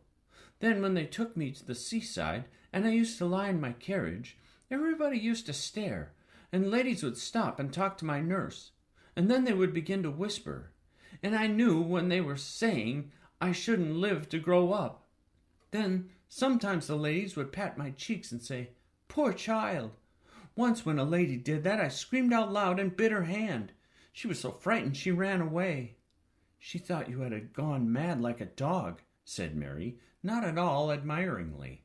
"I don't care what she thought," said Colin, frowning. "I wonder why you didn't scream and bite me when I came into your room," said Mary. Then she began to smile slowly. "I thought you were a ghost or a dream," he said. "You can't bite a ghost or a dream, and if you scream, they don't care. Would you hate it if a boy looked at you?" Mary asked uncertainly. He lay back on his cushion and paused thoughtfully. "There's one boy," he said, quite slowly, as if he were thinking over every word. "There's one boy I believe I shouldn't mind. It's that boy who knows where the foxes live. Dickon. I'm sure you wouldn't mind him," said Mary. "The birds don't, and other animals," he said, still thinking it over. "Perhaps that's why I shouldn't. He's a sort of animal charmer, and I am a boy animal." Then he laughed, and she laughed too. In fact, it ended in their both laughing a great deal and finding the idea of a boy animal hiding in his hole very funny indeed. What Mary felt afterwards was that she need not fear about Dickon. On that first morning when the sky was blue again, Mary wakened very early. The sun was pouring in slanting rays through the blinds, and there was something so joyous in the sight of it that she jumped out of bed and ran to the window. She drew up the blinds and opened the window itself, and a great waft of fresh, scented air blew in upon her.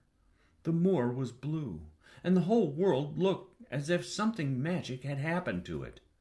There were tender little fluting sounds here and there and everywhere, as if scores of birds were beginning to tune up for a concert. Mary put put her hand out of the window and held it in the sun. "It's warm, warm," she said. "It will make the green points push up, and it will make the bulbs and roots work and struggle with all their might under the earth." She kneeled down and leaned out of the window as far as she could, breathing big breaths and sniffing the air until she laughed because she remembered what Dickon's mother had said about the end of his nose quivering like a rabbit's. "It must be very early," she said. "The little clouds are all pink, and I've never seen the sky look like this. No one is up.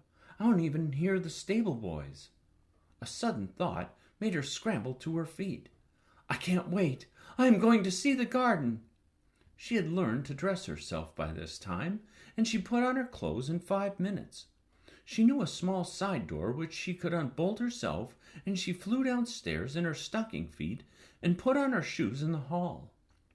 She unchained and unbolted and unlocked, and when the door was open, she sprang across the step with one bound.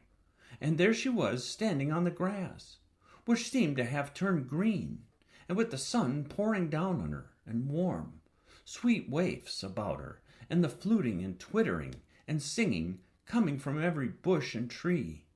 She clasped her hands for pure joy and looked up in the sky, and it was so blue and pink and pearly and white and flooded with springtime light that she felt she must flute and sing aloud herself, and knew that thrushes and robins and skylarks could not possibly help it. She ran around the shrubs and paths towards the secret garden. "It is all different already," she said. "The grass is greener, and things are sticking up everywhere, and things are uncurling, and green buds of leaves are showing. This afternoon I am sure Dickon will come." The long, warm rain had done strange things to the 𝘓𝘪𝘵𝘮 beds, which bordered the walk by the lower wall. There were things sprouting and pushing out from the roots of clumps of plants, and there were actually here and there glimpses of royal purple and yellow unfurling among the stems of crocuses. 6 months before Mistress Mary would not have seen how the world was waking up, but now she missed nothing.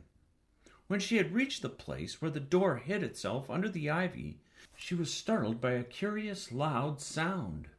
It was the caw-caw of a crow, and it came from the top of the wall. And when she looked up, there sat a big, glossy, plumaged, blue-black bird, looking down at her very wisely indeed. She had never seen a crow so close before, and he made her a little nervous. But the next moment he spread his wings and flapped across the garden. She hoped he was not going to stay inside, and she pushed the door open, wondering if he would. When she got fairly into the garden, she saw that he probably did intend to stay, because he had alighted on a dwarf apple tree, and under the apple tree was lying a little reddish animal with a bushy tail, and both of them were watching the stooping body and rust-red head of Dickon, who was kneeling on the grass working hard. Mary flew across the grass to him. "Oh, Dickon, Dickon!" she cried out. "How could you get here so early? How could you? The sun has only just got up." He got up himself, laughing and glowing, and tousled, his eyes like a bit of the sky. He said, "I was up long before him. How could I have stayed abed? The world's all fair begun again this morning, it has, and it's working and humming and scratching and piping and nest-building and breathing out sense, till you got to be out of it instead o' lying on your back. But the sun did it jump up the moor, went mad for joy, and I was in the midst of the _heather, and I run like mad myself, shouting and singing, and I come straight here. I couldn't have stayed away. Why, the garden was lying here waiting." Mary put her hands on her chest, panting, as if she had been running herself. "Oh, Dickon, Dickon," she said, "I'm so happy I can scarcely breathe." Seeing him talking to a stranger, the little bushy-tailed animal rose from its place under the tree and came to him, and the rook, cawing once, flew down from its branch and settled quietly on his shoulder.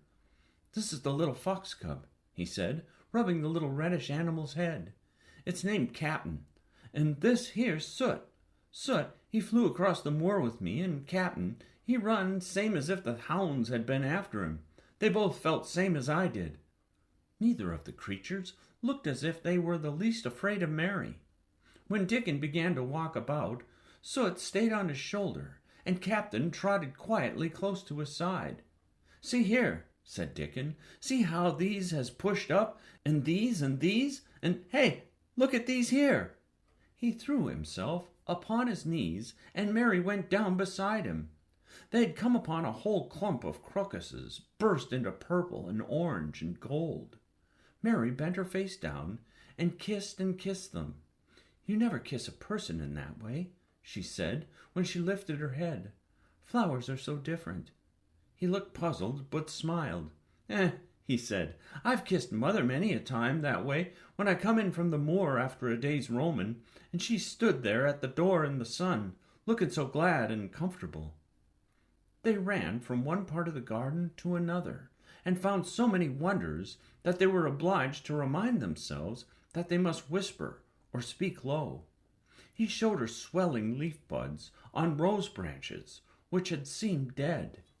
He showed her 10,000 new green points pushing through the mold. They put their eager young noses close to the earth, sniffed its warm springtime breathing.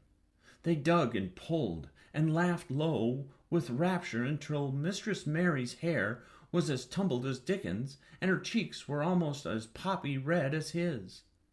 There was every joy on earth in the secret garden that morning, and in the midst of them came a delight more delightful than all, because it was more wonderful. Swiftly something flew across the wall and darted through the trees to a close-grown corner. A little flare of red-breasted bird with something hanging from its beak. Dickon stood quite still and put his hand on Mary, almost as if they had suddenly found themselves laughing in a church. "We munnot stir," he whispered in broad Yorkshire. "We munnot scarce breathe. I know he was matin huntin' when I seed him last. It's Ben Weatherstaff's robin. He's buildin' his nest. He'll stay here if us don't flight him."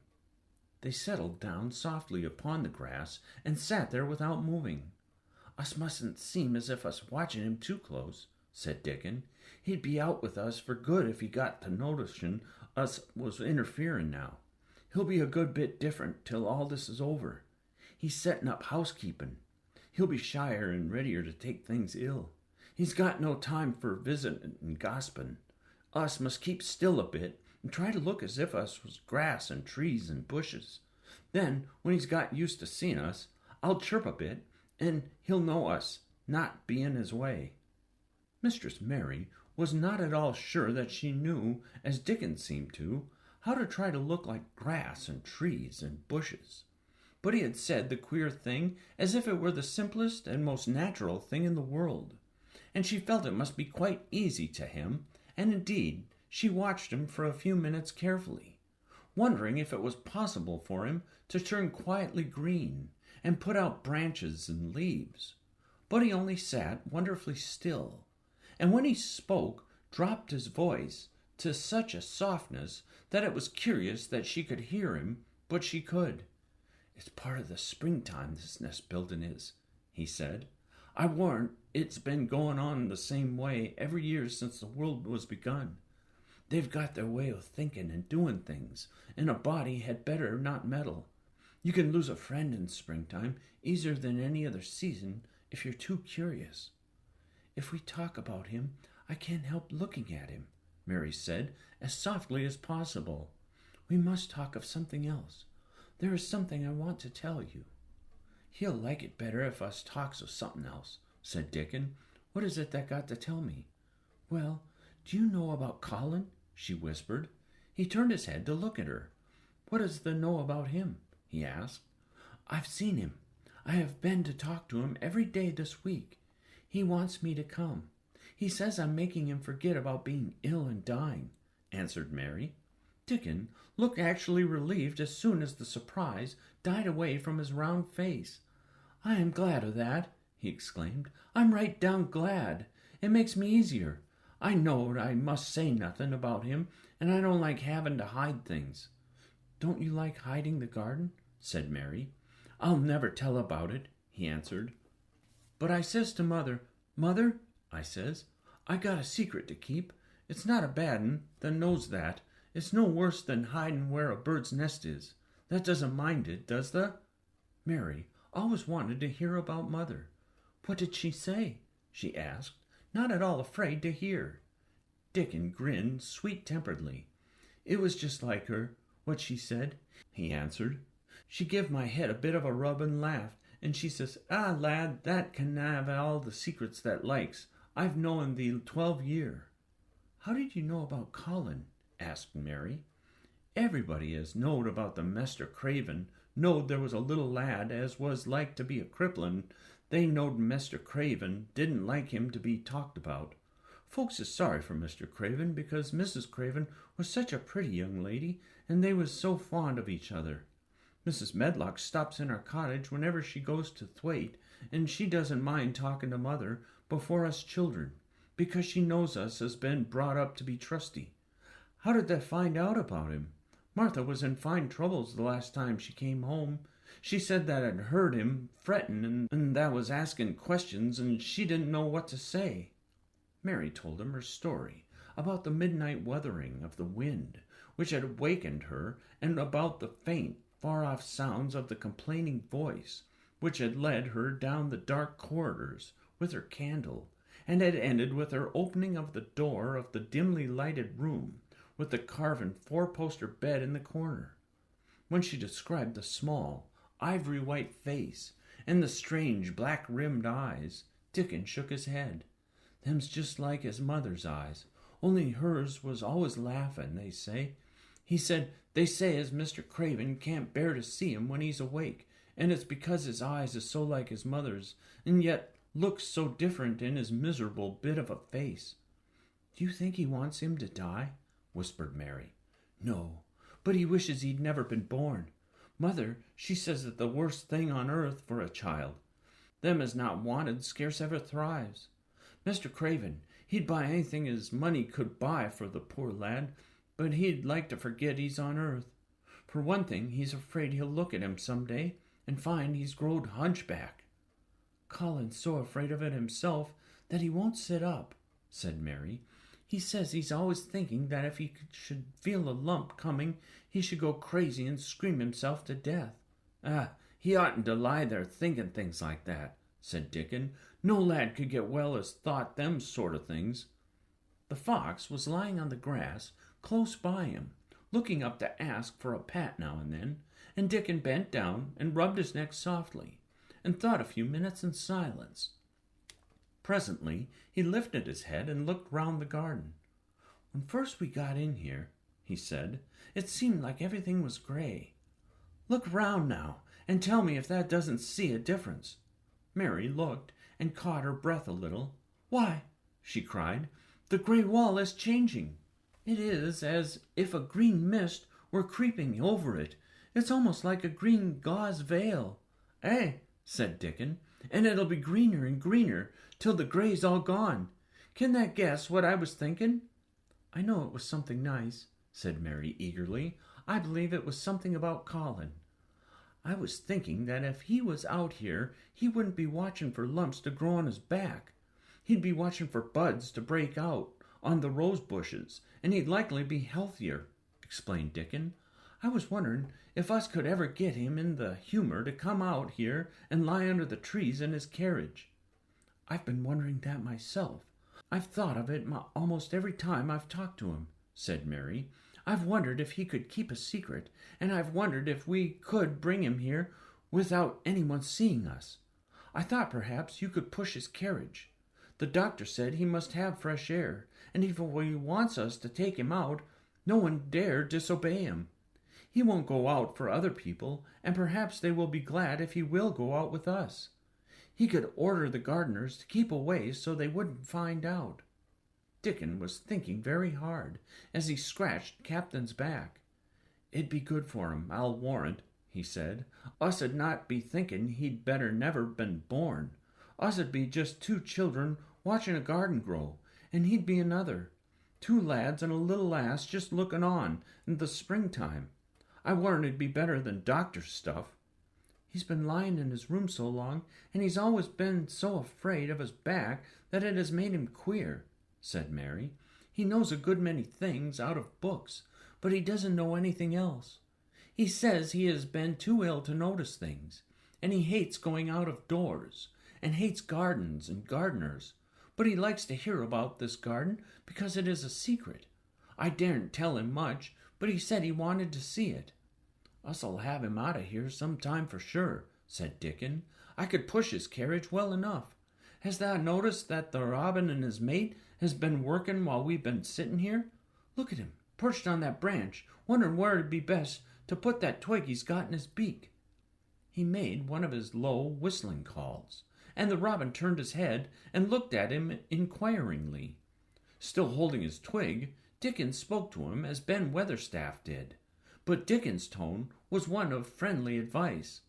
"Wherever's that puts it," he said, "it'll be all right. They knew how to build the nest before that came out of the egg. Get on with thee, lad.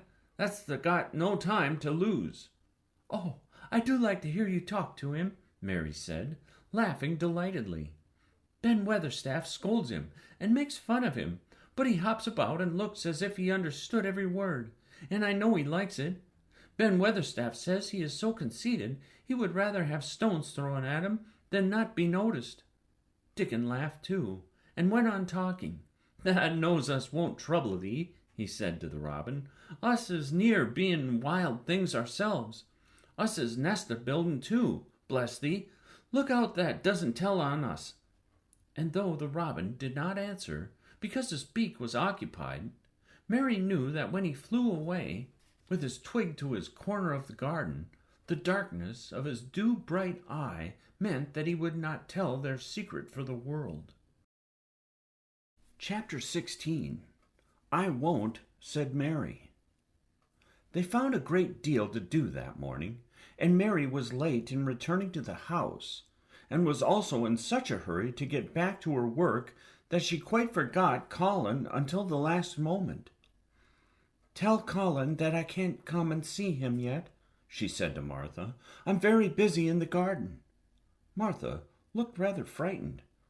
Miss Mary," she said, "it may put him all out of humour when I tell him that." But Mary was not as afraid of him as other people were, and she was not a self-sacrificing person. "I can't stay," she answered. "Dickon's waiting for me," and she ran away. The afternoon was even lovelier and busier than the morning had been. Already nearly all the weeds were cleared out of the garden, and most of the roses and trees had been pruned or dug about. Dickon had brought a spade of his own, and he had taught Mary to use all her tools, so that by this time it was plain that though the lovely wild place was not likely to become a gardener's garden, it would be a wilderness of growing things before the springtime was over. "There'll be apple blossoms and cherry blossoms overhead," Dickon said, working away with all his might. "And there'll be a peach and a plum tree bloom against the walls, and the grass'll be a carpet of flowers." The little fox and the rook were as happy and busy as they were, and the robin and his mate flew backwards and forwards like tiny streaks of lightning. Sometimes the rook flapped his black wings and soared away over the tree-tops in the park. Each time he came back and perched near Dickon and cawed several times as if he were relating his adventures, and Dickon talked to him just as he had talked to the robin. Once, when Dickon was so busy that he did not answer him at first, Soot flew onto his shoulder and gently tweaked his ear with his large beak. When Mary wanted to rest a little, Dickon sat down with her under a tree, and once he took his pipe out of his pocket and played the soft, strange little notes, and 2 squirrels appeared on the wall and looked and listened. "That a good bit stronger than that was," Dickon said, looking at her as she was digging. "That's beginning to look different for sure." Mary was glowing with exercise and good spirits. "I'm getting fatter and fatter every day," she said, quite exultantly. "Mrs. Medlock will have to get me some bigger dresses. Martha says my hair is growing thicker. It isn't so flat and stringy." The sun was beginning to set and sending deep gold-colored rays slanting under the trees when they parted. "It'll be fine tomorrow," said Dickon. "I'll be at work by sunrise." "So will I," said Mary. She ran back to the house as quickly as her feet would carry her. She wanted to tell Colin about Dickon's fox cub and the rook, and about what the springtime had been doing. She felt sure he would like to hear. So it was not very pleasant when she opened the door of her room to see Martha standing waiting for her with a doleful face. "What is the matter?" she asked. "What did Colin say when you told him I couldn't come?" "Ah," said Martha, "I wish that had gone. He was nigh going into one of his tantrums. There's been a nice to-do all afternoon to keep him quiet. He would watch the clock all the time." Mary's lips pinched themselves together. She was no more used to considering other people than Colin was, and she saw no reason why an ill-tempered boy should interfere with the thing she liked best. She knew nothing about the pitifulness of people who had been ill and nervous, and who did not know that they could control their tempers, and need not make other people ill and nervous too. When she had had a headache in India, she had done her best to see that everybody else also had a headache, or something quite as bad, and she felt she was quite right, but of course now she felt that Colin was quite wrong. He was not on his sofa when she went into his room. He was lying flat on his back in bed, and he did not turn his head towards her as she came in. This was a bad beginning, and Mary marched up to him with her stiff manner. "Why didn't you get up?" she said. "I did get up this morning when I thought you were coming," he answered, without looking at her. "I made them put me back in bed this afternoon. My back ached and my head ached, and I was tired. Why didn't you come?" "I was working in the garden with Dickon," said Mary. Colin frowned and condescended to look at her. "I won't let that boy come here if you go and stay with him instead of coming to talk to me," he said. Mary flew into a fine passion. She could fly into a passion without making a noise. She just grew sour and obstinate, and did not care what happened. "If you send Dickon away, I'll never come into this room again," she retorted. "You'll have to if I want you," said Colin. "I won't," said Mary. "I'll make you," said Colin. "They shall drag you in." "Shall they, Mr. Rajah?" said Mary fiercely. "They may drag me in, but they can't make me talk when they get me here. I'll sit and clench my teeth and never tell you one thing. I won't even look at you. I'll stare at the floor." They were a nice, agreeable pair as they glared at each other. If they had been two little street boys, they would have sprung at each other and had a rough and tumble fight. As it was, they did the next thing to it. "You are a selfish thing," cried Colin. "What are you?" said Mary. "Selfish people always say that. Anyone is selfish who doesn't do what they want. You're more selfish than I am. You're the most selfish boy I ever saw." "I'm not," snapped Colin. "I'm not as selfish as your fine Dickon is. He keeps you playing in the dirt when he knows I am all by myself. He's selfish, if you like." Mary's eyes flashed fire. "He's nicer than any other boy that ever lived," she said. He's like an angel."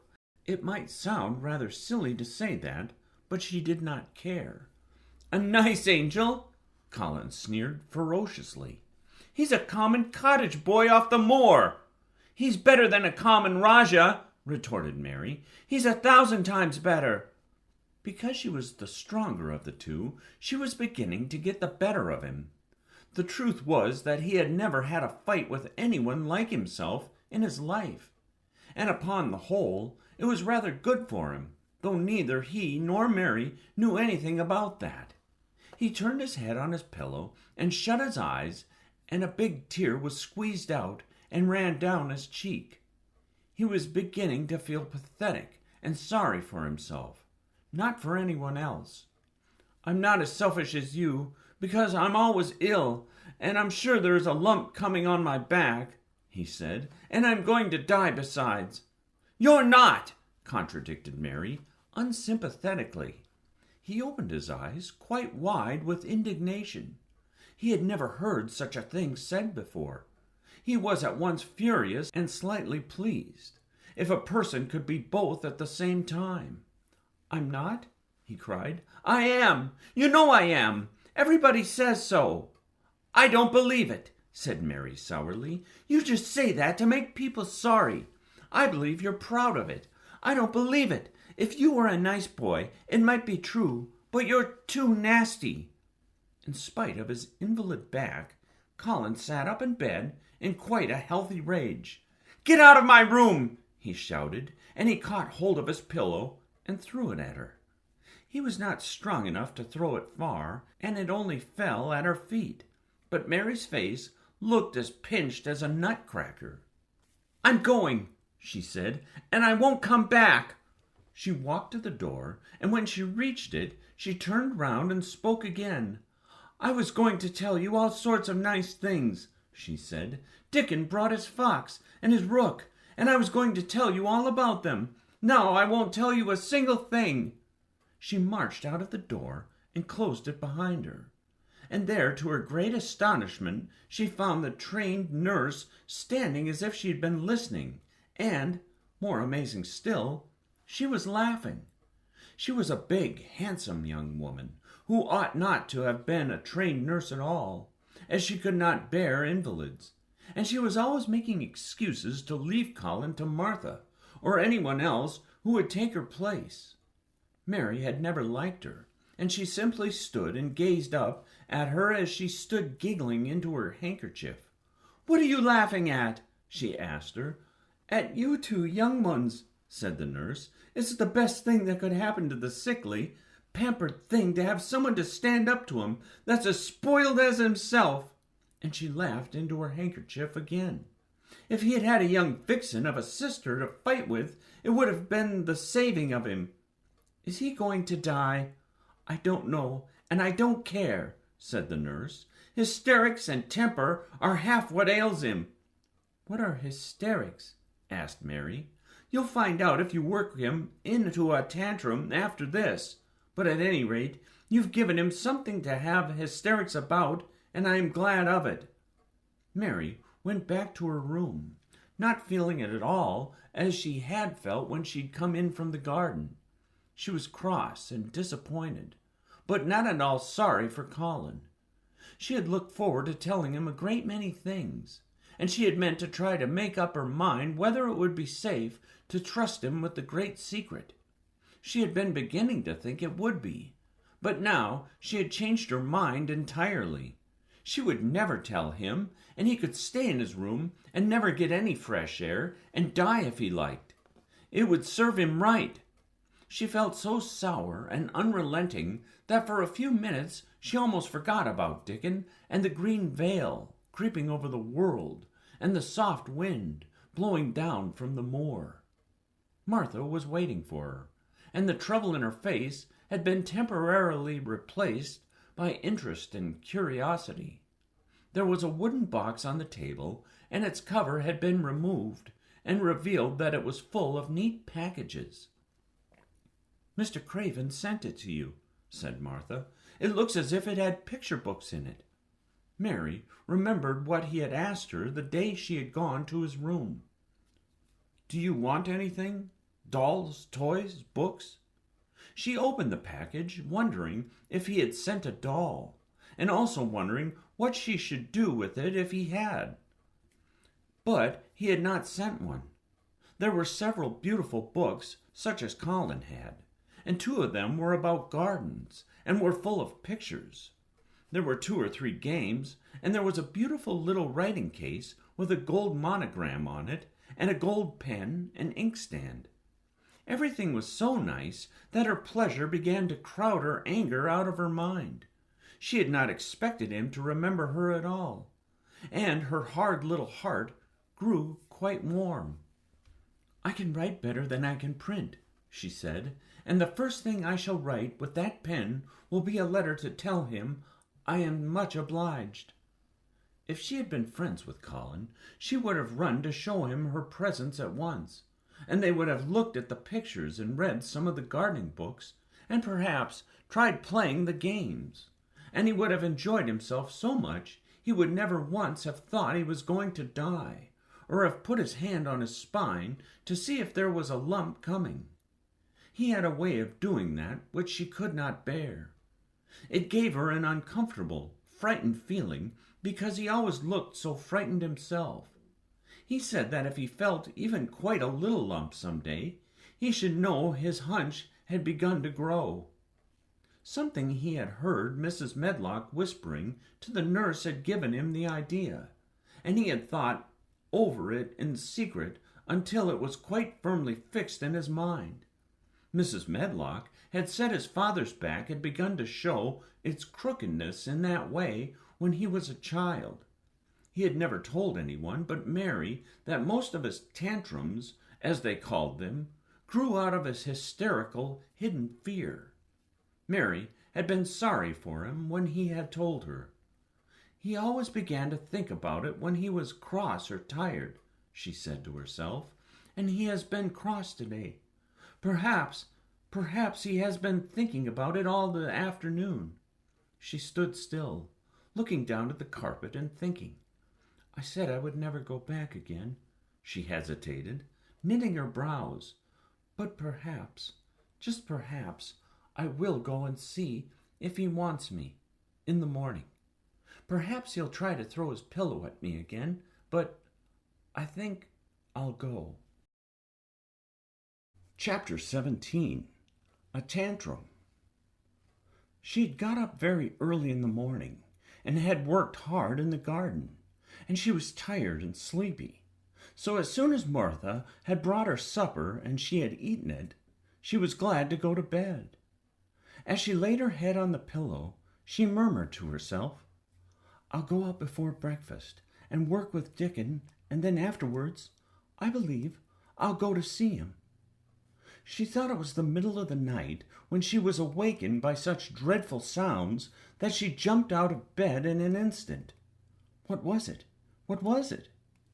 The next minute she felt quite sure she knew. Doors were opened and shut, and there were hurrying feet in the corridors, and someone was crying and screaming at the same time, screaming and crying in a horrible way. It's Colin, she said. He's having one of those tantrums the nurses call hysterics. How awful it sounds. As she listened to the sobbing screams, she did not wonder that people were so frightened that they gave him his own way in everything rather than hear them. She put her hands over her ears and felt sick and shivering. I don't know what to do. I don't know what to do, she kept saying. I can't bear it. Once she wondered if he would stop if she dared go to him, and then she remembered how he had driven her out of the room and thought that perhaps the sight of her might make him worse. Even when she pressed her hands more tightly over her ears, she could not keep the awful sounds out. She hated them so, and was so terrified by them, that suddenly they began to make her angry, and she felt as if she should like to fly into a tantrum herself and frighten him as he was frightening her. She was not used to anyone's temper but her own. She took her hands from her ears and sprang up and stamped her foot. He ought to be stopped! Someone ought to make him stop! Somebody ought to beat him! She cried out. Just then she heard feet almost running down the corridor, and her door opened and the nurse came in. She was not laughing now by any means. She even looked rather pale. He's working himself into hysterics, she said in a great hurry. He'll do himself harm. No one can do anything with him. You come and try, like a good child. He likes you. He turned me out of the room this morning, said Mary, stamping her foot in excitement. The stamp rather pleased the nurse. The truth was that she had been afraid she might find Mary crying and hiding her head under the bedclothes. That's right, she said. You're in the right humor. You go and scold him. Give him something new to think of. Do go, child, as quick as ever you can. It was not until afterwards that Mary realized that the thing had been funny as well as dreadful. That it was funny that all the grown-up people were so frightened that they came to a little girl just because they guessed she was almost as bad as Colin himself. She flew along the corridor, and the nearer she got to the screams, the higher her temper mounted. She felt quite wicked by the time she reached the door. She slapped it open with her hand and ran across the room to the four-poster bed. "You stop!" she almost shouted. "You stop! I hate you! Everybody hates you! I wish everybody would run out of the house and let you scream yourself to death! You will scream yourself to death in a minute, and I wish you would!" A nice, sympathetic child could neither have thought nor said such things. But it just happened that the shock of hearing them was the best possible thing for this hysterical boy whom no one had ever dared to restrain or contradict. He had been lying on his face, beating his pillow with his hands, and he actually almost jumped around. He turned so quickly at the sound of the furious little voice, his face looked dreadful, white and red and swollen, and he was gasping and choking. But savage little Mary did not care an atom. "If you scream, another scream," she said, "I'll scream too, and I can scream louder than you can, and I'll frighten you. I'll frighten you." He actually had stopped screaming because she had startled him so. The scream which had been coming almost choked him. The tears were streaming down his face, and he shook all over. "I can't stop," he gasped and sobbed. I can't! "You can!" shouted Mary. "Half that ails you is hysterics and temper. Just hysterics! Hysterics! Hysterics!" And she stamped each time she said it. "I felt the lump! I felt it!" choked out Colin. "I knew I should! I shall have a hunch on my back, and then I shall die!" And he began to writhe again, and turned on his face, and sobbed and wailed. But he didn't scream. "You didn't feel a lump," contradicted Mary fiercely. "If you did, it was only a hysterical lump. Hysterics makes lumps. There's nothing the matter with your horrid back. Nothing but hysterics. Turn over and let me look at it." She liked the word hysterics, and felt somehow as if it had an effect on him. He was probably like herself and had never heard it before. "Nurse," she commanded, "come here and show me his back this minute." The nurse, Mrs. Medlock, and Martha had been standing huddled together near the door staring at her, their mouths half open. All three had gasped with fright more than once. The nurse came forward as if she were half afraid. Colin was heaving with great breathless sobs. "Perhaps he won't let me," she hesitated in a low voice. Colin heard her, however, and he gasped out between two sobs, "Show her! She'll see then." It was a poor, thin back to look at when it was bared. Every rib could be counted, and every joint of the spine, though Mistress Mary did not count them as she bent over and examined them with a solemn, savage little face. She looked so sour and old-fashioned that the nurse turned her head aside to hide the twitching of her mouth. There was just a minute's silence, for even Colin tried to hold his breath while Mary looked up and down his spine and down and up, as intently as if she had been the great doctor from London. "There's not a single lump there," she said at last. "There's not a lump as big as a pin, except backbone lumps, and you can only feel them because you're thin. I've got backbone lumps myself, and they used to stick out as much as yours do, until I began to get fatter, and I'm not fat enough yet to hide them. There's not a lump as big as a pin. If you ever say there is again, I shall laugh." No one but Colin himself knew what effect those crossly spoken, childish words had on him.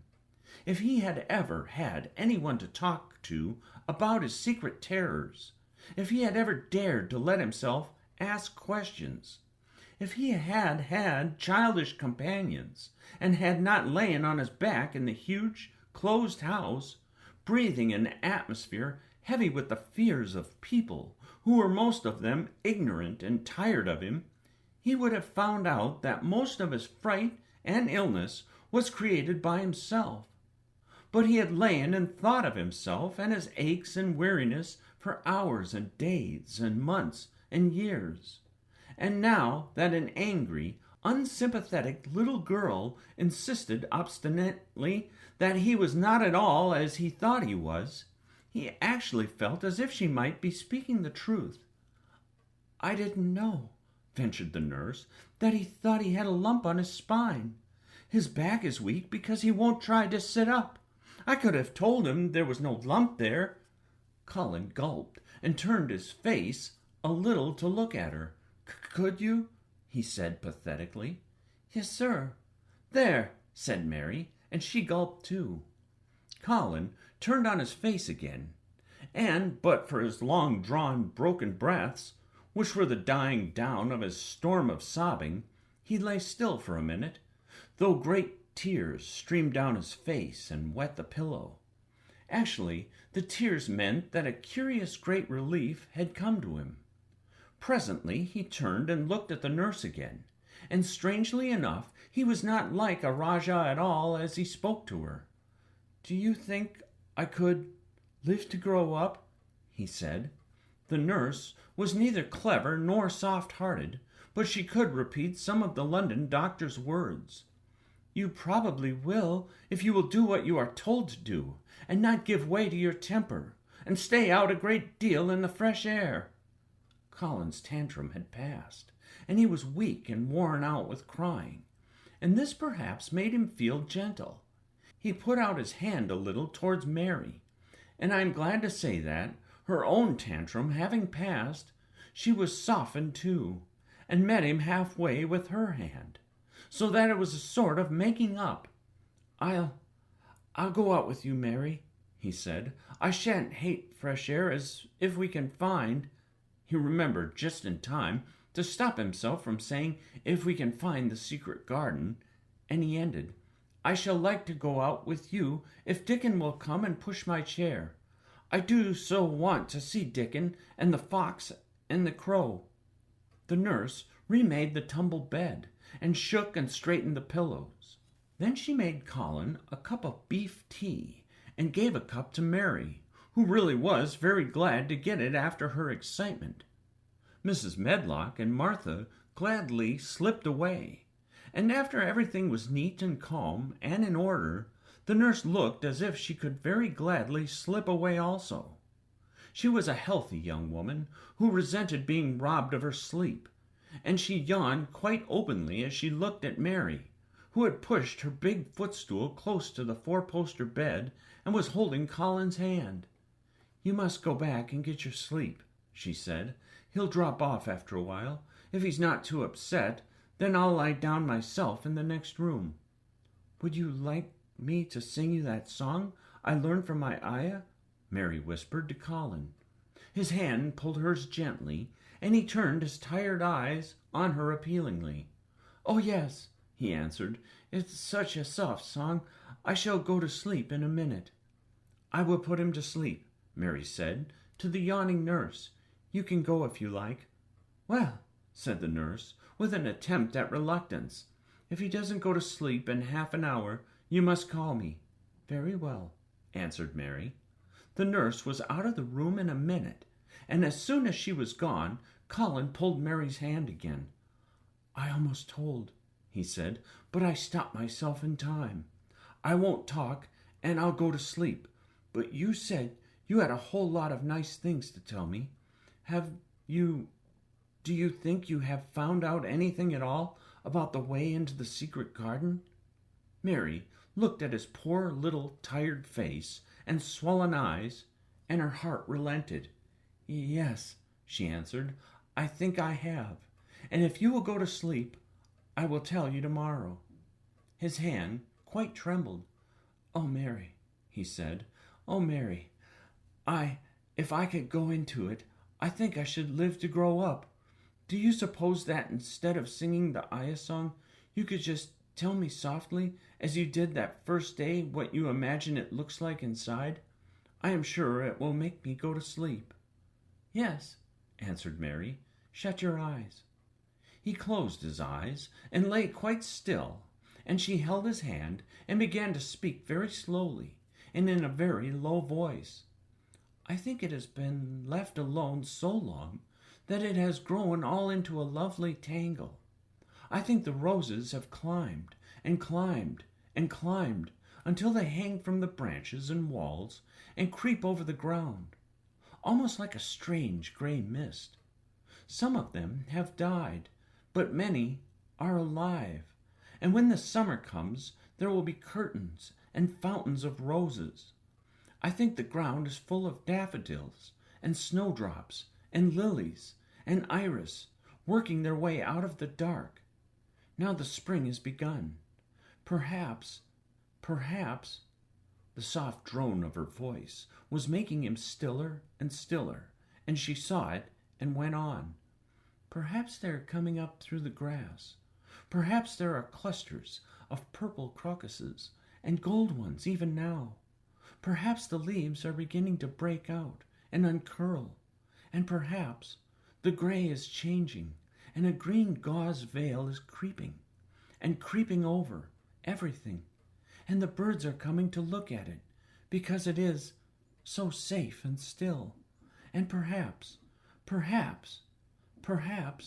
very softly and slowly indeed, the robin has found a mate and is building a nest."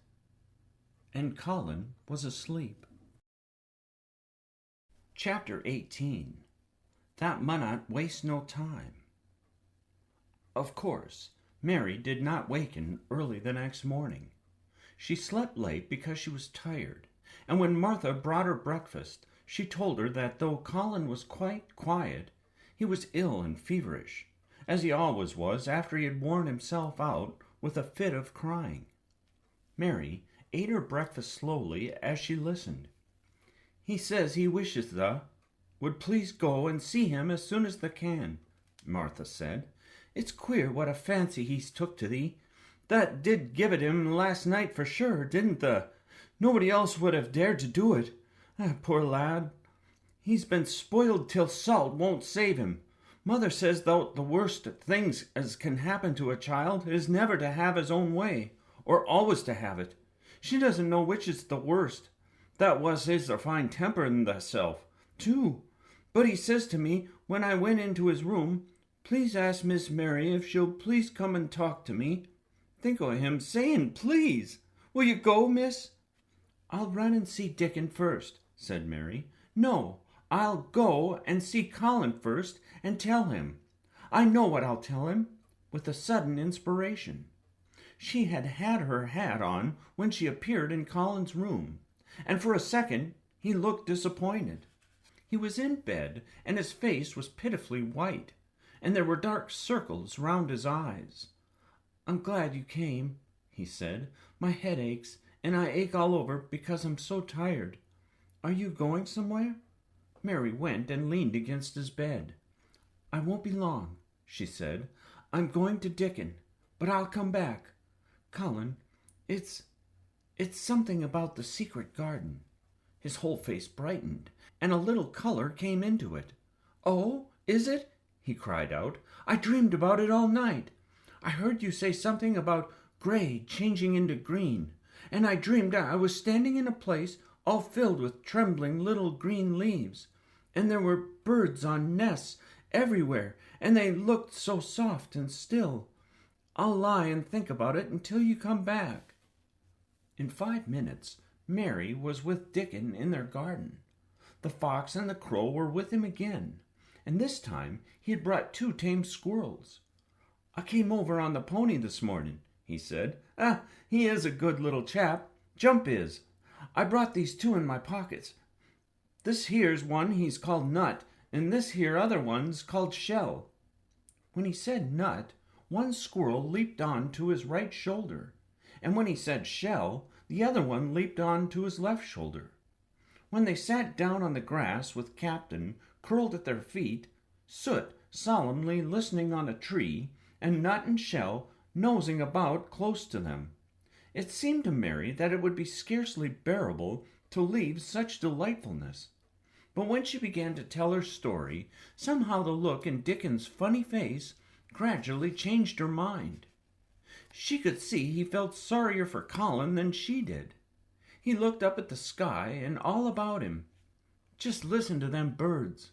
The world seems full of 'em all whistling and piping," he said. "Look at 'em darting about and harking and calling to each other. Come springtime seems like as if all the world's calling.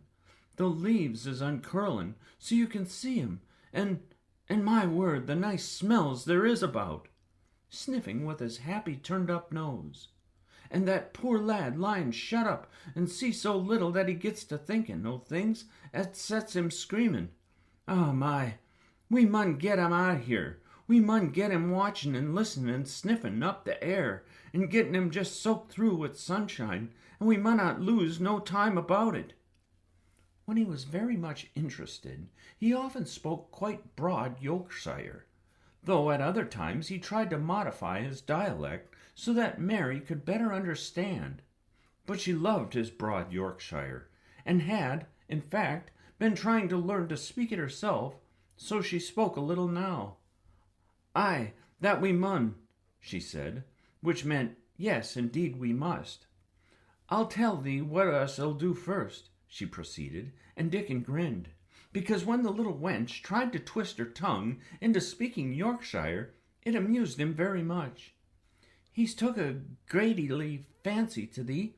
He wants to see thee, and he wants to see Soot and Captain. When I go back to the house to talk to him, I'll ax him if that cannot come and see him tomorrow morning, and bring the creatures with thee, and then, in a bit, when there's more leaves out, and a happening a bud or two, we'll get him to come out, and thou shalt push him in his chair, and we'll bring him here, and show him everything." When she stopped, she was quite proud of herself. She had never made a long speech in Yorkshire before, and she had remembered very well. "Thou mun talk a bit of Yorkshire like that to Mr. Colin," Dickon chuckled. "That'll make him laugh, and there's nowt as good for ill folk as laughing is. Mother says she believes as half an hour's a good laugh every morning ought to cure a chap as he was making ready for typhus fever."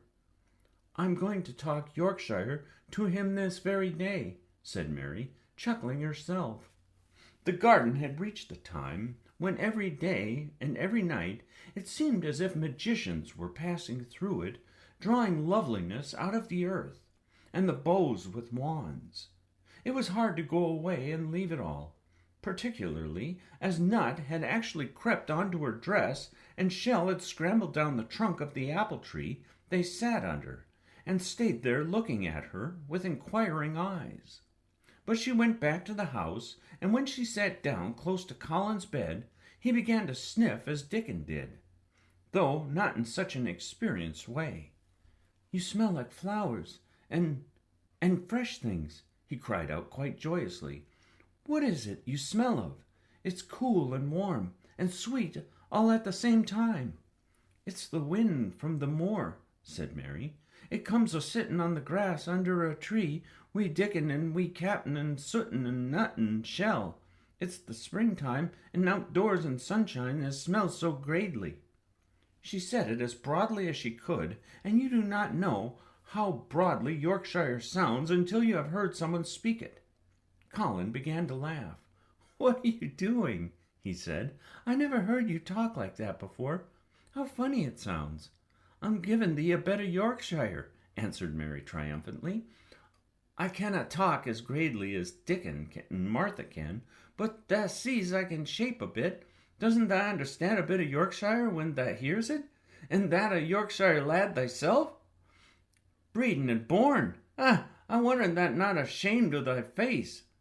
And then she began to laugh too, and they both laughed until they could not stop themselves, and they laughed until the room echoed, and Mrs. Medlock, opening the door to come in, drew back into the corridor and stood listening, amazed. "Well, upon my word," she said, speaking rather broad Yorkshire herself, because there was no one to hear her, and she was so astonished. "Whoever heard the like? Whoever on earth would have thought it?" There was so much to talk about. It seemed as if Colin could never hear enough of Dickon and Captain and Soot and Nut and Shell and the pony whose name was Jump. Mary had run round into the wood with Dickon to see Jump. He was a tiny little shaggy moor pony with thick locks hanging over his eyes, and with a pretty face and a nuzzling velvet nose. He was rather thin with living on moor grass, but he was as tough and wiry as if the muscle in his little legs had been made of steel springs. He had lifted his head and whinnied softly the moment he saw Dickon, and he had trotted up to him and put his head across his shoulder. And then Dickon had talked into his ear, and Jump had talked back in odd little whinnies and puffs and snorts. Dickon had made him give Mary his small front hoof and kiss her on her cheek with his velvet muzzle. "Does he really understand everything Dickon says?" Colin asked. "It seems as if he does," answered Mary. "Dickon says anything will understand if you're friends with it, for sure, but you have to be friends for sure." Colin lay quiet a little while, and his strange gray eyes seemed to be staring at the wall. But Mary saw he was thinking. "I wish I was friends with things," he said at last, "but I'm not. I never had anything to be friends with, and I can't bear people." "Can't you bear me?" asked Mary. "Yes, I can," he answered. "It's very funny, but I even like you." "Ben Weatherstaff said I was like him," said Mary. "He said he'd warrant we'd both got the same nasty tempers. I think you are like him too. We are all three alike, you and I and Ben Weatherstaff. He said we were neither of us much to look at, and we were as sour as we looked. But I don't feel as sour as I used to before I knew the Robin and Dickon. Did you feel as if you hated people?" "Yes," answered Mary, without any affection. "I should have detested you if I had seen you before I saw the Robin and Dickon." Colin put out his thin hand and touched her. "Mary," he said, "I wish I hadn't said what I did about sending Dickon away. I hated you when you said he was like an angel, and I laughed at you, but perhaps he is." "Well, it was rather funny to say it," she admitted frankly, "because his nose does turn up, and he has a big mouth, and his clothes have patches all over them, and he talks broad Yorkshire. But if an angel did come to Yorkshire and live on the moor, if there was a Yorkshire angel, I believe he'd understand the green things, and know how to make them grow, and he would know how to talk to the wild creatures, as Dickon does, and they'd know he was friends for sure." "I shouldn't mind Dickon looking at me," said Colin. "I want to see him." "I'm glad you said that," answered Mary, because quite suddenly it came into her mind that this was the minute to tell him. Colin knew something new was coming. "Because what?" he cried eagerly. Mary was so anxious that she got up from her stool and came to him and caught hold of both his hands. "Can I trust you? I trusted Dickon because birds trusted him. Can I trust you? For sure? For sure?" she implored. Her face was so solemn that he almost whispered his answer. "Yes, yes!" "Well, Dickon will come to see you tomorrow morning, and he'll bring his creatures with him." "Oh, oh!" Colin cried out in delight. "But that's not all," Mary went on, almost pale with solemn excitement. "The rest is better. There is a door into the garden. I found it. It is under the ivy on the wall." If he had been a strong, healthy boy, Colin would have probably shouted, "Hooray, hooray, hooray!" But he was weak and rather hysterical. His eyes grew bigger and bigger, and he gasped for breath. "Oh, Mary!" he cried out, with a half-sob. "Shall I see it? Shall I get into it?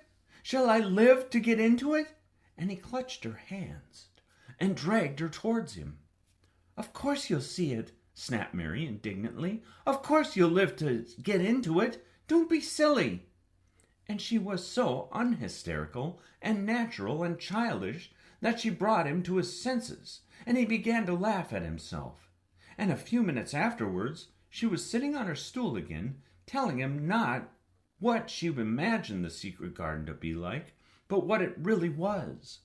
And Colin's aches and tiredness were forgotten, and he was listening enraptured. "It is just what you thought it would be," he said at last. "It sounds just as if you had really seen it. You know, I said that when you told me first." Mary hesitated about 2 minutes, and then boldly spoke the truth. "I had seen it, and I had been in," she said. "I found the key and got in weeks ago, but I daren't tell you. I daren't because I was so afraid I couldn't trust you. For sure." Chapter 19. It Has Come. Of course, Dr. Craven had been sent for the morning after Colin had had his tantrum. He was always sent for at once when such a thing occurred, and he always found, when he arrived, a white, shaken boy lying on his bed, sulky and still, so hysterical that he was ready to break into fresh sobbing at the least word. In fact, Dr. Craven dreaded and detested the difficulties of these visits. On this occasion he was away from Misselthwaite Manor until afternoon. "How is he?" he asked Mrs. Medlock rather irritably when he arrived. "He will break a blood vessel in one of those fits some day. The boy is half insane with hysteria and self-indulgence." "Well, sir," answered Mrs. Medlock, "you'll scarcely believe your eyes when you see him. That plain, sour-faced child that's almost as bad as himself has just bewitched him. How she's done it there's no telling. The Lord knows she's nothing to look at, and you scarcely ever hear her speak, but she did what none of us dare do. She just flew at him like a little cat last night and stamped her feet and ordered him to stop screaming, and somehow she startled him so that he actually did stop. And this afternoon, well, just come up and see, sir. It's past crediting." The scene which Dr. Craven beheld when he entered his patient's room was indeed rather astonishing to him. As Mrs. Medlock opened the door, he heard laughing and chattering. Colin was on his sofa in his dressing-gown, and he was sitting up quite straight, looking at a picture in one of the garden books, and talking to the plain child, who at that moment could scarcely be called plain at all, because her face was so glowing with enjoyment. "Those long spires of blue ones. We'll have a lot of those," Colin was announcing. "They're called 𝘓𝘪𝘬𝘦. Dickon says they're larkspurs, made big and grand," cried Mistress Mary. "There are clumps there already." Then they saw Dr. Craven and stopped. Mary became quite still, and Colin looked fretful. "I am sorry to hear you were ill last night, my boy," Dr. Craven said, a trifle nervously. He was rather a nervous man. "I'm better now, much better," Colin answered, "rather like a Rajah. I'm going out in my chair in a day or two if it is fine. I want some fresh air." Dr. Craven sat down by him and felt his pulse and looked at him curiously. "It must be a very fine day," he said, "and you must be very careful not to tire yourself." "Fresh air won't tire me," said the young Rajah. As there had been occasions when the same young gentleman had shrieked aloud with rage and had insisted that fresh air would give him cold and kill him, it is not to be wondered at this his doctor felt somewhat startled. "I thought you did not like fresh air," he said. "I don't when I am by myself," replied the Rajah, "but my cousin is going out with me." "And the nurse, of course?" suggested Dr. Craven. "No, I will not have the nurse," so magnificently that Mary could not help remembering how the young native prince had looked with his diamonds and emeralds and pearls stuck all over him, and the great rubies on the small dark hand he had waved to command his servants to approach with salams and receive his orders. "My cousin knows how to take care of me. I am always better when she is with me. She made me better last night. A very strong boy, I know, will push my carriage." Dr. Craven felt rather alarmed. If this tiresome, hysterical boy should chance to get well, he himself would lose all chance of inheriting Misselthwaite. But he was not an unscrupulous man, though he was a weak one, and he did not intend to let him run into actual danger. "He must be a strong boy and a steady boy," he said, "and I must know something about him. Who is he? What is his name?" "It's Dickon," Mary spoke up suddenly. She felt somehow that everyone who knew the Moor must know Dickon, and she was right, too. She saw that in a moment Dr. Craven's serious face relaxed into a relieved smile. "Oh, Dickon," he said. "If it is Dickon, you will be safe enough. He's as strong as a Moor pony is, Dickon." "And he's trusty," said Mary.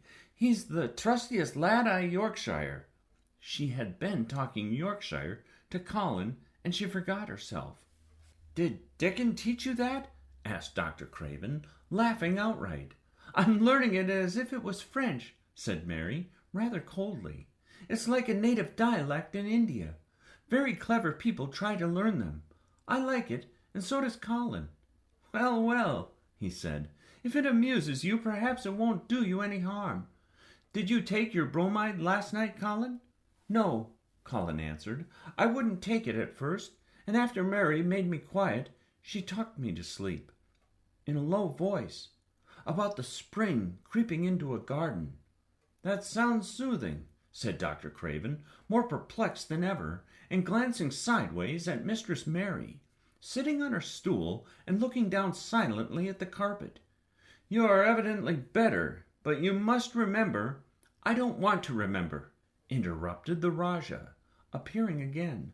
"When I lie by myself and remember, I begin to have pains everywhere, and I think of things that make me begin to scream, because I hate them so. If there was a doctor anywhere who could make you forget you were ill instead of remembering it, I would have him brought here." And he waved a thin hand, which ought really to have been covered with royal signet rings made of rubies. "It is because my cousin makes me forget that she makes me better." Dr. Craven had never made such a short stay after a tantrum. Usually he was obliged to remain a very long time and do a great many things. This afternoon he did not give any medicine or leave any new orders, and he was spared any disagreeable scenes.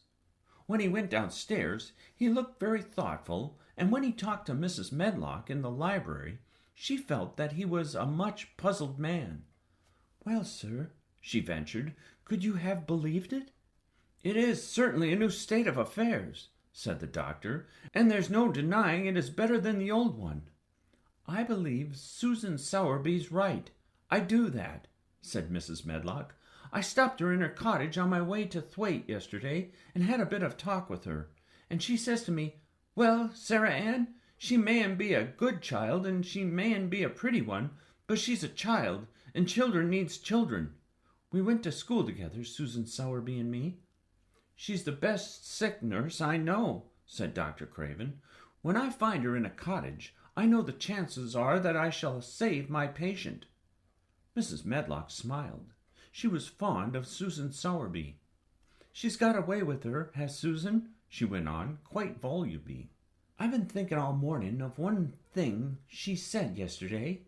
She says, 'Once when I was giving the children a bit of a preach after they'd been fighting, I sees to 'em all. When I was at school, my geography told in the world was shaped like an orange, and I found out before I was 10 that the whole orange doesn't belong to nobody. No one knows more than his bit of a quarter, and there's times, it seems, there's not enough quarters to go round. But don't you, none of you, think as you though the whole orange, or you'll find out you're mistaken, and you won't find it out without hard knocks. What children learns from children,' she says, 'is that there's no sense in grabbing at the whole orange, peel and all. If you do, you'll likely not get at the pips, and them too bitter to eat.'" "She's a shrewd woman," said Dr. Craven, putting on his coat. "Well, she's got a way of saying things," ended Mrs. Medlock, much pleased. Sometimes I've said to her, Susan, if you was a different woman and didn't talk such broad Yorkshire, I've seen the times when I shouldn't have said you was clever." That night Colin slept without once awakening, and when he opened his eyes in the morning, he lay still and smiled without knowing it. Smiled because he felt so curiously comfortable. It was actually nice to be awake, and he turned over and stretched his limbs luxuriously. He felt as if tight strings which had held him had loosened themselves and let him go. He did not know that Dr. Craven would have said that his nerves had relaxed and rested themselves. Instead of lying and staring at the wall and wishing he had not awakened, his mind was full of the plans he and Mary had made yesterday, of pictures of the garden and of Dickon and his wild creatures. It was so nice to have things to think about, and he had not been awake more than 10 minutes when he heard feet running along the corridor, and Mary was at the door. The next minute she was in the room and had run across to his bed, bringing with her a waft of fresh air, full of the scent of the morning. "You've been out! You've been out! There's that nice smell of leaves!" he cried. She had been running, and her hair was loose and blowing, and she was bright with the air and pink-cheeked, though he could not see it.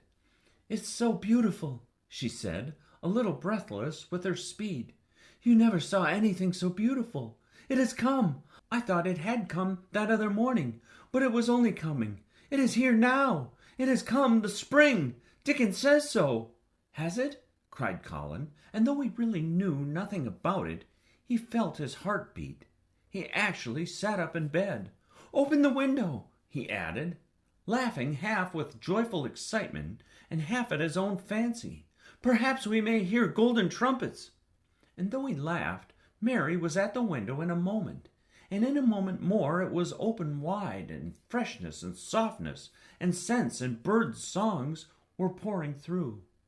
"That's fresh air," she said. "Lie on your back and draw in long breaths of it. That's what Dickon does when he's lying on the moor. He says he feels it in his veins, and it makes him strong, and he feels as if he could live forever and ever. Breathe it and breathe it." She was only repeating what Dickon had told her, but she caught Colin's fancy. "Forever and ever." "Does it make him feel like that?" he said, and he did as she told him, drawing in long, deep breaths over and over again, until he felt that something quite new and delightful was happening to him. Mary was at his bedside again. "Things are crowding up out of the earth," she ran on in a hurry, "and there are flowers uncurling, and buds on everything, and the green veil has covered nearly all the grey, and the birds are in such a hurry about their nests for fear they may be too late, that some of them are even fighting for places in the secret garden, and the rose bushes look as wick can be, and there are primroses in the lanes and woods, and the seeds we planted are up, and Dickon has brought the fox and the crow and the squirrels and a newborn lamb." And then she paused for breath. The newborn lamb Dickon had found 3 days before, lying by its dead mother among the gorse bushes on the moor. It was not the first motherless lamb he had found, and he knew what to do with it. He had taken it to the cottage, wrapped in his jacket, and he had let it lie near the fire, and had fed it with warm milk. It was a soft thing, with a darling, silly baby face, and legs rather long for its body. Dickon had carried it over the moor in his arms, and its feeding bottle was in his pocket with a squirrel. And when Mary had sat under a tree with its limp warmness huddled on her lap, she had felt as if she were too full of strange joy to speak. A lamb! A lamb! A living lamb who lay on your lap like a baby. She was describing it with great joy, and Colin was listening and drawing in long breaths of air when the nurse entered. She started a little at the sight of the open window. She had sat stifling in the room many a warm day because her patient was sure that open windows gave people cold. "Are you sure you are not chilly, Master Colin?" she inquired. "No," was the answer. I am breathing long breaths of fresh air. It makes you strong. I'm going to get up to the sofa for breakfast, and my cousin will have breakfast with me." The nurse went away, concealing a smile, to give the order for 2 breakfasts. She found the servants' hall a more amusing place than the invalid's chamber, and just now everybody wanted to hear the news from upstairs. There was a great deal of joking about the unpopular young recluse who, as the cook said, had found his master, and good for him. The servants' hall had been very tired of the tantrums, and the butler, who was a man with a family, had more than once expressed his opinion that the invalid would be all the better for a good hiding. When Colin was on his sofa, and the breakfast for 2 was put upon the table, he made an announcement to the nurse in his most Rajah-like manner. "A boy, and a fox, and a crow, and 2 squirrels, and a newborn lamb are coming to see me this morning. I want them brought upstairs as soon as they come," he said. "You are not to begin playing with the animals in the servants' hall and keep them there. I want them here." The nurse gave a light gasp and tried to conceal it with a cough. "Yes, sir," she answered. "I'll tell you what you can do," added Colin, waving his hand. "You can tell Martha to bring them here. The boy is Martha's brother. His name is Dickon, and he is an animal charmer." "I hope the animals won't bite, Master Colin," said the nurse. "I told you he was a charmer," said Colin astutely. "Charmers, animals, never bite." "There are snake charmers in India," said Mary, "and they can put their snakes' heads in their mouths." "Goodness!" shuddered the nurse. They ate their breakfast with the morning air pouring in upon them. Colin's breakfast was a very good one, and Mary watched him with serious interest. "You will begin to get fatter just as I did," she said. "I never wanted my breakfast when I was in India, and now I always want it." "I wanted mine this morning," said Colin. "Perhaps it was the fresh air. When do you think Dickon will come?" He was not long in coming. In about 10 minutes, Mary held up her hand. "Listen," she said. "Did you hear a caw?" Colin listened and heard it. The oddest sound in the world to hear inside a house. A hoarse caw-caw. "Yes," he answered. "That's Soot," said Mary. "Listen again. Do you hear a bleat? A tiny one?" "Oh, yes," cried Colin, quite flushing. "That's the newborn lamb," said Mary. "He's coming." Dickon's moorland boots were thick and clumsy, and though he tried to walk quietly, they made a clumping sound as he walked through the long corridors. Mary and Colin heard him marching, until he passed through the tapestried door on to the soft carpet of Colin's own passage. "If you please, sir," announced Martha, opening the door. "If you please, sir, here's Dickon and his creatures." Dickon came in smiling his nicest wide smile. The newborn lamb was in his arms, and the little red fox trotted by his side. Nut sat on his left shoulder, and Soot on his right, and Shell's head and paws peeped out of his coat pocket. Colin slowly sat up and stared, as he had stared when he first saw Mary, but this was a stare of wonder and delight. The truth was that in spite of all he had heard, he had not in the least understood what this boy would be like, and that his fox and his crow and his squirrels and his lamb were so near to him, and his friendliness, that they seemed almost to be part of himself. Colin had never talked to a boy in his life, and he was so overwhelmed by his own pleasure and curiosity that he did not even think of speaking. But Dickon did not feel the least shy or awkward. He had not felt embarrassed because the crow had not known his language, and had only stared, and had not spoken to him the first time they met. Creatures were always like that until they found out about you.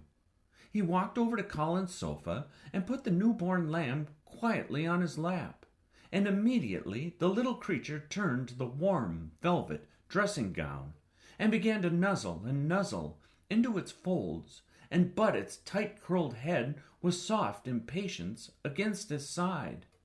Of course, no boy could have helped speaking then. "What is it doing?" cried Colin. "What does it want?" "It wants its mother," said Dickon, smiling more and more. "I brought it to thee a bit hungry, because I know that I'd like to see it fed." He knelt down by the sofa and took a feeding bottle from his pocket. "Come on, little 'un," he said, turning the small, woolly, white head with a gentle brown hand. "This is what tha's after. That'll get more out of this than the will out of silk velvet coats.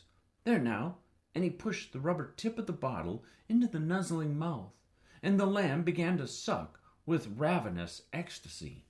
After that, there was no wondering what to say. By the time the lamb fell asleep, questions poured forth, and Dickon answered them all.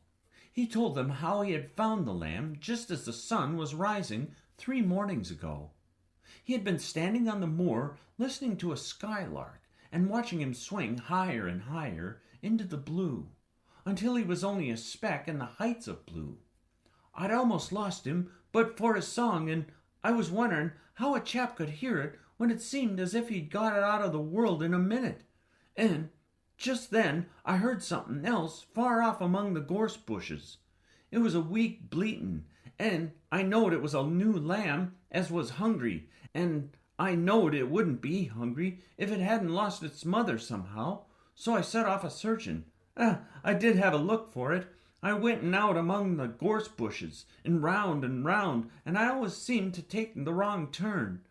But at last I seed a bit of white by a rock on top of the moor, and I climbed up and found the little 'un half dead with cold and clemmin'."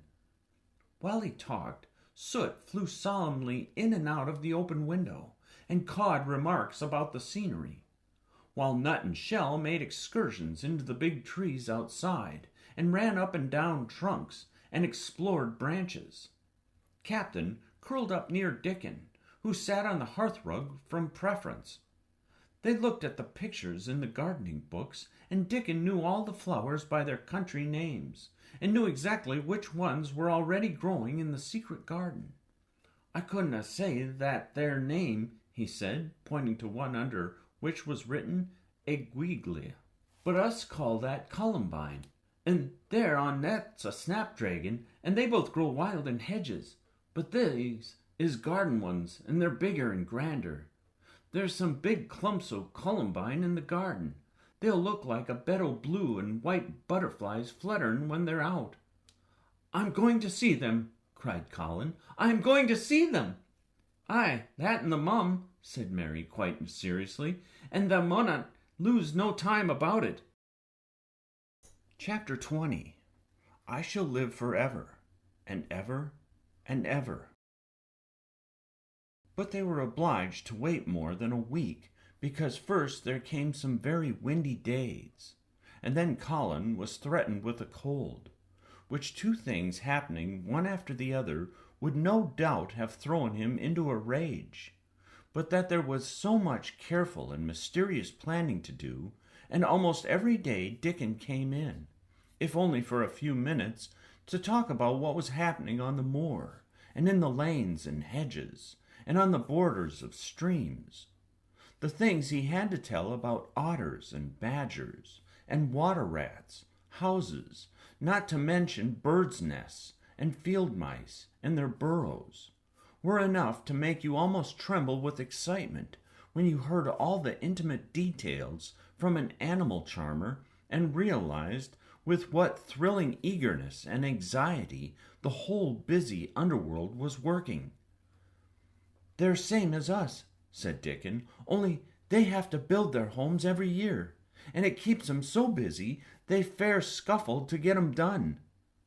The most absorbing thing, however, was the preparations to be made before Colin could be transported with sufficient secrecy to the garden.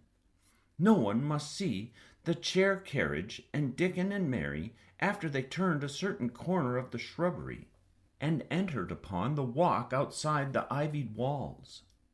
As each day passed, Colin had become more and more fixed in his feeling that the mystery surrounding the garden was one of its greatest charms. Nothing must spoil that. No one must ever suspect that they had a secret. people must think that he was simply going out with Mary and Dickon because he liked them and did not object to their looking at him. They had long and quite delightful talks about their route. They would go up this path and down that one, and cross the other, and go round among the fountain flower beds, as if they were looking at the bedding out plants the head gardener, Mr. Roach, had been having arranged. That would seem such a rational thing to do that no one would think it all mysterious. They would turn into the shrubbery walks and lose themselves until they came to the long walls.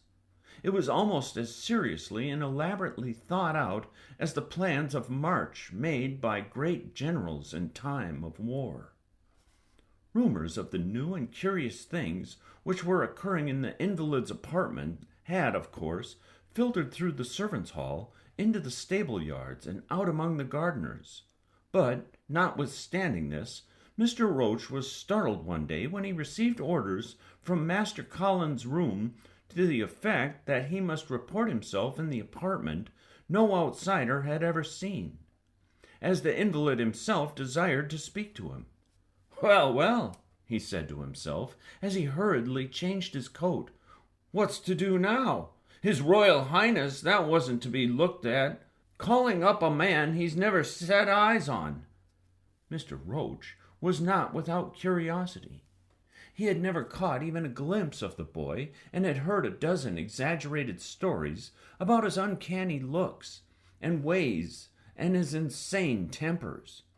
The thing he had heard oftenest was that he might die at any moment, and there had been numerous fanciful descriptions of a humpback and helpless limbs, given by people who had never seen him. "Things are changing in this house, Mr. Roach," said Mrs. Medlock, as she led him up the back staircase to the corridor onto which opened the 𝘓𝘪𝘬𝘦 mysterious chamber. "Let's hope they're changing for the better, Mrs. Medlock," he answered. "They couldn't well change for the worse," she continued, "and queer as it all is, there's them as finds their duties made a lot easier to stand up under. Don't you be surprised, Mr. Roach, if you find yourself in the middle of a menagerie and Martha Sowerby's Dickon more at home than you or me could ever be." There really was a sort of magic about Dickon, as Mary always privately believed. When Mr. Roach heard his name, he smiled quite leniently. "He'd be at home in Buckingham Palace or at the bottom of a coal mine," he said, "and yet it's not impudence either. He's just fine, is that lad." It was perhaps well he had been prepared, or he might have been startled. When the bedroom door was opened, a large crow, which seemed quite at home perched on the high back of a carven chair, announced the entrance of a visitor by saying "caw-caw" quite loudly. In spite of Mrs. Medlock's warning, Mr. Roach only just escaped being sufficiently undignified to jump backwards. The young Rajah was neither in bed nor on his sofa. He was sitting in an armchair, and a young lamb was standing by him, shaking its tail in feeding lamb fashion as Dickon knelt giving it milk from its bottle. A squirrel was perched on Dickon's bent back, attentively nibbling a nut. The little girl from India was sitting on a big footstool looking on. "Here is Mr. Roach, Master Colin," said Mrs. Medlock. The young Rajah turned and looked his servitor over. At least that was what the head gardener felt happened. "Oh, you are Roach, are you?" he said. "I sent for you to give you some very important orders." "Very good, sir," answered Roach, wondering if he was to receive instructions to fell all the oaks in the park, or to transform the orchards into water gardens. "I'm going out in my chair this afternoon," said Colin. "If the fresh air agrees with me, I may go out every day. When I go, none of the gardeners are to be anywhere near the long walk by the garden walls. No one is to be there. I shall go out about 2 o'clock, and everyone must keep away until I send word that they may go back to their work." "Very good, sir," replied Mr. Roach, much relieved to hear that the oaks might remain, and that the orchards were safe.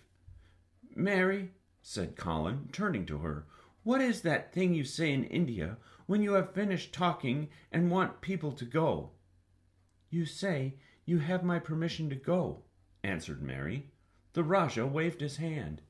You have my permission to go, Roach, he said. But remember, this is very important. Caw-caw, remarked the crow hoarsely, but not impolitely. Very good, sir. Thank you, sir, said Mr. Roach, and Mrs. Medlock took him out of the room. Outside in the corridor, being a rather good-natured man, he smiled until he almost laughed. My word, he said, he's got a fine lordly way with him, hasn't he? You'd think he was a whole royal family rolled into one, prince consort and all. Heh, protested Mrs. Medlock. We've all had to let him trample all over every one of us ever since he had feet, and he thinks that's what folks was born for. Perhaps he'll grow out of it, if he lives, suggested Mr. Roach. Well, there's one thing pretty sure, said Mrs. Medlock. If he does live, and that Indian child stays here, I'll warrant she teaches him that the whole orange does not belong to him, as Susan Sowerby says, and he'll be likely to find out the size of his own quarter. Inside the room, Colin was leaning back on his cushions. It's all safe now, he said, and this afternoon I shall see it. This afternoon I shall be in it. Dickon went back to the garden with his creatures, and Mary stayed with Colin. She did not think he looked tired, but he was very quiet before their lunch came, and he was quiet while they were eating it. She wondered why, and asked him about it. What big eyes you've got, Colin, she said. When you are thinking, they get as big as saucers. What are you thinking about now? I can't help thinking about what it will look like, he answered. The garden? Asked Mary. The springtime, he said. I was thinking that I've really never seen it before. I scarcely ever went out, and when I did go, I never looked at it. I didn't even think about it. I never saw it in India, because there wasn't any, said Mary. Shut in and morbid as his life had been, Colin had more imagination than she had, and at least he had spent a good deal of time looking at wonderful books and pictures. That morning, when you ran in and said, it's come, you made me feel quite queer. It sounded as if things were coming with a great procession, and big bursts and wafts of music. I've a picture like it in one of my books. Crowds of lovely people and children with garlands and branches with blossoms on them, everyone laughing and dancing and crowding and playing on pipes. That was why I said, perhaps we shall hear golden trumpets, and told you to throw open the window. How funny, said Mary. That's really just what it feels like. And if all the flowers and leaves and green things and birds and wild creatures danced past at once, what a crowd it would be! I'm sure they'd dance and sing and flute, and that would be the wafts of music.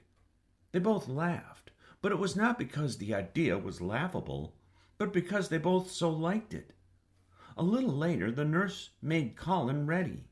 She noticed that instead of lying like a log while his clothes were put on, he sat up and made some efforts to help himself, and he talked and laughed with Mary all the time. This is one of his good days, sir, she said to Dr. Craven, who dropped in to inspect him. He's in such good spirits that it makes him stronger. I'll call in again later in the afternoon after he's come in, said Dr. Craven. I must see how the going out agrees with him.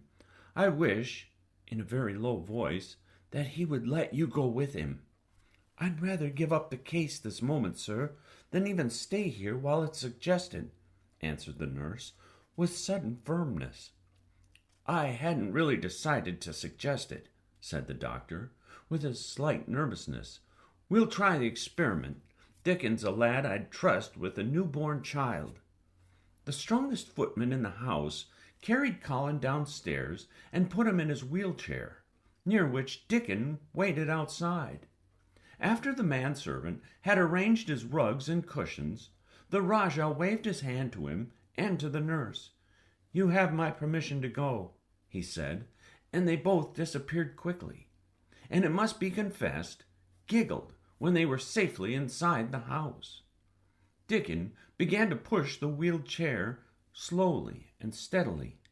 Mistress Mary walked beside it, and Colin leaned back and lifted his face to the sky. The arch of it looked very high, and the small snowy clouds seemed like white birds floating on outspread wings below its crystal blueness. The wind swept in soft, big breaths down from the moor, and was strange with a wild, clear-scented sweetness. Colin kept lifting his thin chest to draw it in, and his big eyes looked as if it were they which were listening instead of his ears. "There are so many sounds of singing and humming and calling out," he said. "What is that scent the puffs of wind bring?" "It's gorse in the moor that's opening out," answered Dickon. "The bees are at it wonderful today." Not a human creature was to be caught sight of in the paths they took. In fact, every gardener or gardener's lad had been witched away. But they wound in and out among the shrubbery and out and round the fountain beds, following their carefully planned route for the mere mysterious pleasure of it. But when at last they turned into the long walk by the ivied walls, the excited sense of an approaching thrill made them, for some curious reason they could not have explained, begin to speak in whispers. "This is it," breathed Mary. "This is where I used to walk up and down and wonder and wonder." "Is it?" cried Colin, and his eyes began to search the ivy with eager curiousness. "But I can see nothing," he whispered. "There is no door." "That's what I thought," said Mary. Then there was a lovely, breathless silence, and the chair wheeled on. "That is the garden where Ben Weatherstaff works," said Mary. "Is it?" said Colin. A few yards more, and Mary whispered again. "This is where the robin flew over the wall," she said. "Is it?" cried Colin. "Oh, I wish he'd come again." "And that," said Mary, with solemn delight, pointing under a big lilac bush, "is where he perched on the little heap of earth and showed me the key." Then Colin sat up. Where? There?" he cried, and his eyes were as big as the wolf's in Red Riding Hood, when Red Riding Hood felt called upon to remark on them. Dickon stood still, and the wheeled chair stopped. "And this," said Mary, stepping on to the bed close to the ivy, "is where I went to talk to him when he chirped at me from the top of the wall. And this is the ivy the wind blew back." And she shook hold of the hanging green curtain. "Oh, is it?" gasped Colin. "And here's the handle, and here's the door. Dickon, push him in quickly." And Dickon did it with one strong, steady, splendid push. But Colin had actually dropped back against his cushions, even though he gasped with delight, and he had covered his eyes with his hands and held them there, shutting out everything until they were inside, and the chair stopped, as if by magic, and the door was closed. Not till then did he take them away and look round and round and round, as Dickon and Mary had done, and over walls and earth and trees and swinging sprays and tendrils the fair green veil of tender little leaves had crept, and in the grass under the trees and the grey urns in the alcoves, and here and there, everywhere, were touches or splashes of gold and purple and white, and the trees were showing pink and snow above his head, and there were fluttering of wings and faint sweet pipes and humming and scents, and the sun fell warm upon his face like a hand with a lovely touch, and in wonder Mary and Dickon stood and stared at him. He looked so strange and different because a pink glow of color had actually crept all over him, ivory face and neck and hands and all. "I shall get well! I shall get well!" he cried out. "Mary, Dickon, I shall get well, and I shall live for ever and ever and ever." Chapter 21. Ben Weatherstaff. One of the strange things about living in the world is that it is only now and then one is quite sure one is going to live for ever and ever and ever. One knows it sometimes when one gets up at the tender, solemn dawn time and goes out and stands alone and throws one's head far back and looks up and watches the pale sky slowly changing and flushing and marvelous unknown things happening until the east almost makes one cry out and one's heart stands still at the strange, unchanging majesty of the rising of the sun, which has been happening every morning for thousands and thousands and thousands of years. One knows it then for a moment or so, and one knows it sometimes when one stands by oneself in a wood at sunset, and the mysterious deep gold stillness slanting through and under the branches seems to be saying slowly again and again something one cannot quite hear, however much one tries. Then, sometimes, the immense quiet of the dark blue at night, with millions of stars, waiting and watching, makes one sure. And sometimes a sound of far-off music makes it true. And sometimes a look in someone's eyes.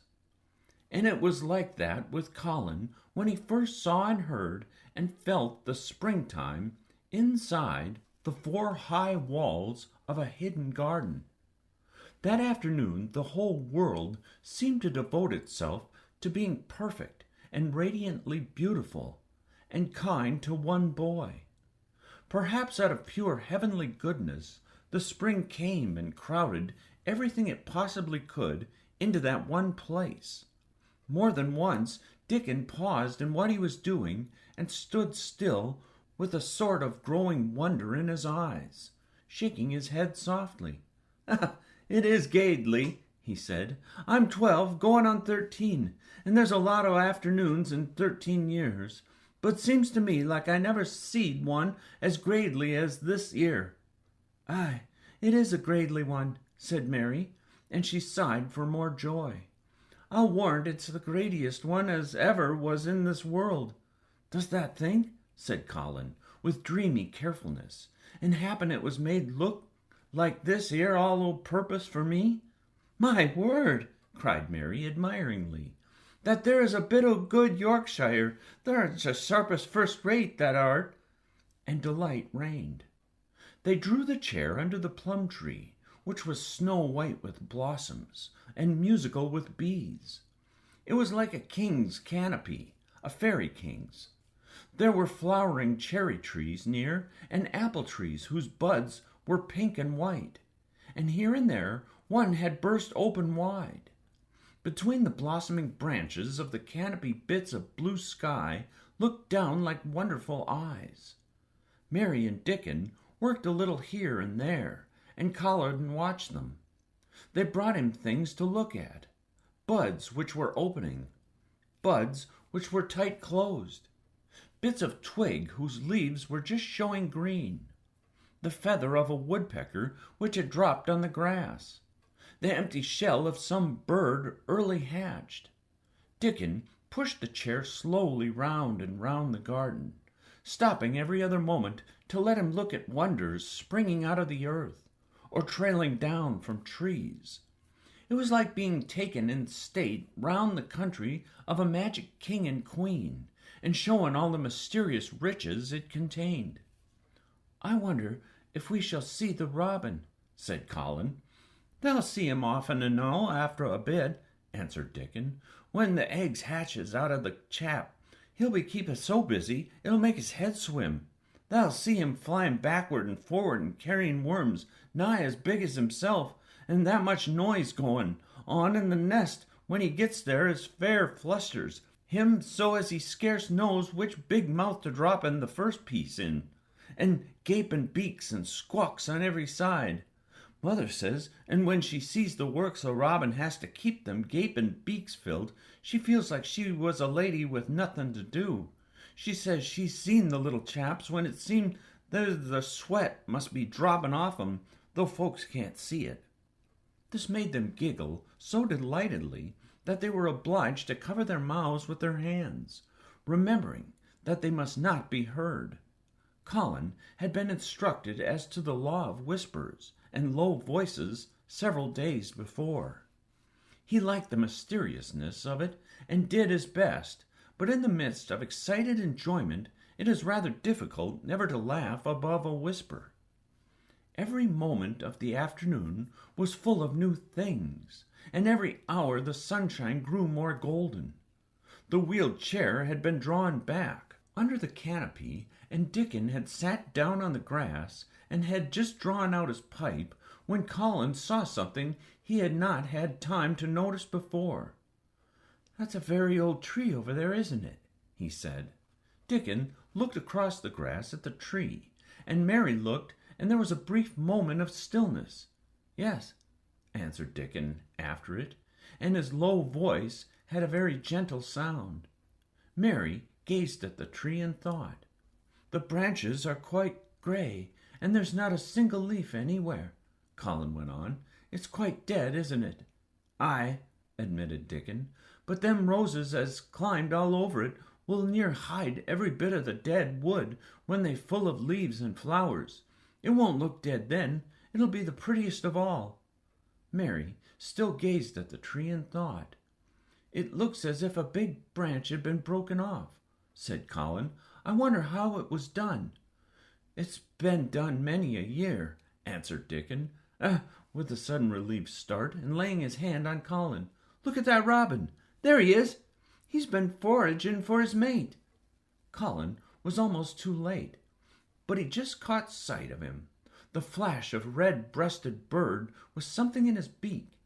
He darted through the greenness and into the close-grown corner and out of sight. Colin leaned back on his cushion again, laughing a little. "He's taking her tea to her. Perhaps it's 5 o'clock.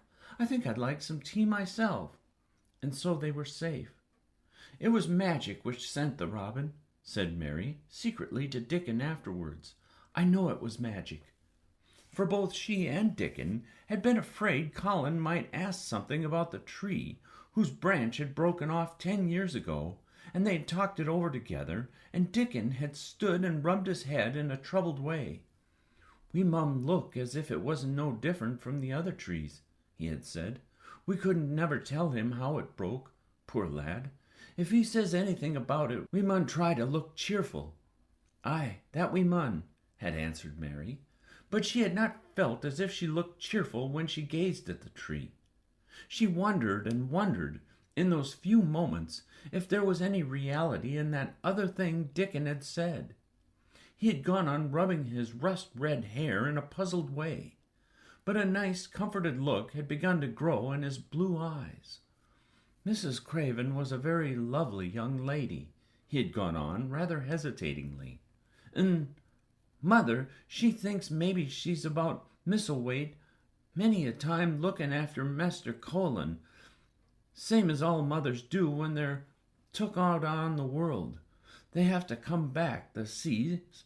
Happen she's been in the garden, and happen it was her set us to work and told us to bring him here." Mary had thought he meant something about magic. She was a great believer in magic.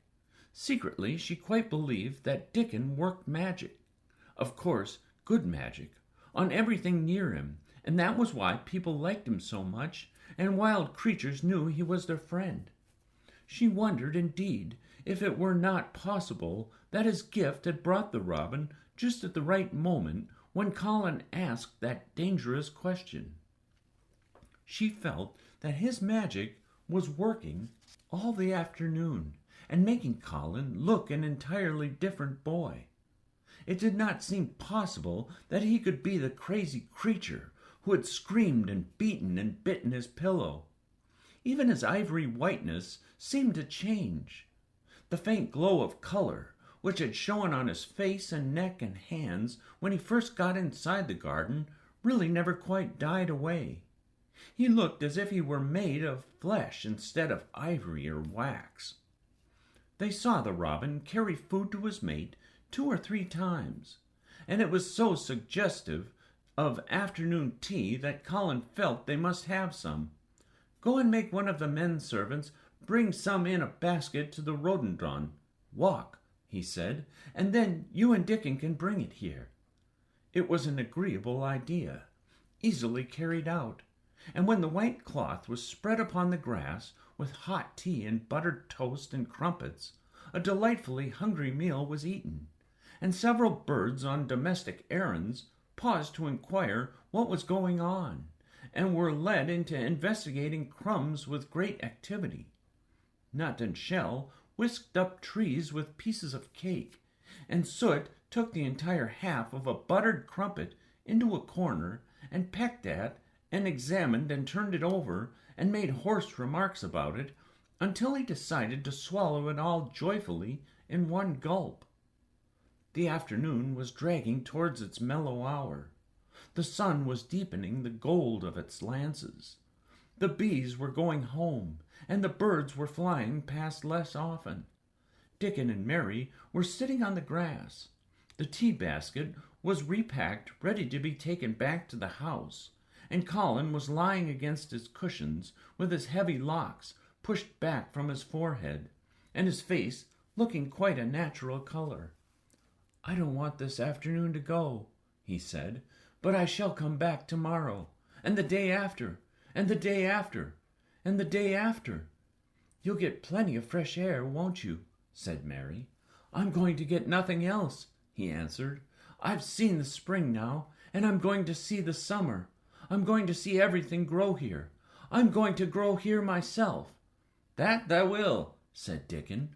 "Us'll have thee walking about here and digging the same as other folks after long." Colin flushed tremendously. "Walk," he said. "Dig, shall I?" Dickon's glance at him was delicately cautious. Neither he nor Mary had ever asked if anything was the matter with his legs. "For sure thou will," he said stoutly. That's got legs of thine own, same as other folks." Mary was rather frightened until she heard Colin's answer. "Nothing really ails them," he said, "but they are so thin and weak. They shake so that I'm afraid to try to stand on them." Both Mary and Dickon drew a relieved breath. "When thou stop's afraid that'll stand on 'em," Dickon said with renewed cheer, "and that'll stop being afraid in a bit." "I shall?" said Colin, and he lay still, as if he were wondering about things. They were really very quiet for a little while. The sun was dropping lower. It was that hour when everything stills itself, and they really had a busy and exciting afternoon. Colin looked as if he were resting luxuriously. Even the creatures had ceased moving about and had drawn together and were resting near them. Soot had perched on a low branch and drawn up one leg and dropped the gray film drowsily over his eyes. Mary privately thought he looked as if he might snore in a minute. In the midst of this stillness, it was rather startling when Colin half lifted his head and exclaimed in a loud, sudden, alarmed whisper, "Who is that man?" Dickon and Mary scrambled to their feet. "Man?" they both cried in low, quick voices. Colin pointed to the high wall. "Look!" he whispered excitedly. "Just look!" Mary and Dickon wheeled about and looked. There was Ben Weatherstaff's indignant face glaring at them over the wall from the top of a ladder. He actually shook his fist at Mary. "If I wasn't a bachelor, and that was a wench o' mine," he cried, "I'd give thee a hiding." He mounted another step threateningly, as if it were his energetic intention to jump down and deal with her, but as she came towards him, he evidently thought better of it and stood on the top step of his ladder, shaking his fist down at her. "I never thought much o' thee," he harangued. "I couldn't abide thee first time I set eyes on thee, a scrawny, buttermilk-faced young bosom, allus asking questions and poking the nose where it wasn't wanted. I never knowed how they'd gotten so thick with me, if it hadn't been for the robin, drat him." "Ben Weatherstaff!" called out Mary, finding her breath. She stood below him and called up to him with a sort of gasp. "Ben Weatherstaff! It was the robin who showed me the way." Then it did seem as if Ben really would scramble down on her side of the wall. He was so outraged. "That young bad 'un," he called down to her, "laying the badness on a robin. Not but what he'd impident known for anything. Him showing thee the way. Him! Ha! That young nowt!" She could see his next words burst out because he was overpowered by curiosity. "However, this word did get that in." "It was the robin who showed me the way," she protested obstinately. "He didn't know he was doing it, but he did, and I can't tell you from here while you're shaking your fist at me." He stopped shaking his fist very suddenly at that very moment, and his jaw actually dropped as he stared over her head at something he saw coming over the grass towards him. At the first sound of his torrent of words, Colin had been so surprised that he had only sat up and listened as if he were spellbound. But in the midst of it he had recovered himself and beckoned imperiously to Dickon. "Wheel me over there," he commanded. "Wheel me quite close and stop right in front of him." And this, if you please, this is what Ben Weatherstaff beheld, and which made his jaw drop. A wheeled chair with luxurious cushions and robes, which came towards him looking rather like some sort of state coach, because a young Rajah leaned back in it with royal command in his great, black-rimmed eyes, and a thin white hand extended haughtily towards him. And it stopped right under Ben Weatherstaff's nose. It was really no wonder his mouth dropped open. "Do you know who I am?" demanded the Rajah. How Ben Weatherstaff started! His red old eyes fixed themselves on what was before him as if he were seeing a ghost. He gazed and gulped a lump down his throat and did not say a word. "Do you know who I am?" demanded Colin, still more imperiously. "Answer!" Ben Weatherstaff put his gnarled hand up and passed it over his eyes and over his forehead, and then he did answer in a queer, shaky voice. "Who thou art?" he said. "Aye, that I do, with the mother's eyes staring at me, but oh, the face! Lord knows how that come here, but thou art the poor cripple." Colin forgot that he had ever had a back. His face flushed scarlet, and he sat bolt upright. "I'm not a cripple!" he cried out furiously. "I'm not!" "He's not!"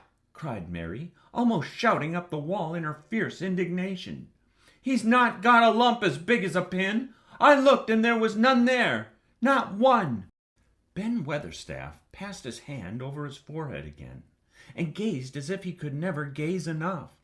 His hand shook, and his mouth shook, and his voice shook.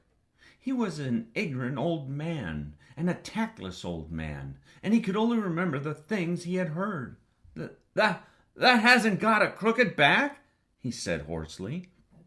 "No!" shouted Colin. That hasn't got crooked legs?" quavered Ben, more hoarsely yet. It was too much. The strength which Colin usually threw into his tantrums rushed through him now in a new way. Never yet had he been accused of crooked legs, even in whispers, and the perfectly simple belief in their existence, which was revealed by Ben Weatherstaff's voice, was more than Rajah flesh and blood could endure. His anger and insulted pride made him forget everything but this one moment, and filled him with power he had never known before, an almost unnatural strength. "Come here!" he shouted to Dickon, and he actually began to tear the covers off his own lower limbs and disentangle himself. Come here, this minute!" Dickon was by his side in a second. Mary caught her breath in a short gasp and felt herself turn pale. "He can do it! He can do it! He can do it! He can!" She grabbed over to herself under her breath as fast as she could. There was a brief, fierce scramble. The rugs were tossed onto the ground. Dickon held Colin's arm. The thin legs were out. The thin feet were on the grass. Colin was standing upright, as straight as an arrow and looking strangely tall. his head thrown back, and his strange eyes flashing lightning. "Look at me!" he flung up at Ben Weatherstaff. "Just look at me! You! Just look at me!" "He's as straight as I am," cried Dickon. "He's as straight as any lad in Yorkshire." What Ben Weatherstaff did, Mary thought queer beyond measure. He choked and gulped, and suddenly tears ran down his weather-wrinkled cheeks as he struck his old hands together. "Ah!" he burst forth. "The lies folks tell! Thou'rt as thin as a lath, as white as a wraith. But there's not a knob on thee. Thou'lt make a moan yet. God bless thee!" Dickon held Colin's arm strongly, but the boy had not begun to falter. He stood straighter and looked Ben Weatherstaff in the face.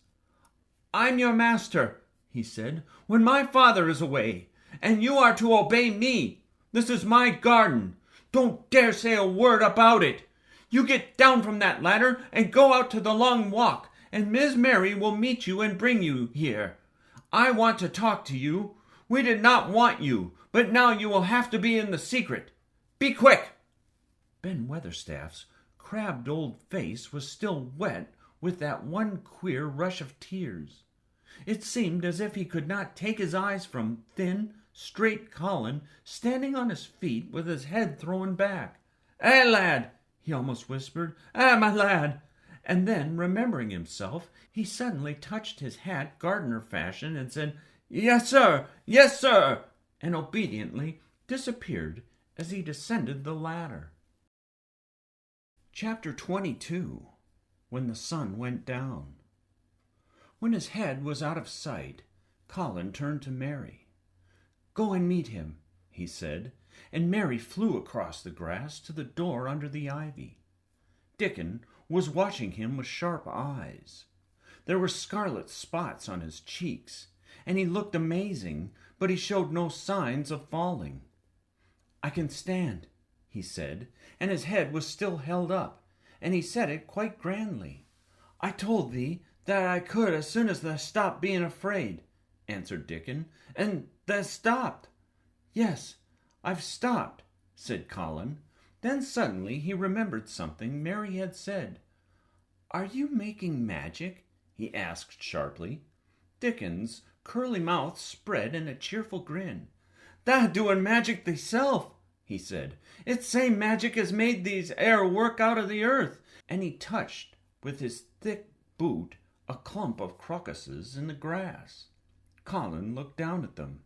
"Eh," he said slowly, "there couldna be a bigger magic than there. There couldn't be." He drew himself up straighter than ever. "I'm going to walk to that tree," he said, pointing to one a few feet away from him. "I'm going to be standing when Weatherstaff comes here. I can rest against the tree if I like. When I want to sit down, I will sit down, but not before. Bring a rug from the chair." He walked to the tree, and though Dickon held his arm, he was wonderfully steady. When he stood against the tree trunk, it was not too plain that he supported himself against it, and he still held himself so straight that he looked tall. When Ben Weatherstaff came through the door in the wall, he saw him standing there, and he heard Mary muttering something under her breath.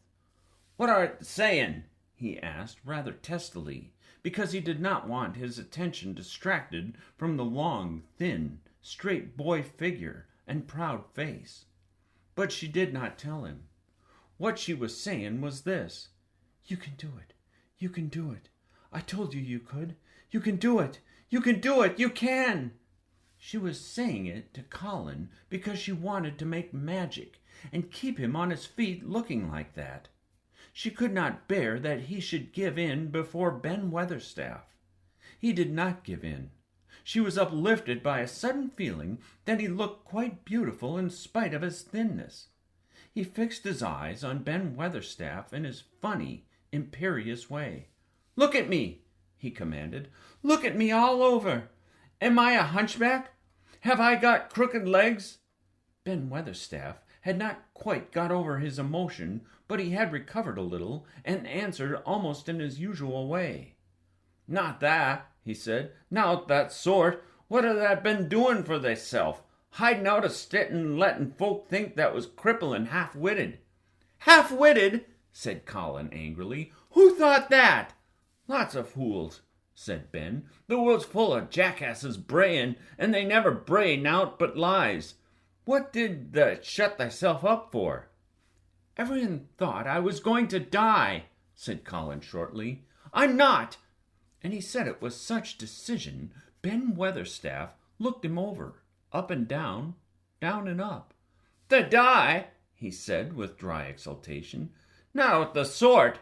That's got too much pluck in thee. When I seed thee put up the legs on the ground in such a hurry, I knowed that was all right.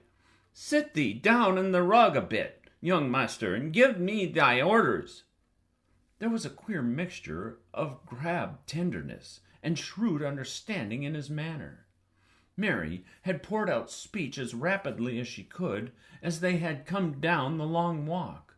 The chief thing to remember, she had told him, was that Colin was getting well. Getting well. The garden was doing it. No one must let him remember about having humps and dying. The Rajah condescended to seat himself on a rug under the tree. "What work do you do in the gardens, Weatherstaff?" he inquired. "Anything I'm told to do," answered old Ben. "I'm kept by favor because she liked me." "She?" said Colin. "The mother," answered Ben Weatherstaff.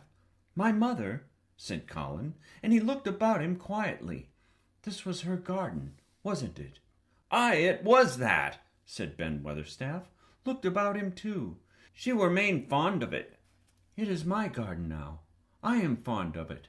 I shall come here every day," announced Colin, "but it is to be a secret. My orders are that no one is to know that we come here. Dickon and my cousin have worked and made it come alive. I shall send for you sometimes to help, but you must come when no one can see you."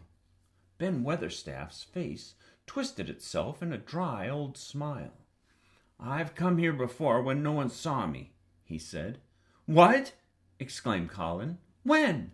"The last time I was here," rubbing his chin and looking around, "was about 2 years ago." "But no one has been in it for 10 years," cried Colin. "There was no door." "I'm no one," said old Ben dryly, "and I didn't come through the door. I came over the wall. The rheumatics held me back the last 2 years." "That come and did a bit of pruning," cried Dickon. "I couldn't make out how it had been done." "She was so fond of it. She was," said Ben Weatherstaff slowly. "And she was such a pretty young thing. She says to me once, 'Ben,' says she laughing, 'if ever I'm ill or if I go away, you must take care of my roses.' When she did go away, and the orders was no one was ever to come nigh, but I come, with grumpy obstinacy. Over the wall I come, until the rheumatics stopped me, and I did a bit of work once a year. She gave her order first." "It wouldn't have been a wick as if it hadn't been done," said Dickon. "I did wonder." "I'm glad you did it, Weatherstaff," said Colin. "You'll know how to keep the secret." "Aye, I'll know, sir," answered Ben, "and it'll be easier for a man with rheumatics to come in at the door." On the grass, near the tree, Mary had dropped her trowel. Colin stretched out his hand and took it up. An odd expression came into his face, and he began to scratch at the earth. His thin hand was weak enough, but presently, as they watched him, Mary with quite breathless interest, he drove the end of the trowel into the soil and turned some over. "You can do it! You can do it!" said Mary to herself. "I'll tell you you can." Dickon's round eyes were full of eager curiousness, but he said not a word. Ben Weatherstaff looked on with interested face. Colin persevered. After he had turned a few trowelfuls of soil, he spoke exultantly to Dickon in his best Yorkshire. "Thou said as that have me walking about here same as other folk, and thou said that 'ud have me digging. I thought that we'd just lean to please me. This is the first day and I've walked, and here I am digging." Ben Weatherstaff's mouth fell open again when he heard him, but he ended by chuckling. He said, "That sounds as if that got Whitson now. That art a Yorkshire lad for sure, and thou'rt Dickon too. How'd thou like to plant a bit of something? I can get thee a rose in a pot." "Go and get it," said Colin, digging excitedly. "Quick, quick!" It was done quickly enough indeed.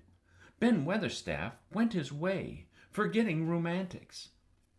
Dickon took his spade and dug the hole deeper and wider than a new digger with his thin hands could make it. Mary slipped out to run and bring back a watering can. When Dickon had deepened the hole, Colin went on turning the soft earth over and over. He looked up at the sky, flushed and glowing with the strangely new exercise, slightly as it was. "I want to do it before the sun goes quite down," he said. Mary thought that perhaps the sun held back a few minutes just on purpose. Ben Weatherstaff brought the rose in its pot from the greenhouse. He hobbled over the grass as fast as he could. He had begun to be excited too. He knelt down by the hole and broke the pot from the mold. "Here, lad," he said, handing the plant to Colin. "Set it in the earth thyself, same as the king does when he goes to a new place." The thin white hands shook a little, and Colin's flush grew deeper as he set the rose in the mold and held it while old Ben made firm the earth. It was filled in and pressed down and made steady. Mary was leaning forward on her hands and knees. Soot had flown down and marched forward to see what was being done. Nut and Shell chattered about it from a cherry tree. "It's planted," said Colin at last, "and the sun is only slipping over the edge. Help me up, Dickon. I want to be standing when it goes. That's part of the magic." And Dickon helped him, and the magic, or whatever it was, so gave him strength that when the sun did slip over the edge and end the strange, lovely afternoon for them, there he actually stood on his 2 feet, laughing. Chapter 23. Magic. Dr. Craven had been waiting some time at the house when they returned to it. He had indeed begun to wonder if it might not be wise to send someone out to explore the garden paths. When Colin was brought back to his room, the poor man looked him over seriously. "You should not have stayed so long," he said. "You must not ever exert yourself." "I am not tired at all," said Colin. "It has made me well. Tomorrow I am going out in the morning as well as in the afternoon." "I am not sure that I can allow it," answered Dr. Craven. "I am afraid it would not be wise." "It would not be wise to try to stop me," said Colin, quite seriously. "I am going." Even Mary had found out that one of Colin's chief peculiarities was that he did not know in the least what a rude little brute he was with which way of ordering people about. He had lived on a sort of desert island all his life, and as he had been the king of it, he had made his own manners, and had had no one to compare himself with. Mary had indeed been rather like him herself, and since she had been at Misselwait, had gradually discovered that her own manners had not been of the kind which is usual or popular. Having made this discovery, she naturally thought of it enough interest to communicate to Colin.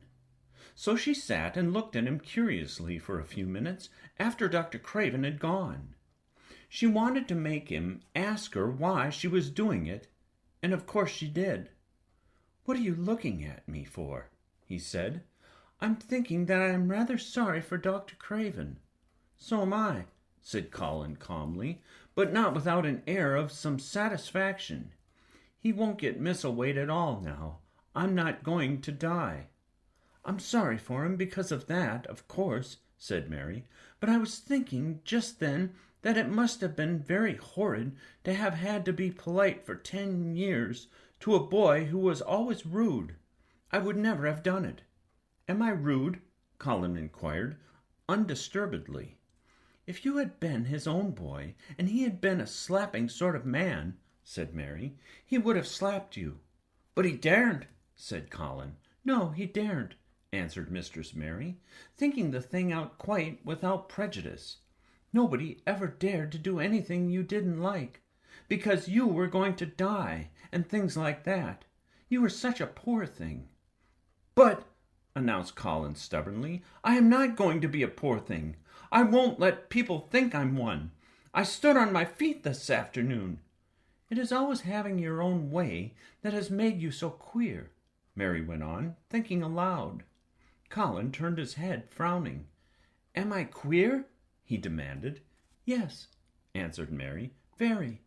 But you needn't be cross," she said impartially, "because so am I queer, and so is Ben Weatherstaff.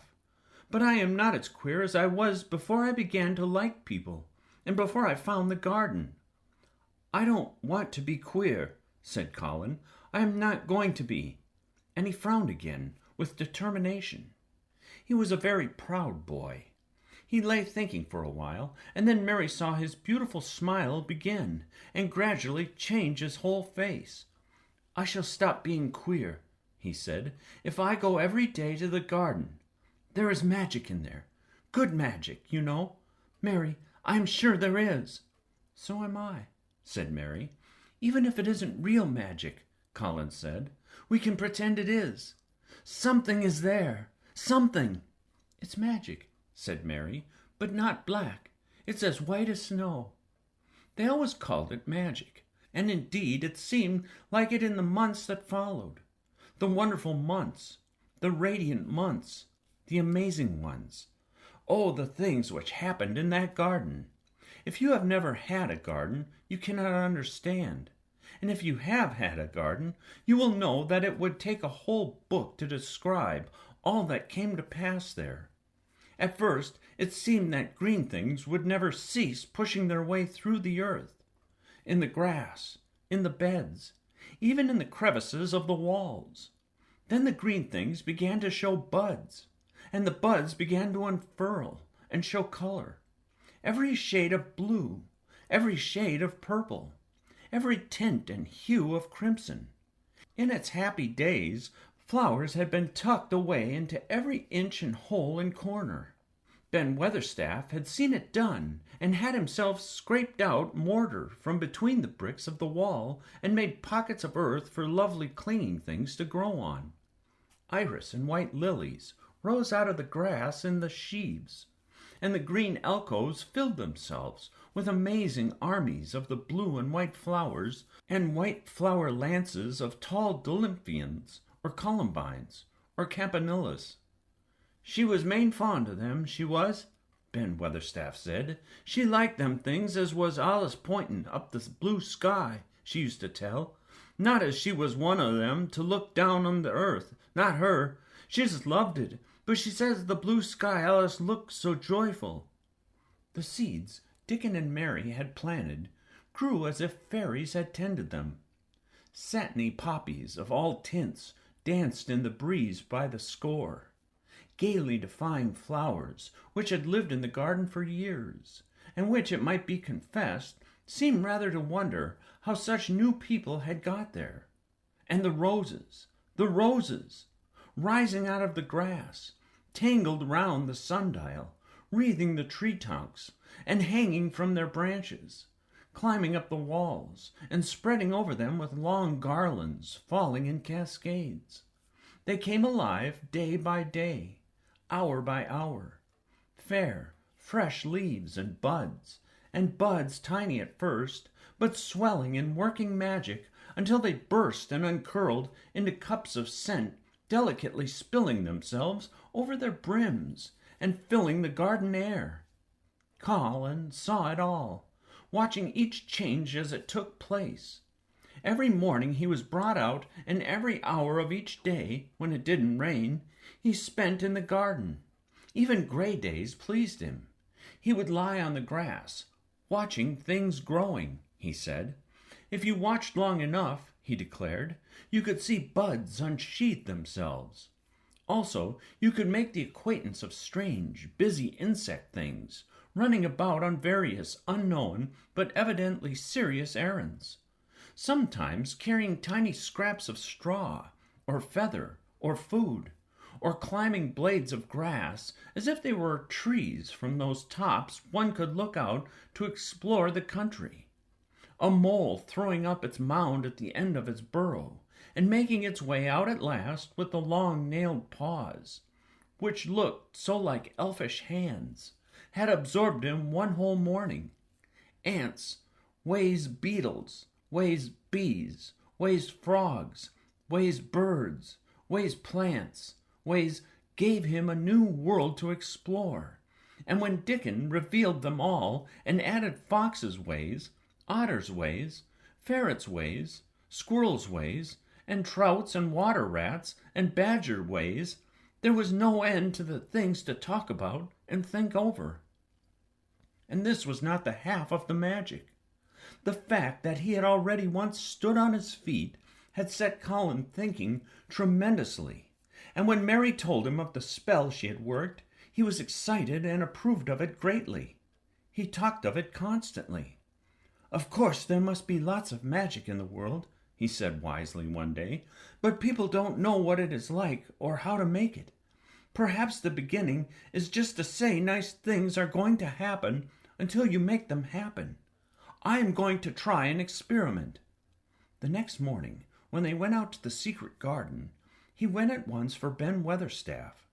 Ben came as quickly as he could, and found the Rajah standing on his feet under a tree and looking very grand, but also very beautifully smiling. "Good morning, Ben Weatherstaff," he said. "I want you and Dickon and Miss Mary to stand in a row and listen to me, because I am going to tell you something very important." "Aye, aye, sir," answered Ben Weatherstaff, touching his forehead. One of the long-concealed charms of Ben Weatherstaff was that in his boyhood he had once run away to sea and had made voyages, so he could reply like a sailor. "I am going to try a scientific experiment," explained the Rajah. "When I grow up, I am going to make great scientific discoveries, and I am going to begin now with this experiment." "Aye, aye, sir," said Ben Weatherstaff promptly, though this was the first time he had heard of great scientific discoveries. It was the first time Mary had heard of them either, but even at this stage she had begun to realize that, queer as he was, Colin had read about a great many singular things and was somehow a very convincing sort of boy. When he held up his head and fixed his strange eyes on you, it seemed as if you believed him almost in spite of yourself, though he was only 10 years old, going on 11. At this moment he was especially convincing because he suddenly felt the fascination of actually making a sort of speech like a grown-up person. "The great scientific discoveries I am going to make," he went on, "will be about magic. Magic is a great thing, and scarcely anyone knows anything about it except a few people in old books, and Mary a little, because she was born in India, where there are fakirs. I believe Dickon knows some magic, but perhaps he doesn't know he knows it. He charms animals and people. I would never have let him come to see me if he had not been an animal charmer, which is a boy charmer too, because a boy is an animal. I am sure there is magic in everything, only we have not sense enough to get hold of it and make it do things for us, like electricity and horses and steam." This sounded so imposing that Ben Weatherstaff became quite excited and really could not keep still. "Aye, aye, sir," he said, and he began to stand up quite straight. "When Mary found this garden, it looked quite dead," the orator proceeded. "Then something began pushing things up out of the soil and making things out of nothing. One day things weren't there, and another they were. I had never watched things before, and it made me feel very curious. Scientific people are always curious, and I am going to be scientific. I keep saying to myself, what is it? What is it? It's something. It can't be nothing. I don't know its name, so I call it magic. I have never seen the sunrise, but Mary and Dickon have, and from what they tell me, I am sure this is magic too. Something pushes it up and draws it. Sometimes, since I've been in the garden, I've looked up through the trees at the sky, and I have had a strange feeling of being happy, as if something were pushing and drawing in my chest and making me breathe fast. Magic is always pushing and drawing and making things out of nothing. Everything is made out of magic. Leaves and trees, flowers and birds, badgers and foxes and squirrels and people. So it must be all around us. In this garden, in all the places. The magic in this garden has made me stand up and know I'm going to live to be a man. I'm going to make the scientific experiment of trying to get some and put it in myself and make it push and draw me and make me strong. I don't know how to do it, but I think that if you keep thinking about it and calling it, perhaps it will come. Perhaps that is the first baby way to get it. When I was going to try to stand that first time, Mary kept saying to herself as fast as she could, "You can do it, you can do it." And I did. I had to try myself at the same time, of course, but her magic helped me, and so did Dickens. Every morning and evening, and as often in the daytime as I can remember, I am going to say, "Magic is in me. Magic is making me well. I am going to be as strong as Dickon, as strong as Dickon. And you must all do it too. That is my experiment. Will you help, Ben Weatherstaff?" "Aye, aye, sir," said Ben Weatherstaff. "Aye, aye." "If you keep doing it every day as regularly as soldiers go through drill, we shall see what will happen and find out if the experiment succeeds. You learn things by saying them over and over and thinking about them until they stay in your mind forever. And I think it will be the same with magic. If you keep calling it to come to you and help you, it will get to be part of you and it will stay and do things. I once heard an officer in India tell my mother that there are Fakirs who said words over and over thousands of times," said Mary. "I've heard Jen Fettleworth's wife saying the same thing over thousands of times, calling Jem a drunken brute," said Ben Weatherstaff dryly. "Summat also comes of that, sure enough. He gave her a good hiding and went the Blue Lion and got as drunk as a lord." Colin drew his brows together and thought a few minutes. Then he cheered up. "Well," he said, "you see something did come of it. She used the wrong magic until she made him beat her. If she'd used the right magic and had said something nice, perhaps he wouldn't have got as drunk as a lord, and perhaps, he might have brought her a new bonnet." Ben Weatherstaff chuckled, and there was shrewd admiration in his little old eyes. "Thou'rt a clever lad as well as a straight-legged one, Mr. Colin," he said. "Next time I see Bess Fettleworth, I'll give her a bit of a hint of what magic will do for her. She'd be rare and pleased if sin thinking separament worked and so in Jem." Dickon had stood listening to the lecture, his round eyes shining with curious delight. Nut and Shell were on his shoulders, and he held a long-eared white rabbit in his arm, and stroked it softly, while it laid its ears along its back and enjoyed itself. "Do you think the experiment will work?" Colin asked him, wondering what he was thinking. He so often wondered what Dickon was thinking when he saw him looking at him, or at one of his creatures with his happy, wide smile. He smiled now, and his smile was wider than usual. "Aye," he answered, "that I do. It'll work same as the seeds do when the sun shines on 'em. It'll work for sure. Shall us begin it now?" Colin was delighted, and so was Mary. Fired by recollections of fakirs and devotees in illustrations, Colin suggested that they should all sit cross-legged under the tree, which made a canopy. "It will be like sitting in a sort of temple," said Colin. "I'm rather tired, and I want to sit down." "Ah," said Dickon, "that mustn't begin by saying they're tired. That might spoil the magic." Colin turned and looked at him, into his innocent round eyes. "That's true," he said slowly. "I must only think of the magic. It all seemed most majestic and mysterious when they sat down in their circle. Ben Weatherstaff felt as if he had somehow been led into appearing at a prayer meeting. Ordinarily, he was very fixed in being what he called aged praying meetings, but this being the Rajah's affair, he did not resent it, and was indeed inclined to be gratified at being called upon to assist. Mistress Mary felt solemnly enraptured. Dickon held his rabbit in his arm, and perhaps he made some charmer's signal no one heard, for when he sat down, cross-legged like the rest, the crow, the fox, the squirrels, and the lamb slowly drew near and made part of the circle, settling each into a place of rest as if of their own desire. "The creatures have come," said Colin gravely. "They want to help us." Colin really looked quite beautiful, Mary thought. He held his head high, as if he felt like a sort of priest, and his strange eyes had a wonderful look in them. The light shone on him through the tree canopy. "Now we will begin," he said. "Shall we sway backwards and forwards, Mary, as if we were dervishes?"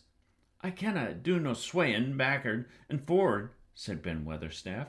"I've got the rheumatics."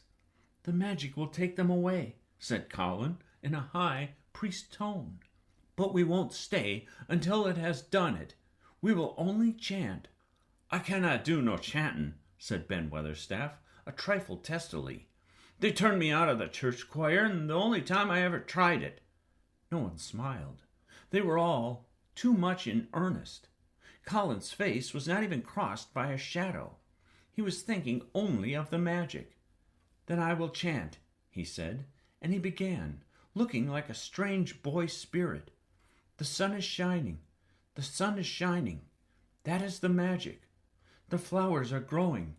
The roots are stirring. That is the magic. Being alive is the magic. Being strong is the magic. The magic in me. The magic is in me. The magic is in me. It is in me. It is in me. It is in every one of us. It is in Ben Weatherstaff's back. Magic! Magic! Come and help!" he said at a great many times. Not 1,000 times, but quite a goodly number. Mary listened entranced. She felt as if it were at once queer and beautiful, and she wanted him to go on and on. Ben Weatherstaff began to feel soothed into a sort of dream which was quite agreeable. The humming of the bees and the blossoms mingled with the chanting voice, and drowsily melted into a doze. Dickon sat cross-legged with his rabbit asleep on his arm, and a hand resting on the lamb's back. Soot had pushed away a squirrel and huddled close to him on his shoulder. The gray film dropped over his eyes. At last Colin stopped. "Now I am going to walk around the garden," he announced. Ben Weatherstaff's head had just dropped forward, and he lifted it with a jerk. "You have been asleep," said Colin. "Not the sort," mumbled Ben. "The sermon was good enough, but I'm bound to get out and for the collection." He was not quite awake yet. "You're not in church," said Colin. "Not me," said Ben, straightening himself. "Who said I were? I heard every bit of it. You said the magic was in my back. The doctors call it rheumatics." The Rajah waved his hand. "That was the wrong magic," he said. "You will get better. You have my permission to go to your work, but come back tomorrow."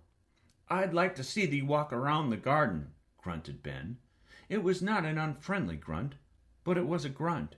In fact, being a stubborn old party, and not having entire faith in magic, he made up his mind that if he were sent away, he would climb his ladder and look over the walls so that he might be ready to hobble back if there were any stumbling.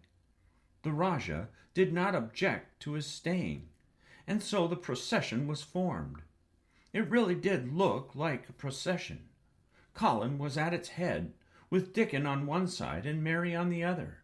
Ben Weatherstaff walked behind, and the creatures trailed after them. The lamb and the fox cub keeping close to Dickon, the white rabbit hopping along or stopping to nibble, and Soot following with the solemnity of a person who felt himself in charge. It was a procession which moved slowly, but with dignity. Every few yards it stopped to rest. Colin leaned on Dickon's arm, and privately Ben Weatherstaff kept a sharp lookout. But now and then Colin took his hand from its support and walked a few steps alone. His head was held up all the time, and he looked very grand. "The magic is in me," he kept saying. "The magic is making me strong. I can feel it. I can feel it." It seemed very certain that something was upholding and uplifting him. He sat on the seats in the alcoves, and once or twice he sat down on the grass, and several times he paused in the path and leaned on Dickon. But he would not give up until he had gone all round the garden. When he returned to the canopy tree, his cheeks were flushed, and he looked triumphant. "I did it! The magic worked!" he cried. "That is my first scientific discovery." "What will Dr. Craven say?" broke out Mary.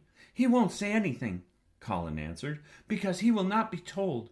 This is to be the biggest secret of all. No one is to know anything about it until I have grown so strong that I can walk and run like any other boy. I shall come here every day in my chair, and I shall be taken back in it. I won't have people whispering and asking questions, and I won't let my father hear about it until the experiment has quite succeeded. Then, some time when he comes back to Misselthwaite, I shall just walk into his study and say, 'Here I am. I am like any other boy. I am quite well, and I shall live to be a man. It has been done by a scientific experiment.'" "He will think he is in a dream," cried Mary. "He won't believe his eyes." Colin flushed triumphantly. He had made himself believe that he was going to get well, which was really more than half the battle, if he had been aware of it. And the thought which stimulated him more than any other was his imagining what his father would look like when he saw that he had a son who was as straight and strong as other fathers' sons. One of his darkest miseries in the unhealthy, morbid past days had been his hatred of being a sickly, weak-backed boy, whose father was afraid to look at him. "He'll be obliged to believe them," he said. "One of the things I am going to do after the magic works, and before I begin to make scientific discoveries, is to be an athlete." "We shall have thee talking to boxing in a week or so," said Ben Weatherstaff. "That'll be the end of winning the belt and being champion prize fighter of all England." Colin fixed his eyes on him sternly. "Weatherstaff," he said, "that is disrespectful. You must not take liberties because you are in the secret. However much the magic works, I shall not be a prize fighter. I shall be a scientific discoverer." Ax pardon, sir," answered Ben, touching his forehead in salute. "I ought to have seed it wasn't a joke matter." But his eyes twinkled, and secretly he was immensely pleased.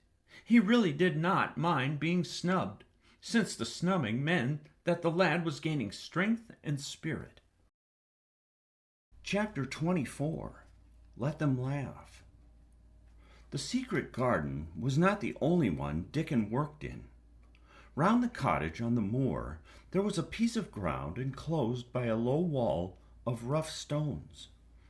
Early in the morning and late in the fading twilight, and on all the days Colin and Mary did not see him, Dickon worked there planting or tending potatoes and cabbages, turnips and carrots, and herbs for his mother. In the company of his creatures, he did wonders there, and was never tired of doing them, it seemed. While he dug or weeded, he whistled, or sang bits of Yorkshire moor songs, or talked to Soot or Captain, or the brothers and sisters he had taught to help him. "We'd never get on as comfortable as we do," Mrs. Sowerby said, "if it wasn't for Dickon's garden. Anything'll grow for him. His taters and cabbages is twice the size of anyone else's, and they've got a flavor with 'em as nobody has." When she found a moment to spare, she liked to go out and talk to him. After supper, there was still a long, clear twilight to work in, and that was her quiet time. she could sit upon the low, rough wall and look on and hear stories of the day. She loved this time. There were not only vegetables in this garden. Dickon had bought penny packages of flower seeds now and then, and sown bright, sweet-scented things among gooseberry bushes, and even cabbages, and he grew borders of manilshit, and pinks, and pansies and things, whose seeds he could save year after year, or whose roots would bloom each spring, and spread in time into fine clumps. The low wall was one of the prettiest things in Yorkshire, because it had tucked moorland foxglove, and ferns and rockcress, and hedgerow flowers into every crevice, until only here and there glimpses of the stones were to be seen. "All a chap's got to do to make 'em thrive, Mother," he would say, "is to be friends with 'em for sure. They're just like the creatures. If they're thirsty, give 'em a drink. If they're hungry, give 'em a bit of food. They want to live same as we do. If they died, I should feel as if I'd been a bad lad, and somehow treated them heartless." It was in these twilight hours that Mrs. Sowerby heard of all that happened at Misselthwaite Manor. At first she was only told that Mr. Colin had taken a fancy to going out into the grounds with Miss Mary, and that it was doing him good. But it was not long before it was agreed between the two children that Dickon's mother might come into the secret. Somehow it was not doubted that she was safe for sure. So, one beautiful, still evening, Dickon told the whole story, with all the thrilling details of the buried key, and the robin, and the grey haze, which had seemed like deadness, and the secret Mistress Mary had planned never to reveal.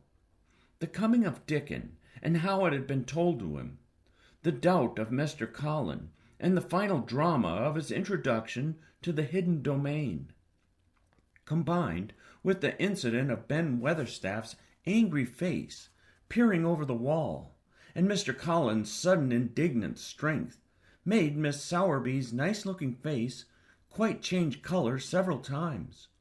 "My word," she said, "it was a good thing that little lass came to the manor.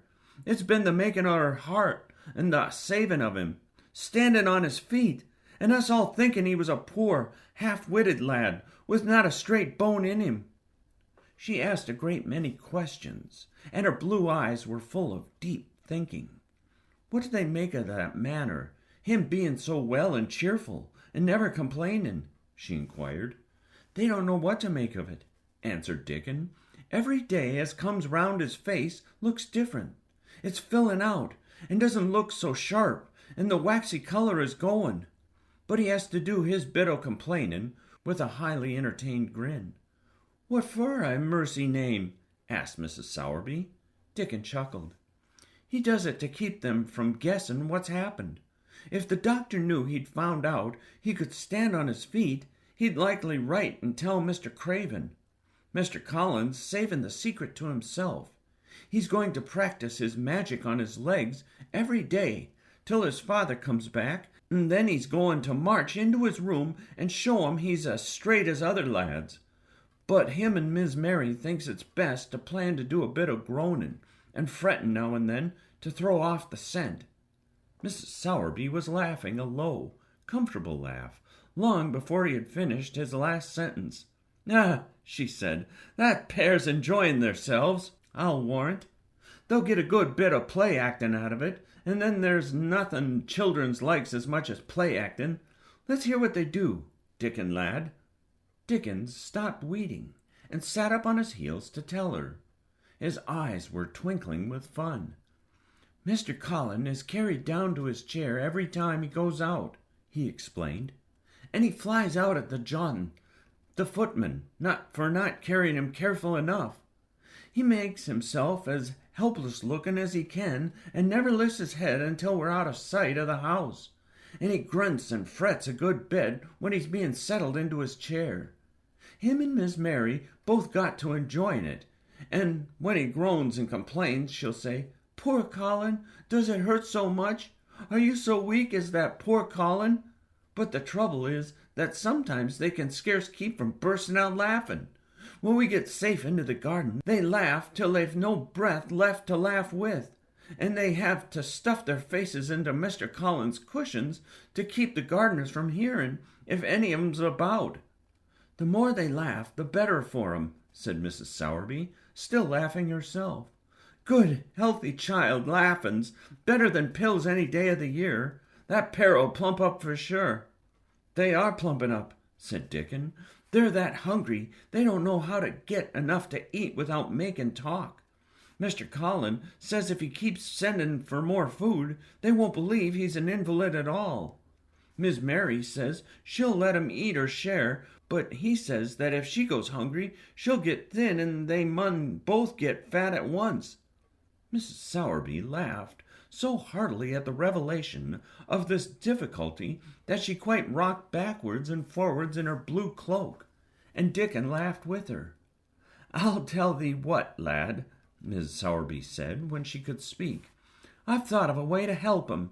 When that goes on in the mornings, thou shalt take a pail of good new milk, and I'll bake 'em a crusty cottage loaf of some buns, with currants in 'em, same as you children like. Nothing so good as fresh milk and bread. Then they could take off the hedge their hunger while they were in the gardens, and the fine food they get indoors, and polish off the corners. Mother, said Dickon admiringly, what a wonder thou art. That'll always see a ways out of things. They were quite in a pother yesterday. They didn't see how they was to manage without ordering out more food. They felt that they'd emptied inside.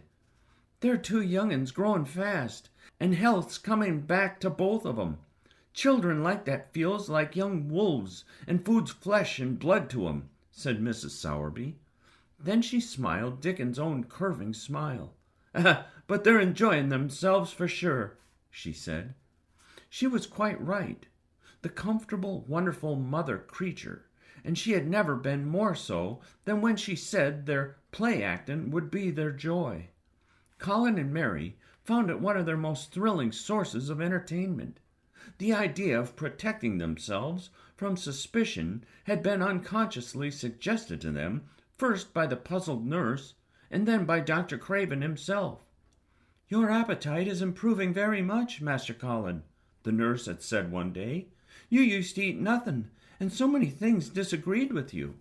Nothing disagrees with me now, replied Colin, and then seeing the nurse looking at him curiously, he suddenly remembered that perhaps he ought not to appear too well just yet.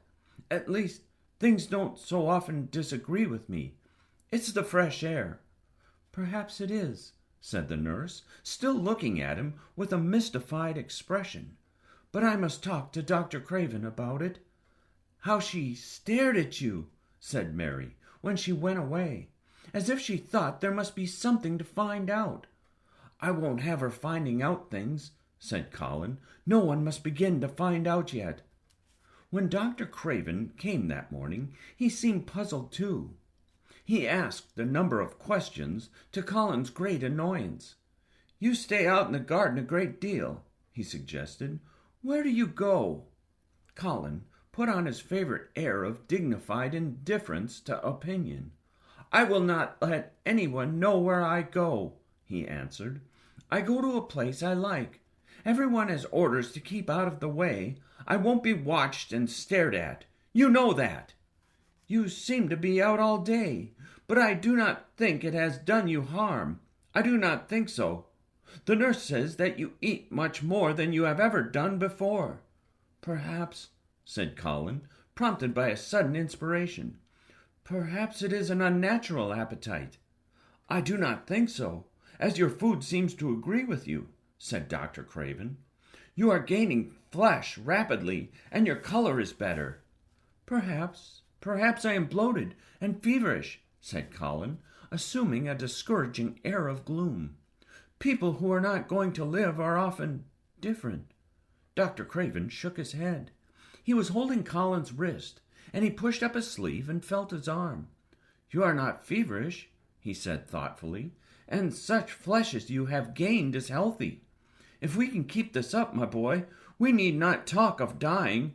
Your father will be very happy to hear of this remarkable improvement. I won't have him told, Colin broke forth fiercely. "It will not disappoint him if I get worse again, and I may get worse this very night. I might have a raging fever. I feel as if I might be beginning to have one now. I won't have letters written to my father. I won't! I won't! You are making me angry, and you know that is bad for me. I feel hot already. I hate being written about and being talked over as much as I hate being stared at." "Hush, hush, my boy," Dr. Craven soothed him. "Nothing shall be written without your permission. You are too sensitive about things. You must not undo the good which has been done." He said no more about writing to Mr. Craven, and when he saw the nurse, he privately warned her that such a possibility must not be mentioned to the patient. "The boy is extraordinarily better," he said. "His advance seems almost abnormal. But of course he is doing now of his own free will that we could not make him do before. Still, he excites himself very easily, and nothing must be said to irritate him." Mary and Colin were much alarmed, and talked together anxiously. From this time dated their plan of play-acting. "I may be obliged to have a tantrum," said Colin regretfully. "I don't want to have one, and I'm not miserable enough now to work myself into a big one. Perhaps I couldn't have one at all. That lump doesn't come in my throat now, and I keep thinking of nice things instead of horrible ones. But if they talk about writing to my father, I shall have to do something." He made up his mind to eat less, but unfortunately it was not possible to carry out this brilliant idea when he wakened each morning with an amazing appetite, and the table near his sofa was set with a breakfast of homemade bread and fresh butter, snow-white eggs, raspberry jam, and clotted cream.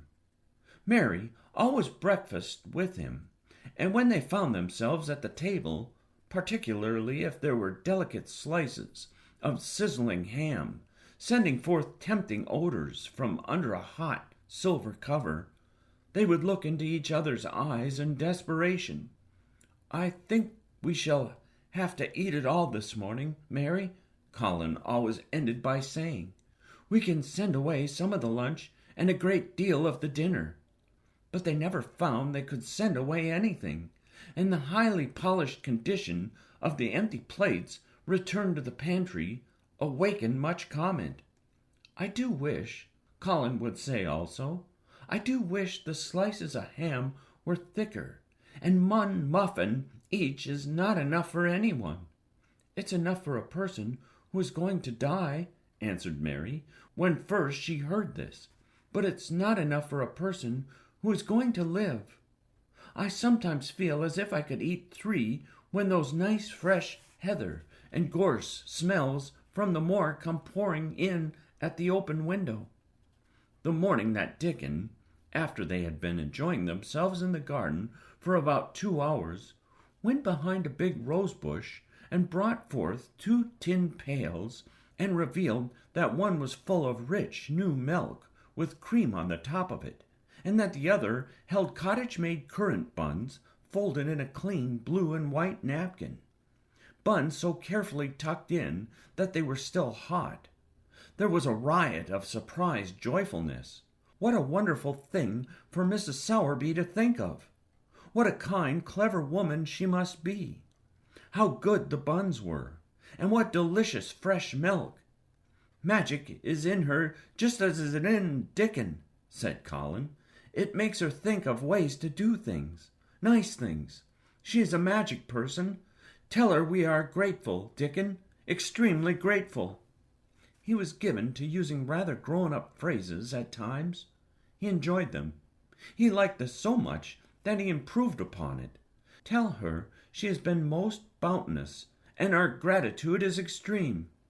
And then, forgetting his grandeur, he fell to and stuffed himself with buns, and drank milk out of the pail in copious draughts, in the manner of any hungry little boy who had been taking unusual exercise and breathing in moorland air, and whose breakfast was more than 2 hours behind him.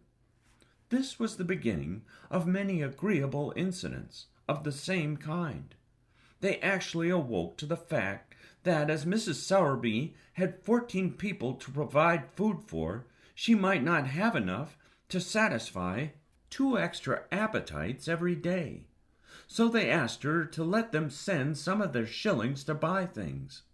Dickon made the stimulating discovery that in the wood in the park outside the garden, where Mary had first found him piping to the wild creatures, there was a deep little hollow where you could build a sort of tiny oven with stones and roast potatoes and eggs in it. Roasted eggs were a previously unknown luxury, and very hot potatoes, with salt and fresh butter in them, were fit for a woodland king. Besides being deliciously satisfying, you could buy both potatoes and eggs and eat as many as you liked without feeling as if you were taking food out of the mouths of 14 people. Every beautiful morning the magic was worked by the mystic circle under the plum tree, which provided a canopy of thickening green leaves after its brief blossom time was ended. After the ceremony, Colin always took his walking exercise, and throughout the day he exercised his newly found power at intervals. Each day he grew stronger and could walk more steadily and cover more ground, and each day his belief in the magic grew stronger. As well it might. He tried one experiment after another as he felt himself gaining strength, and it was Dickon who showed him the best things of all. "Yesterday," he said one morning, after an absence, "I went to Thwaite for mother, and bear the Blue Cow in. I see Bob Haworth. He's the strongest chap on the moor. He's the champion wrestler, and he can jump higher than any other chap and throw the hammer farther. He's gone all the way to Scotland for the sports some years.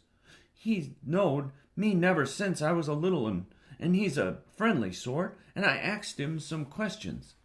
The gentry calls him an athlete, and I thought of the Mr. Colin, and I says, 'How did that make the muscles stick out that way, Bob? Did the doin' extra to make thyself so strong?' And he says, 'Well, yes, lad, I did. A strong man in a show that came to Thwaite once showed me how to exercise my arms and legs and every muscle in my body.' And I says, 'Could a delicate chap make himself stronger with 'em, Bob?' And he laughed and says, 'Art the delicate chap?' And I says, 'No, but I knows a young gentleman that's getting well of a long illness, and I wished I'd known some of the tricks to tell him about.' I didn't say no names, and he didn't ask none. He's friendly, same as I said, and he stood up and showed me good-natured like, and I imitated what he did till I knowed it by heart." Colin had been listening excitedly. "Can you show me?" he cried. "Will you?" "Aye, to be sure," Dickon answered, getting up. "But he says the mun do 'em gentle at first. Be careful not to tire thyself. Rest in between times. Take deep breaths, and don't overdo." "I'll be careful," said Colin. "Show me, show me. Dickon, you are the most magic boy in the world." Dickon stood up on the grass and slowly went through a carefully practical but simple series of muscle exercises. Colin watched them with widening eyes. He could do a few while he was sitting down. Presently he did a few gently while he stood upon his already steadied feet. Mary began to do them also. Soot, who was watching the performance, became much disturbed, and left his branch and hopped about restlessly because he could not do them too. From that time the exercises were part of the day's duties as much as the magic was. It became possible for both Colin and Mary to do more of them each time they tried, and such appetites were the result that, but for the basket Dickon put down behind the bush each morning when he arrived, they would have been lost. But the little oven in the hollow and Mrs. Sowerby's bounties were so satisfying that Mrs. Medlock and the nurse and Dr. Craven became mystified again. You can trifle with your breakfast and seem to disdain your dinner if you are full to the brim with roasted eggs and potatoes and richly frothed new milk and oat cakes and buns and heather, honey, and clotted cream. "They're eating next to nothing," said the nurse. "They'll die of starvation if they can't be persuaded to take some nourishment. And yet, see how they look." "Look!" exclaimed Mrs. Medlock indignantly. "I've moithered to death with them. They're a pair of young Satans, bursting their jackets one day, and the next turning up their noses at the best meals cook can tempt them with. Not a mouthful of that lovely young fowl and bread sauce did they set a fork into yesterday, and the poor woman fair invented a puddin' for them, and back it sent. She almost cried. She's afraid she'll be blamed if they starve themselves into their graves." Dr. Craven came and looked at Colin long and carefully. He wore an extremely worried expression when the nurse talked with him and showed him the almost untouched tray of breakfast she had saved for him to look at. But it was even more worried when he sat down by Colin's sofa and examined him. He had been called to London on business and had not seen the boy for nearly 2 weeks. When young things begin to gain health, they gain it rapidly. The waxen tinge had left Colin's skin, and a warm rose showed through it. His beautiful eyes were clear, and the hollows under them, and in his cheeks and temples had filled out. His once dark, heavy locks had begun to look as if they sprang healthily from his forehead, and were soft and warm with life. His lips were fuller, and of a normal color. In fact, as an imitation of a boy who was a confirmed invalid, he was a disgraceful sight. Dr. Craven held his chin in his hands and thought him over. "I am sorry to hear that you do not eat anything," he said. "That will not do. You will lose all you have gained, and you have gained amazingly. You ate so well a short time ago." "I told you it was an unnatural appetite," answered Colin. Mary was sitting on her stool near by, and she suddenly made a very queer sound, which she tried so violently to repress that she ended by almost choking. "What is the matter?" said Dr. Craven, turning to look at her. Mary became quite severe in her manner. "It was something between a sneeze and a cough," she replied, with a reproachful dignity, "and it got into my throat. But," she said afterwards to Colin, "I couldn't stop myself. It just burst out because all at once I couldn't help remembering that last big potato you ate, and the way your mouth stretched when you bit through that thick, lovely crust with jam and clotted cream on it. Is there any way in which those children can get food secretly?" Dr. Craven inquired of Mrs. Medlock. "There's no way, unless they dig it out of the earth or pick it off the trees," Mrs. Medlock answered. "They stay out in the gardens all day and see no one but each other, and if they want anything different to eat from what's sent up to them, they need only ask for it." "Well," said Dr. Craven, "so long as going without food agrees with them, we need not disturb ourselves. The boy is a new creature." "So is the girl," said Mrs. Medlock. "She's begun to be downright pretty since she's filled out and lost her ugly, little sour look. Her hair's grown thick and healthy looking, and she's got a bright color. The glummest, ill-natured little thing she used to be, and now her and Master Colin laugh together like a pair of crazy young ones. Perhaps they're growing fat on that." "Perhaps they are," said Dr. Craven. "Let them laugh." Chapter 25.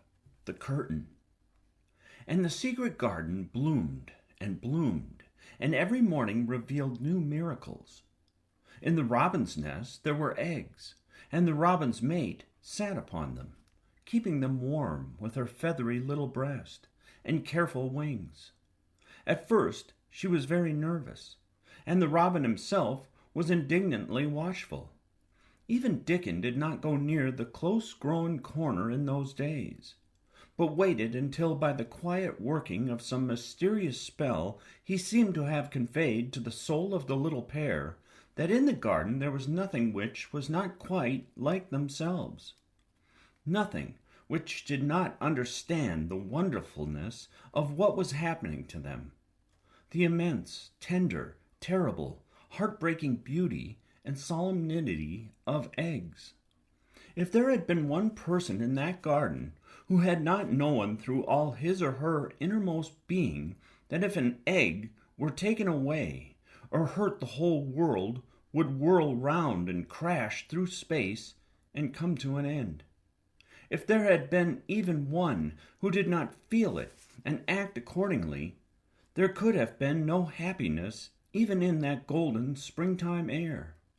But they all knew it and felt it, and the robin and his mate knew they knew it. At first the robin watched Mary and Colin with sharp anxiety. For some mysterious reason, he knew he need not watch Dickon. The first moment he set his dew-bright black eye on Dickon, he knew he was not a stranger, but a sort of robin without beak or feathers. He could speak robin, which is quite a distinct language, not to be mistaken for any other. To speak robin to a robin is like speaking French to a Frenchman. Dickon always spoke it to the robin himself, so the queer gibberish he used when he spoke to humans did not matter in the least. The robin thought he spoke this gibberish to them because they were not intelligent enough to understand feathered speech. His movements also were robin. They never startled one by being sudden enough to seem dangerous or threatening. Any robin could understand Dickon, so his presence was not even disturbing. But at the outset it seemed necessary to be on guard against the other two. In the first place, the boy creature did not come into the garden on his legs. He was pushed in on a thing with wheels, and the skins of wild animals were thrown over him. That in itself was doubtful. Then, when he began to stand up and move about, he did it in a queer, unaccustomed way, and the others seemed to have to help him. The robin used to secrete himself in a bush and watch this anxiously. His head tilted first to one side and then on the other. He thought that the slow movements might mean that he was preparing to pounce as cats do. When cats are preparing to pounce, they creep over the ground very slowly. The robin talked this over with his mate a great deal for a few days, but after that he decided not to speak of the subject because her terror was so great that he was afraid it might be injurious to the eggs. When the boy began to walk by himself, and even to move more quickly, it was an immense relief. But for a long time, or it seemed a long time to the robin, he was a source of some anxiety. He did not act as the other humans did. He seemed very fond of walking, but he had a way of sitting or lying down for a while, and then getting up in a disconcerting manner to begin again. One day the robin remembered that when he himself had been made to learn to fly by his parents, he had done much of the same sort of thing. He had taken short flights of a few yards, and then had been obliged to rest. So it occurred to him that this boy was learning to fly, or rather to walk. He mentioned this to his mate, and when he told her that the eggs would probably conduct themselves in the same way after they were fledged, she was quite comforted, and even became eagerly interested, and derived great pleasure from watching the boy over the edge of her nest, though she always thought that the eggs would be much cleverer and learn more quickly. But then she said indulgently that humans were always more clumsy and slow than eggs, and most of them never seemed really to learn to fly at all. You never met them in the air or on treetops. After a while, the boy began to move about as the others did, but all three of the children at times did unusual things. They would stand under the trees and move their arms and legs and heads about in a way which was neither walking nor running nor sitting down. They went through these movements at intervals every day, and the robin was never able to explain to his mate what they were doing or trying to do. He could only say that he was sure that the eggs would never flap about in such a manner. But as the boy who could speak robin fluently was doing the thing with them, birds could be quite sure that the actions were not of a dangerous nature. Of course, neither the robin nor his mate had ever heard of the champion wrestler Bob Haworth and his exercises for making the muscle stand out like lumps. Robins are not like human beings. Their muscles are always exercised from the first, and so they develop themselves in a natural manner. If you have to fly about to find every meal you eat, your muscles do not become atrophied. Atrophied means wasted away through want of use. When the boy was walking and running about and digging and weeding like the others, the nest in the corner was brooded over by a great peace and content. Fears for the eggs became things of the past. Knowing that your eggs were as safe as if they were locked in a bank vault, and the fact that you could watch so many curious things going on made sitting a most entertaining occupation. On wet days, the egg's mother sometimes felt even a little dull because the children did not come into the garden. But even on wet days, it could not be said that Mary and Colin were dull. One morning, when the rain streamed down unceasingly and Colin was beginning to feel a little restive, as he was obliged to remain on his sofa because it was not safe to get up and walk about, Mary had an inspiration. "Now that I am a real boy," Colin had said, "my legs and arms and all my body are so full of magic that I can't keep them still. They want to be doing things all the time. Do you know that when I waken in the morning, Mary, when it's quite early and the birds are just shouting outside and everything seems just shouting for joy, even the trees and things we can't really hear, I feel as if I must jump out of bed and shout myself. And if I did it, just think what would happen." Mary giggled inordinately. "The nurse would come running, and Mrs. Medlock would come running, and they would be sure you had gone crazy, and they'd send for the doctor," she said. Colin giggled himself. He could see how they would all look, how horrified by his outbreak, and how amazed to see him standing upright. "I wish my father would come home," he said. "I want to tell him myself. I'm always thinking about it, but we couldn't go on like this much longer. I can't stand lying still and pretending, and besides, I look too different. I wish it wasn't raining today." It was then Mistress Mary had her inspiration.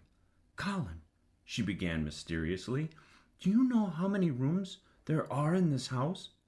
"About 1,000, I suppose," he answered. "There are about 100 no one ever goes into," said Mary, "and one rainy day I went and looked into ever so many of them. No one ever knew, though Mrs. Medlock nearly found me out. I lost my way when I was coming back, and I stopped at the end of your corridor. That was the second time I heard you crying." Colin started up on his sofa. 100 rooms no one goes into," he said. "It sounds almost like a secret garden. Suppose we go and look at them. You could wheel me in my chair, and nobody would know where we went." "That's what I was thinking," said Mary. "No one would dare to follow us. There are galleries where you could run. We could do our exercises. There is a little Indian room where there is a cabinet full of ivory elephants. There are all sorts of rooms." "Ring the bell," said Colin. When the nurse came in, he gave his orders. "I want my chair," he said. "Miss Mary and I are going to look at the part of the house which is not used. John can push me as far as the picture gallery because there are some stairs. Then he must go away and leave us alone until I send for him again." Rainy days lost their terrors that morning. When the footman had wheeled the chair into the picture gallery and left the two together in obedience to orders, Colin and Mary looked at each other delighted. As soon as Mary had made sure that John was really on his way back to his own quarters below stairs, Colin got out of his chair. "I am going to run from one end of the gallery to the other," he said, "and then I'm going to jump, and then we will do Bob Haworth's exercises." And they did all these things, and many others. They looked at the portraits, and found the plain little girl, dressed in green brocade, and holding the parrot on her finger. "All these," said Colin, Must be my relations. They lived a long time ago. That parrot one, I believe, is one of my great-great-great-great-aunts. She looks rather like you, Mary. Not as you look now, but as you looked when you came here. Now you are a great deal fatter and better looking." "So are you," said Mary, and they both laughed. They went to the Indian room and amused themselves with the ivory elephants. They found the rose-colored brocade boudoir and the hole in the cushion the mouse had left, but the mice had grown up and run away, and the hole was empty. They saw more rooms and made more discoveries than Mary had made on her first pilgrimage. They found new corridors and corners and flights of steps and new old pictures they liked and weird old things they did not know the use of. It was a curiously entertaining morning, and the feeling of wandering about in the same house with other people, but at the same time feeling as if one were miles away from them, was a fascinating thing. "I'm glad we came," Colin said. "I never knew I lived in such a big, queer old place. I like it. We will ramble about every rainy day. We shall always be finding new queer corners and things." That morning they had found among other things such good appetites that when they returned to Colin's room it was not possible to send the luncheon away untouched. When the nurse carried the tray downstairs, she slapped it down on the kitchen dresser so that Mrs. Loomis, the cook, could see the highly polished dishes and plates. "Look at that," she said. "This is a house of mystery, and those two children are the greatest mysteries in it." "If they keep that up every day," said the strong young footman, John, "there'd be small wonder that he weighs twice as much today as he did a month ago. I should have to give up my place in time, for fear of doing my muscles any injury." That afternoon, Mary noticed that something new had happened in Colin's room. She had noticed it the day before, but had said nothing because she thought the change might have been made by chance. She said nothing today, but she sat and looked fixedly at the picture over the mantel. She could look at it because the curtain had been drawn aside. That was the change she noticed. "I know what you want me to tell you," said Colin, after she had stared a few minutes. "I always know when you want me to tell you something. You are wondering why the curtain is drawn back. I am going to keep it like that." "Why?" asked Mary. "Because it doesn't make me angry any more to see her laughing. I wakened when it was bright moonlight 2 nights ago, and felt as if the magic was filling the room and making everything so splendid that I couldn't lie still. I got up and looked out of the window. The room was quite light, and there was a patch of moonlight on the curtain, and somehow that made me go and pull the cord. She looked right down at me as if she were laughing because she was glad I was standing there. It made me like to look at her. I want to see her laughing like that all the time. I think she must have been a sort of magic person, perhaps." "You are so like her now," said Mary, "that sometimes I think perhaps you are her ghost made into a boy." That idea seemed to impress Colin. He thought it over and then answered her slowly. "If I were her ghost, my father would be fond of me," he said. "Do you want him to be fond of you?" inquired Mary. "I used to hate it because he was not fond of me.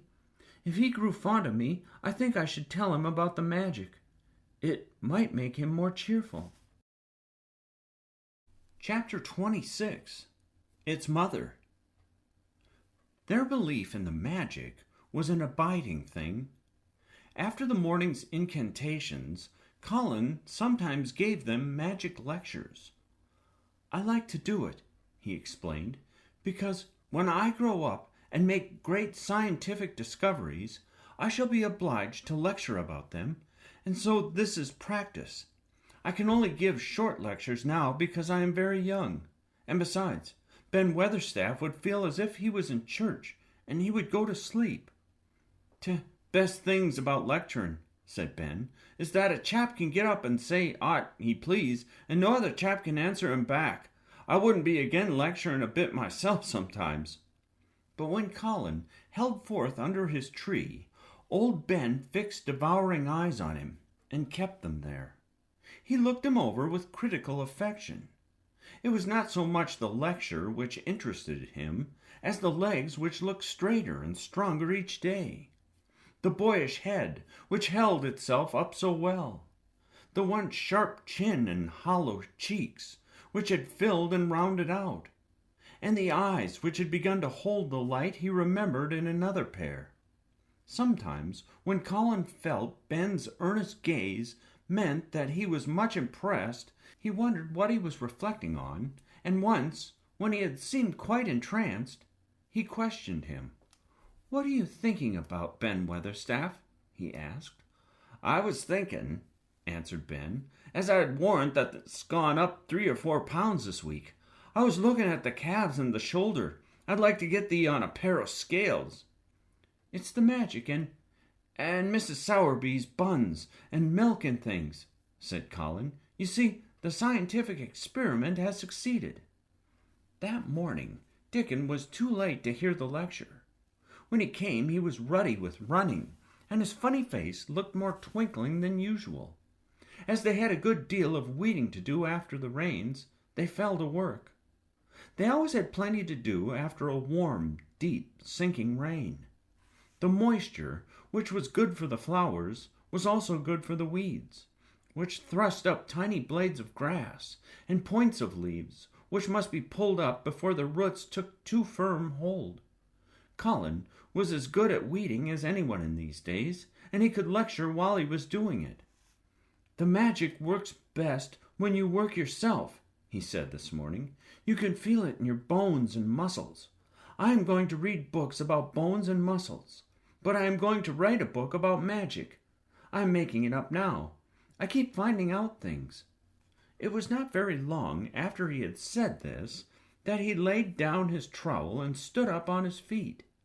He had been silent for several minutes, and they had seen that he was thinking out lectures as he often did. When he dropped his trowel and stood upright, it seemed to Mary and Dickon as if a sudden strong thought had made him do it. He stretched himself out to his tallest height, and he threw out his arms exultantly. Color glowed in his face, and his strange eyes widened with joyfulness. All at once he had realized something to the full. "Mary! Dickon!" he cried. "Just look at me!" They stopped their weeding and looked at him. "Do you remember that first morning you brought me in here?" he demanded. Dickon was looking at him very hard. Being an animal charmer, he could see more things than most people could, and many of them were things he never talked about. He saw some of them now in this boy. "Aye, that we do," he answered. Mary looked hard too, but she said nothing. "Just this minute," said Colin, "all at once I remembered it myself, when I looked at my hand digging with the trowel, and I had to stand up on my feet to see if it was real. And it is real! I'm well! I'm well!" "Aye, that art," said Dickon. "I'm well! I'm well!" said Colin again, and his face went quite red all over.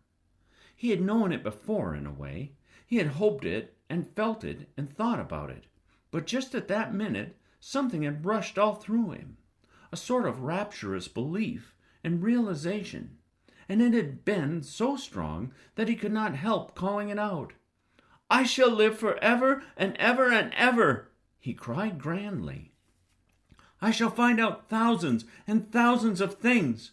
I shall find out about people and creatures and everything that grows, like Dickon, and I shall never stop making magic. I'm well! I'm well! I feel as if I want to shout out something thankful, joyful." Ben Weatherstaff, who had been working near a rose bush, glanced round at him. "Thou might sing the doxology," he suggested in his driest grunt. He had no opinion of the doxology, and he did not make the suggestion with any particular reverence. But Colin was of an exploring mind, and he knew nothing about the doxology. "What is that?" he inquired. "Dickon can sing it for thee, I'll warrant," replied Ben Weatherstaff. Dickon answered with his all-perceiving, animal-charmer smile. "They sing it at church," he said. "Mother says she believes the skylarks sing it when they gets up in the morning." "If she says that, it must be a nice song," Colin answered. "I've never been in a church myself. I was always too ill. Sing it, Dickon. I want to hear it." Dickon was quite simple and unaffected about it. He understood what Colin felt better than Colin did it himself. He understood by a sort of instinct so natural that he did not know it was understanding. He pulled off his cap and looked round, still smiling. "Then I must take off the cap," he said to Colin, "and so mun that Ben and that mun stand up that knows." Colin took off his cap, and the sun shone on and warmed his thick hair as he watched Dickon intently. Ben Weatherstaff scrambled up from his knees and bared his head too, with a sort of puzzled, half-resentful look on his old face, as if he didn't know exactly why he was doing this remarkable thing. Dickon stood out among the trees and rose bushes and began to sing in a quite simple, matter-of-fact way, and in a nice, strong boy's voice. "Praise God from whom all blessings flow. Praise him, all creatures here below. Praise him above ye, heavenly host. Praise Father, Son, and Holy Ghost. Amen."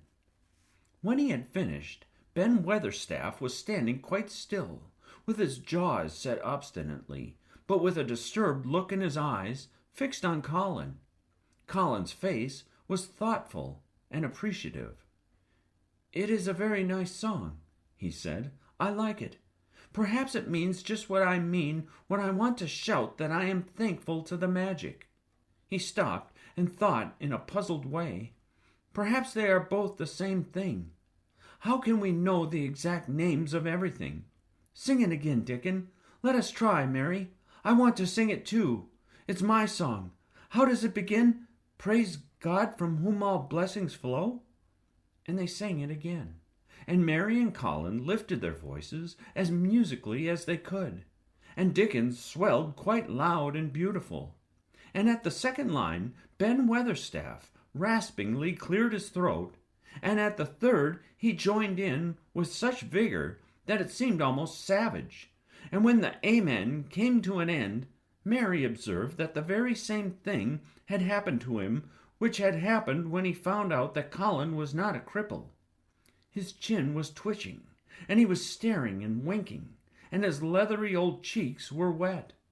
"I never seed no sense in the doxology afore," he said hoarsely, "but I may change my mind time. I should say that I'd gone up 5 pounds this week, Mr. Colin. 5 on 'em." Colin was looking across the garden at something attracting his attention, and his expression had become a startled one. "Who is coming here?" he said quickly. "Who is it?" The door in the ivied wall had been pushed gently open, and a woman had entered. She had come in with the last line of their song, and she had stood still, listening and looking at them.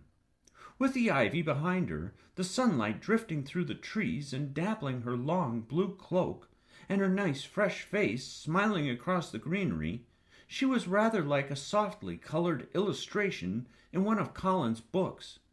She had wonderful, affectionate eyes, which seemed to take everything in, all of them, even Ben Weatherstaff, and the creatures, and every flower that was in bloom.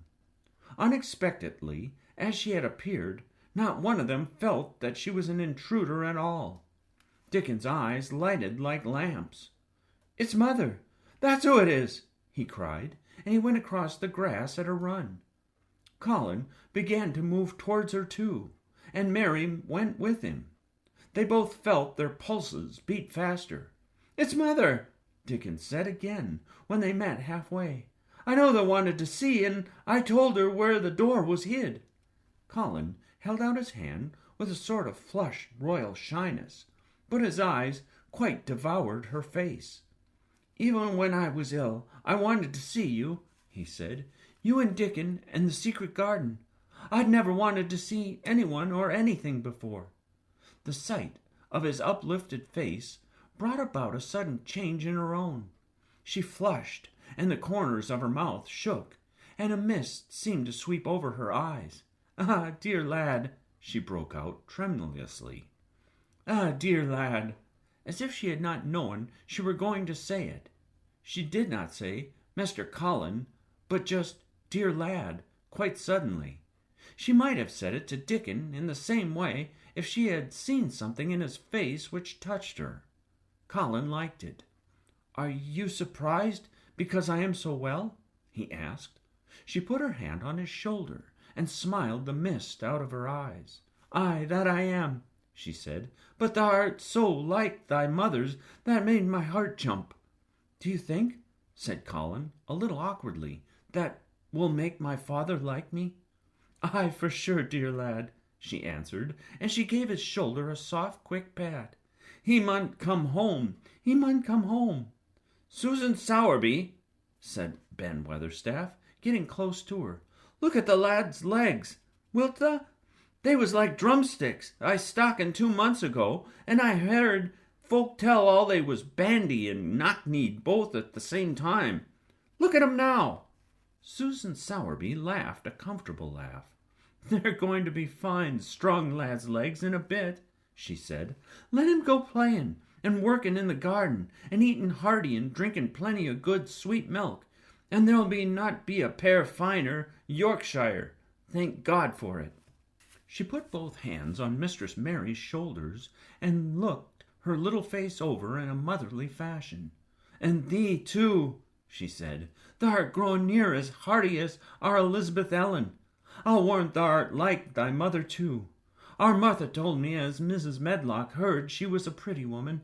Thou'll be like a blush rose when thou grows up, my little lass, bless thee." She did not mention that when Martha came home on her day out and described the plain, sallow child, she had said that she had no confidence whatever in what Mrs. Medlock had heard. It doesn't stand to reason that a pretty woman could be the mother o' such a foul little lass, she had added obstinately. Mary had not had time to pay much attention to her changing face. She had only known that she looked different and seemed to have a great deal more hair, and that it was growing very fast. But remembering her pleasure in looking at the Mimshed in the past, she was glad to hear that she might some day look like her.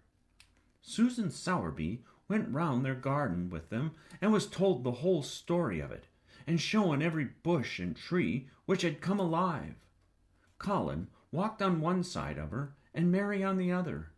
Each of them kept looking up at her comfortable, rosy face, secretly curious about the delightful feeling she gave them, a sort of warm, supported feeling.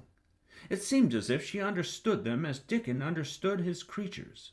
She stooped over the flowers and talked about them as if they were children. Soot followed her and once or twice caught at her and flew upon her shoulder as if it were Dickon's. When they told her about the robin and the first flight of the young ones, she laughed a motherly little mellow laugh in her throat. "I suppose learning 'em to fly is like learning children to walk, but I'm feared I should be all in a worrit if mine had wings instead o' legs," she said.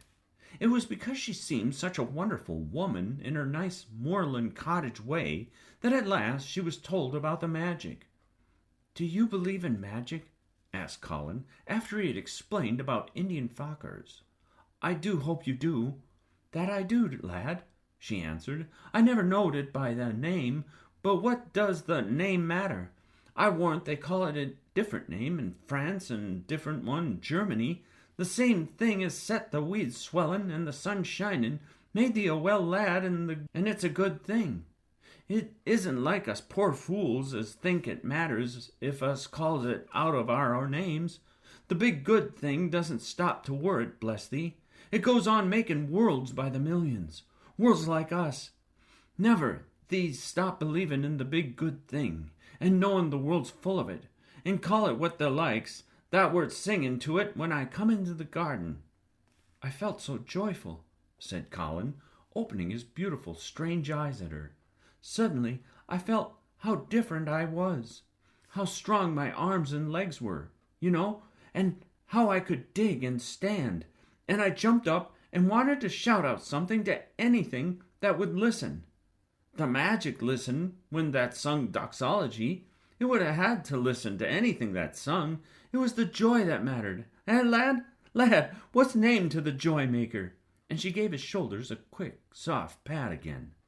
She had packed a basket which held a regular feast this morning, and when the hungry hour came, and Dickon brought it out from its hiding place, she sat down with them under their tree and watched them devour their food, laughing and quite gloating over their appetites. She was full of fun, and made them laugh at all sorts of odd things. She told them stories in broad Yorkshire, and taught them new words. She laughed as if she could not help it when they told her of the increasing difficulty there was in pretending that Colin was still a fretful invalid. "You see, we can't help laughing nearly all the time when we are together," explained Colin, "and it doesn't sound ill at all. We try to choke it back, but it will burst out, and that sounds worse than ever."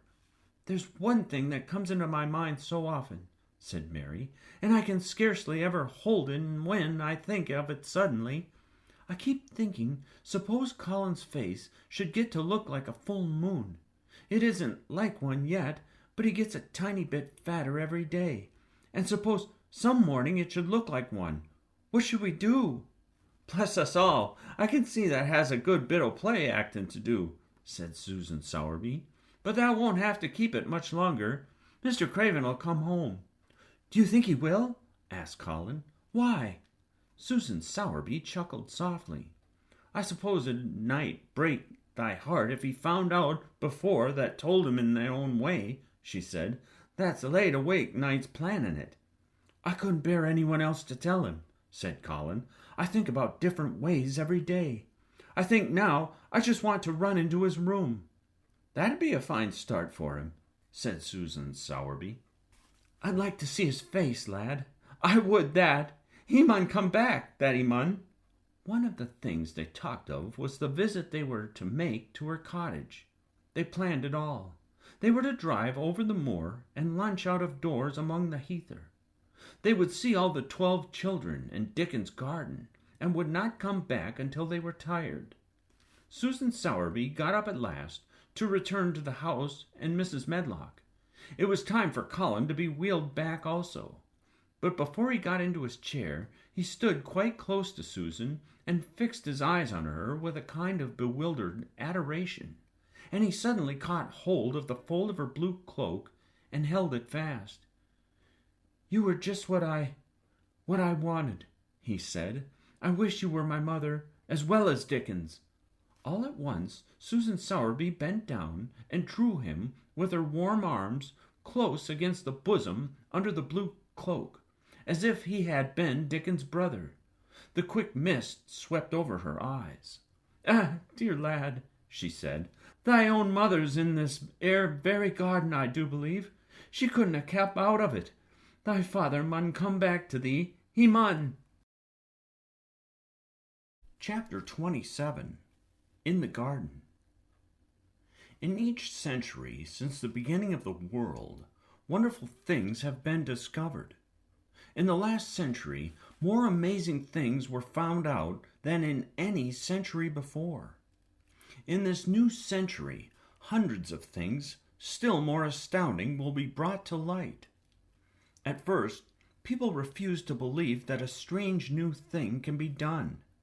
Then they begin to hope it can't be done. Then they see it can be done. Then it is done, and all the world wonders why it was not done centuries ago.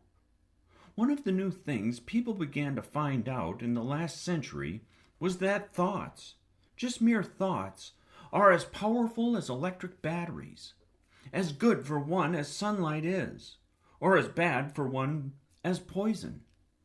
To let a sad thought or a bad one get into your mind is as dangerous as letting a scarlet fever germ into your body. If you let it stay there after it has got in you, may never get over it as long as you live. So long as Mistress Mary's mind was full of disagreeable thoughts about her dislikes and sour opinions of people, and her determination not to be pleased by or interested in anything, she was a yellow-faced, sickly, bored, and wretched child. Circumstances, however, were very kind to her, though she was not at all aware of it. They began to push her about for her own good. When her mind gradually filled itself with robins and moorland cottages crowded with children, with queer, crabbed old gardeners, and common little Yorkshire housemaids, with springtime and with secret gardens coming alive day by day, and also with a Moor boy and his creatures, there was no room left for the disagreeable thoughts which affected her liver and her digestion, and made her yellow and tired.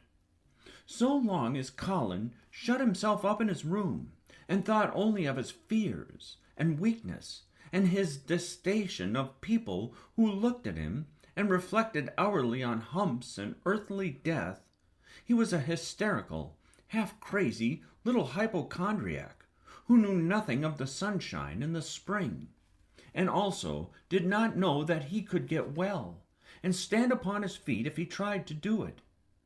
When new, beautiful thoughts began to push out of the old, hideous ones, life began to come back to him. His blood ran healthily through his veins, and strength poured into him like a flood. His scientific experiment was quite practical and simple, and there was nothing weird about it at all. Much more surprising things can happen to anyone who, when a disagreeable or discouraged thought comes into his mind, just has the sense to remember in time and push it out by putting in an agreeable, determinedly courageous one.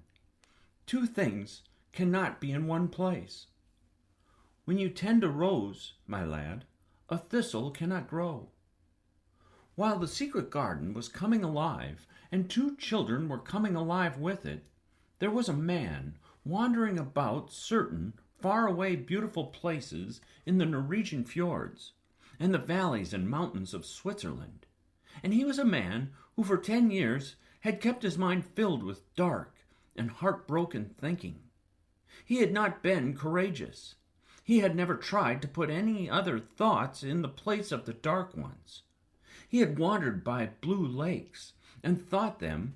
He had lain on mountain sides with sheets of deep blue gentian blooming all about him, and flower breaths filling all the air, and he had thought them. A terrible sorrow had fallen upon him when he had been happy, and he had let his soul fill itself with blackness, and had refused obstinately to allow any rift of light to pierce through. He had forgotten and deserted his home and his duties.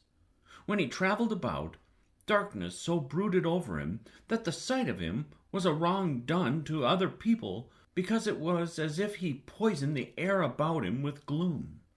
Most strangers thought he must be either half mad or a man with some hidden crime on his soul. He was a tall man with a drawn face and crooked shoulders, and the name he always entered on hotel registers was Archibald Craven, Misselthwaite Manor, Yorkshire, England. He had travelled far and wide since the day he saw Mistress Mary in his study, and told her she might have her bit of earth. He had been in the most beautiful places in Europe, though he had remained nowhere more than a few days. He had chosen the quietest and remotest spots. He had been on the tops of mountains whose heads were in the clouds, and had looked down on other mountains, when the sun rose and touched them with such light as made it seem as if the world were just being born. But the light had never seemed to touch himself, until one day when he realized that for the first time in 10 years, a strange thing had happened.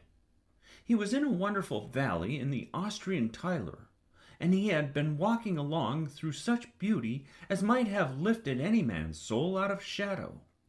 He had walked a long way, and it had not lifted his. But at last he had felt tired, and had thrown himself down to rest on a carpet of moss by a stream. It was a clear little stream, which ran quite merrily along its narrow way through the luscious, damp greenness. Sometimes it made a sound rather like very low laughter as it bubbled over in rounded stones. He saw birds come and dip their heads to drink in it, and then flick their wings and fly away. It seemed like a thing alive, and yet its tiny voice made the stillness seem deeper. The valley was very, very still. As he sat gazing into the clear running of the water, Archibald Craven gradually felt his mind and body both grow quiet as the valley itself. He wondered if he were going to sleep, but he was not. He sat and gazed at the sunlit water, and his eyes began to see things growing at its edge. There was one lovely mass of blue forget-me-nots growing so close to the stream that its leaves were wet, and at these he found himself looking as he remembered he had looked at such things years ago. He was actually thinking tenderly how lovely it was, and what wonders of blue its hundreds of little blossoms were. He did not know that just that simple thought was slowly filling his mind, filling and filling, until other things were softly pushed aside. It was as if a sweet, clear spring had begun to rise in a stagnant pool, and had risen and risen until at last it swept the dark water away. But of course he did not think of this himself. He only knew that the valley seemed to grow quieter and quieter as he sat and stared at the bright, delicate blueness.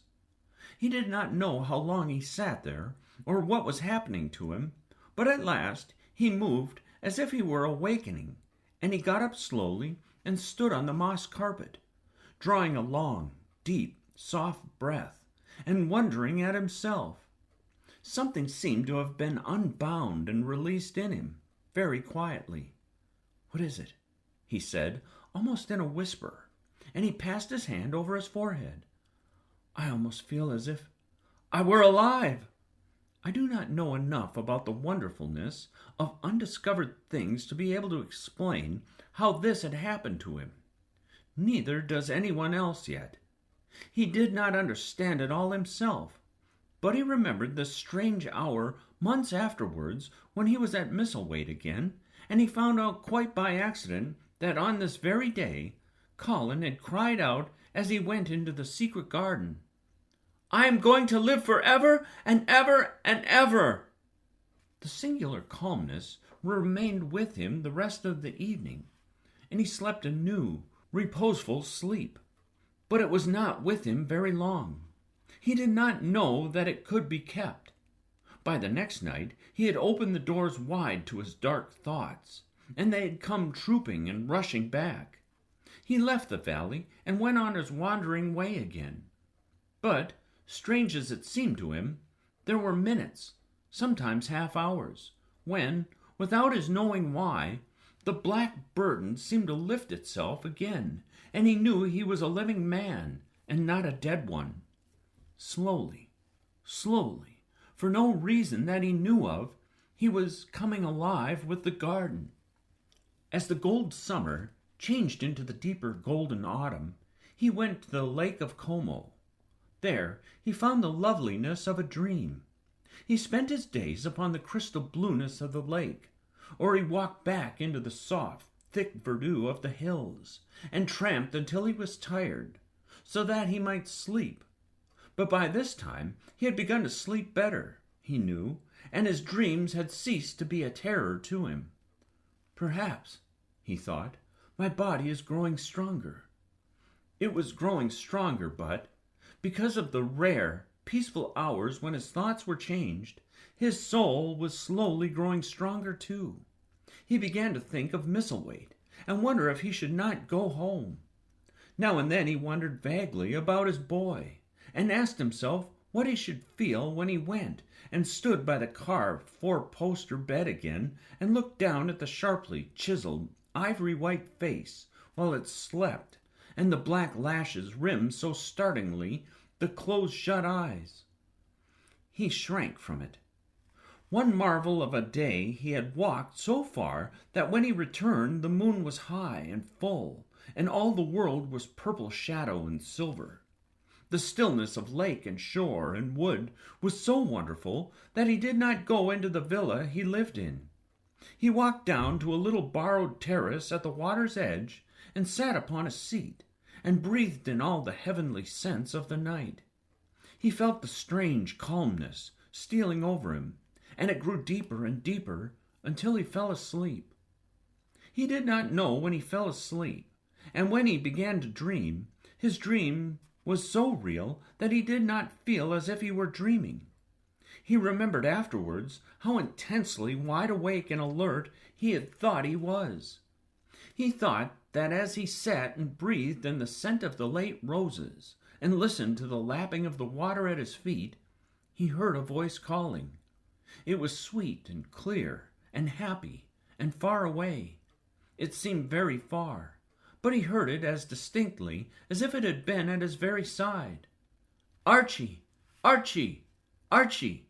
it said, and then again, sweeter and clearer than before. "Archie! Archie!" He thought he sprang to his feet, not even startled. It was such a real voice, and it seemed so natural that he should hear it. "Lilias! Lilias!" he answered. "Lilias, where are you?" "In the garden." It came back like a sound from a golden flute. "In the garden." And then the dream ended, but he did not awaken. He slept soundly and sweetly all through the lovely night. When he did awake at last, it was brilliant morning, and a servant was standing staring at him. He was an Italian servant, and was accustomed, as all the servants of the villa were, to accepting without question any strange thing his foreign master might do. No one ever knew when he would go out, or come in, or where he would choose to sleep, or if he would roam about the garden, or lie in the boat on the lake all night. The man held a salver with some letters on it, and he waited quietly until Mr. Craven took them. When he had gone away, Mr. Craven sat a few moments, holding them in his hand and looking at the lake. His strange calm was still upon him, and something more, a lightness, as if the cruel thing which had been done had not happened as he thought, as if something had changed. He was remembering the dream, the real dream. "In the garden," he said, wondering at himself. "In the garden, but the door's locked and the key is buried deep." When he glanced at the letters a few minutes later, he saw that the one lying at the top of the rest was an English letter and came from Yorkshire. It was directed in a plain woman's hand, but it was not a hand he knew. He opened it, scarcely thinking of the writer, but the first words attracted his attention at once. "Dear Sir, I am Susan Sowerby, that made bold to speak to you once on the moor. It was about Miss Mary I spoke. I will make bold to speak again. Please, sir, I would come home if I was you. I think you would be glad to come, and, if you will excuse me, sir, I think your lady would ask you to come if she was here. Your obedient servant, Susan Sowerby." Mr. Craven read the letter twice before he put it back in its envelope. He kept thinking about the dream. "I will go back to Misselthwaite," he said. "Yes, I'll go at once."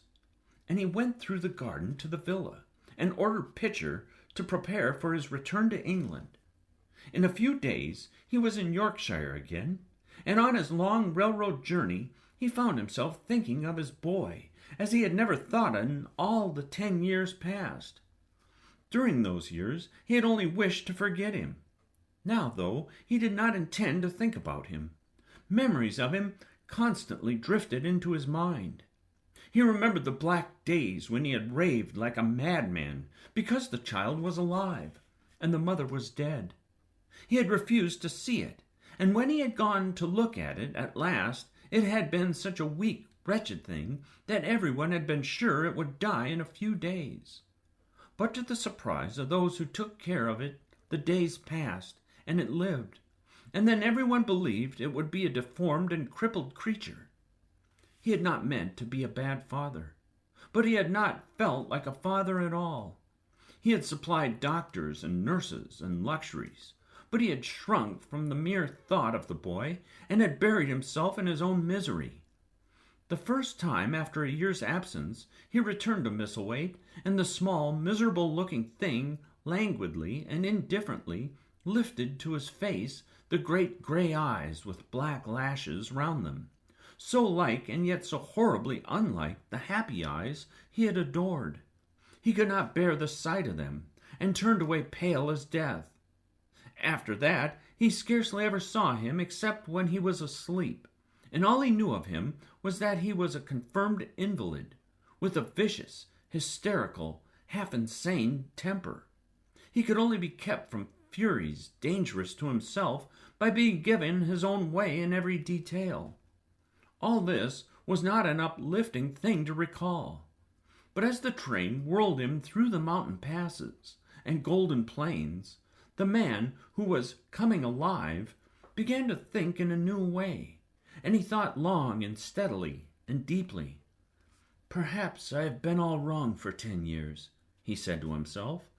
10 years is a long time. It may be too late to do anything, quite too late. What have I been thinking of? Of course, this was the wrong magic. To begin by saying, too late, even Colin could have told him that. But he knew nothing of magic, either black or white. This he had yet to learn. He wondered if Susan Sowerby had taken courage and written to him only because the motherly creature had realized that the boy was much worse, was fatally ill. If he had not been under the spell of the curious calmness which had taken possession of him, he would have been more wretched than ever. But the calm had brought a sort of courage and hope with it. Instead of giving way to thoughts of the worst, he actually found he was trying to believe in better things. Could it be possible that she sees that I may be able to do him good and control him? He thought. I will go and see her on my way to Misselthwaite. But when on his way across the moor, he stopped the carriage at the cottage. 7 or 8 children who were playing about gathered in a group, and bobbing 7 or 8 friendly and polite curtsies, told him that their mother had gone to the other side of the moor early in the morning to help a woman who had a new baby. Our Dickon, they volunteered, was over at the manor working in one of the gardens, where he spent several days each week. Mr. Craven looked over the collection of sturdy little bodies and round, red-cheeked faces, each one grinning in its own particular way, and he awoke to the fact that they were a healthy, likable lot. He smiled to their friendly grins, and took a golden sovereign from his pocket and gave it to our Elizabeth Ellen, who was the oldest. "If you divide that into 8 parts, there will be half a crown for each of you," he said. Then, amid grins and chuckles and bobbing of curtsies, he drove away, leaving ecstasy and nudging elbows and little jumps of joy behind. The driver, across the wonderfulness of the moor, was a soothing thing. Why did it seem to him a sense of homecoming which he had been sure he could never feel again?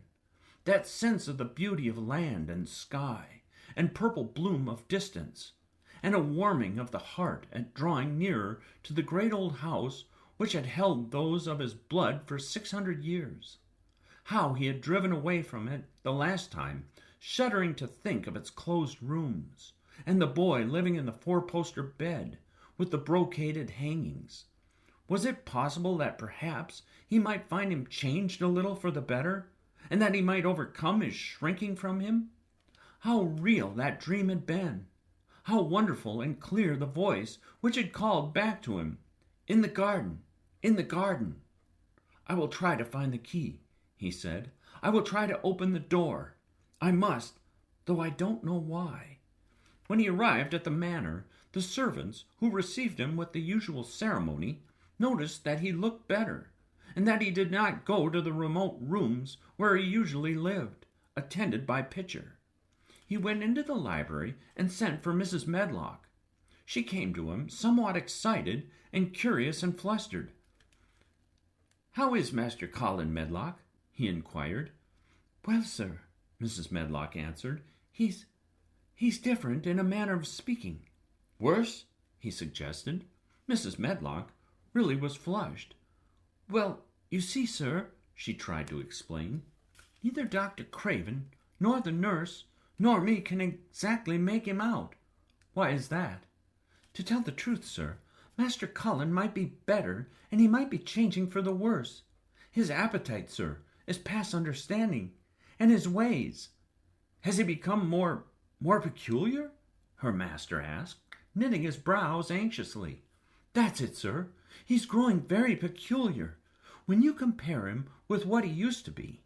He used to eat nothing, and then suddenly he began to eat something enormous. And then he stopped again, all at once, and the meals were sent back just as they used to be. You never knew, sir, perhaps, that out of doors he never would let himself be taken. The things we've gone through to get him to go out in his chair would leave a body trembling like a leaf. He'd throw himself into such a state that Dr. Craven said he couldn't be responsible for forcing him. Well, sir, just without warning, not long after one of his worst tantrums, he suddenly insisted on being taken out every day by Miss Mary and Susan Sowerby's boy Dickon, that could push his chair. He took a fancy to both Miss Mary and Dickon brought his tame animals, and, if you'll credit it, sir, out of doors he will stay from morning until night. How does he look? Was the next question. If he took his food natural, sir, you'd think he was putting on flesh, but we're afraid it may be a sort of bloat. He laughs sometimes in a queer way when he's alone with Miss Mary. He never used to laugh at all. Dr. Craven is coming to see you at once, if you'll allow him. He never was as puzzled in his life. Where is Master Colin now? Mr. Craven asked. In the garden, sir. He's always in the garden, though not a human creature is allowed to go near for fear they'll look at him.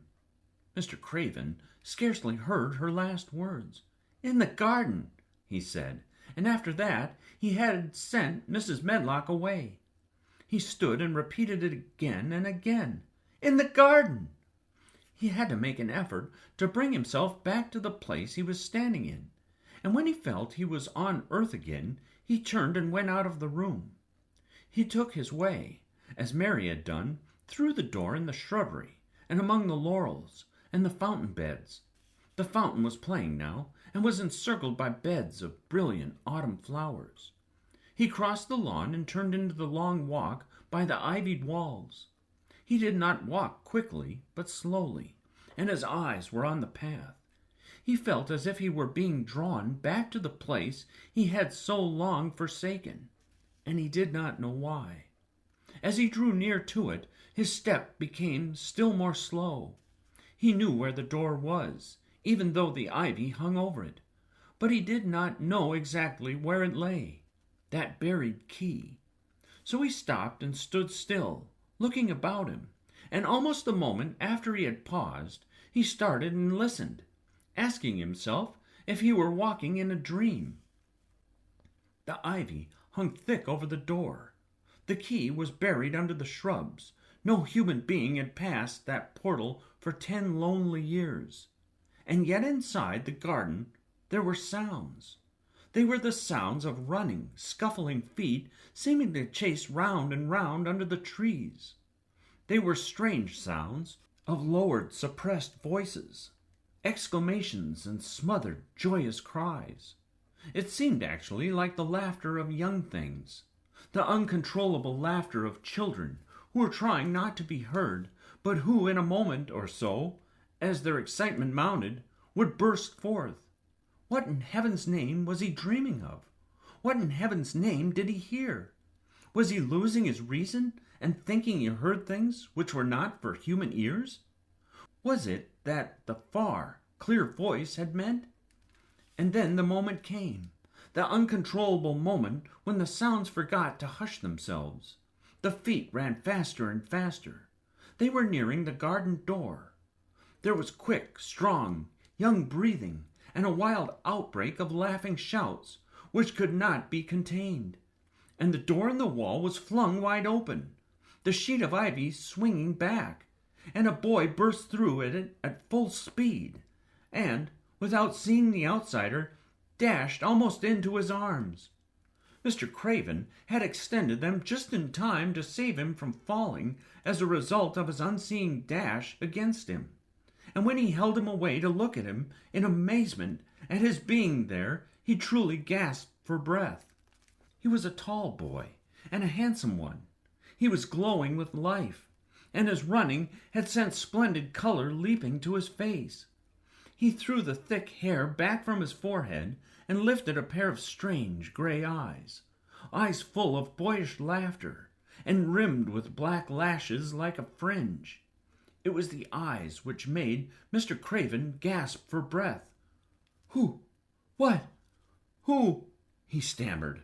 This was not what Colin had expected. This was not what he had planned. He had never thought of such a meeting, and yet to come dashing out, winning a race, perhaps it was even better. He drew himself up to his very tallest. Mary, who had been running with him and had dashed through the door too, believed that he managed to make himself look taller than he had ever looked before, inches taller. "Father," he said, "I'm Colin. You can't believe it. I scarcely can myself. I'm Colin." Like Mrs. Medlock, he did not understand what his father meant when he said hurriedly, "In the garden! In the garden!" "Yes," hurried on Colin, "it was the garden that did it, and Mary, and Dickon, and the creatures, and the magic. No one knows. We kept it to tell you when you came. I'm well. I can beat Mary in a race. I'm going to be an athlete." He said it also like a healthy boy. His face flushed, his words tumbling over each other in his eagerness, that Mr. Craven's soul shook with unbelieving joy. Colin put out his hand and laid it on his father's arm. "Aren't you glad, Father?" he ended. "Aren't you glad? I'm going to live forever and ever and ever." Mr. Craven put his hands on both the boy's shoulders and held him still. He knew he dared not even try to speak for a moment. "Take me into the garden, my boy," he said at last, "and tell me all about it." And so they let him in. The place was a wilderness of autumn gold and purple and violet and flaming scarlet, and on every side were sheaves of late lilies standing together. Lilies which were white, or white and ruby. He remembered well the first of them had been planted that just at this season of the year their late glories should reveal themselves. Late roses climbed and hung and clustered, and the sunshine deepening the hue of the yellowing trees made one feel that one stood in an embowered temple of gold. The newcomer stood silent, just as the children had done when they came into its grayness. He looked round and round. "I thought it would be dead," he said. "Mary thought so at first," said Colin, "but it came alive." Then they sat down under their tree, all but Colin, who wanted to stand while he told the story. It was the strangest thing he had ever heard, Archibald Craven thought, as it was poured forth in headlong boy fashion. Mystery and magic and wild creatures, the weird midnight meeting, the coming of the spring, the passion of insulted pride which had dragged the young Rajah to his feet to defy old Ben Weatherstaff to his face, the odd companionship, the play-acting, the great secret so carefully kept. The listener laughed until tears came into his eyes, and sometimes tears came into his eyes when he was not laughing. The athlete, the lecturer, the scientific discoverer was a laughable, lovable, healthy young human thing. "Now," he said at the end of the story, "it need not be a secret any more. I dare say it will frighten them nearly into fits when they see me, but I am never going to get into that chair again. I shall walk back with you, Father, to the house." Ben Weatherstaff's duties rarely took him away from the gardens, but on this occasion he made an excuse to carry some vegetables to the kitchen, and being invited into the servants' hall by Mrs. Medlock to drink a glass of beer, he was on the spot, as he had hoped to be, when the most dramatic event Misselthwaite Manor had seen during the present generation actually took place. One of the windows looking upon the courtyard gave also a glimpse of the lawn. Mrs. Medlock, knowing Ben had come from the gardens, hoped that he might have caught sight of his master, and even by chance of his meeting with Master Colin. "Did you see either of them, Weatherstaff?" she asked. Ben took his beer mug from his mouth and wiped his lips with the back of his hand. "Aye, that I did," he answered, with a shrewdly significant air. "Both of them?" suggested Mrs. Medlock. "Both of 'em," returned Ben Weatherstaff. "Thank ye kindly, ma'am. I could sup another mug of it." "Together?" said Mrs. Medlock, hastily overfilling his beer mug in her excitement. "Together, ma'am," said Ben, and Ben gulped down half of his new mug at one gulp. "Where was Master Colin? How did he look? What did they say to each other?" "I didn't hear that," said Ben, "along only being on the step-ladder looking o'er the wall, but I'll tell thee this. There's been things going on outside as your house people knows nowt about, and what they'll find out soon." And it was not 2 minutes before he swallowed the last of his beer and waved his mug solemnly towards the window, which took in through the shrubbery a piece of the lawn. "Look here," he said, "if that's curious. Look what's coming across the grass." When Mrs. Medlock looked, she threw up her hands and gave a little shriek, and every man and woman servant within hearing bolted across the servants' hall and stood looking through the window with their eyes almost starting out of their heads. Across the lawn came the master of Misselthwaite, and he looked as many of them had ever seen him, and by his side, with his head up in the air and his eyes full of laughter, walked as strongly and steadily as any boy in Yorkshire, Master Colin. The end.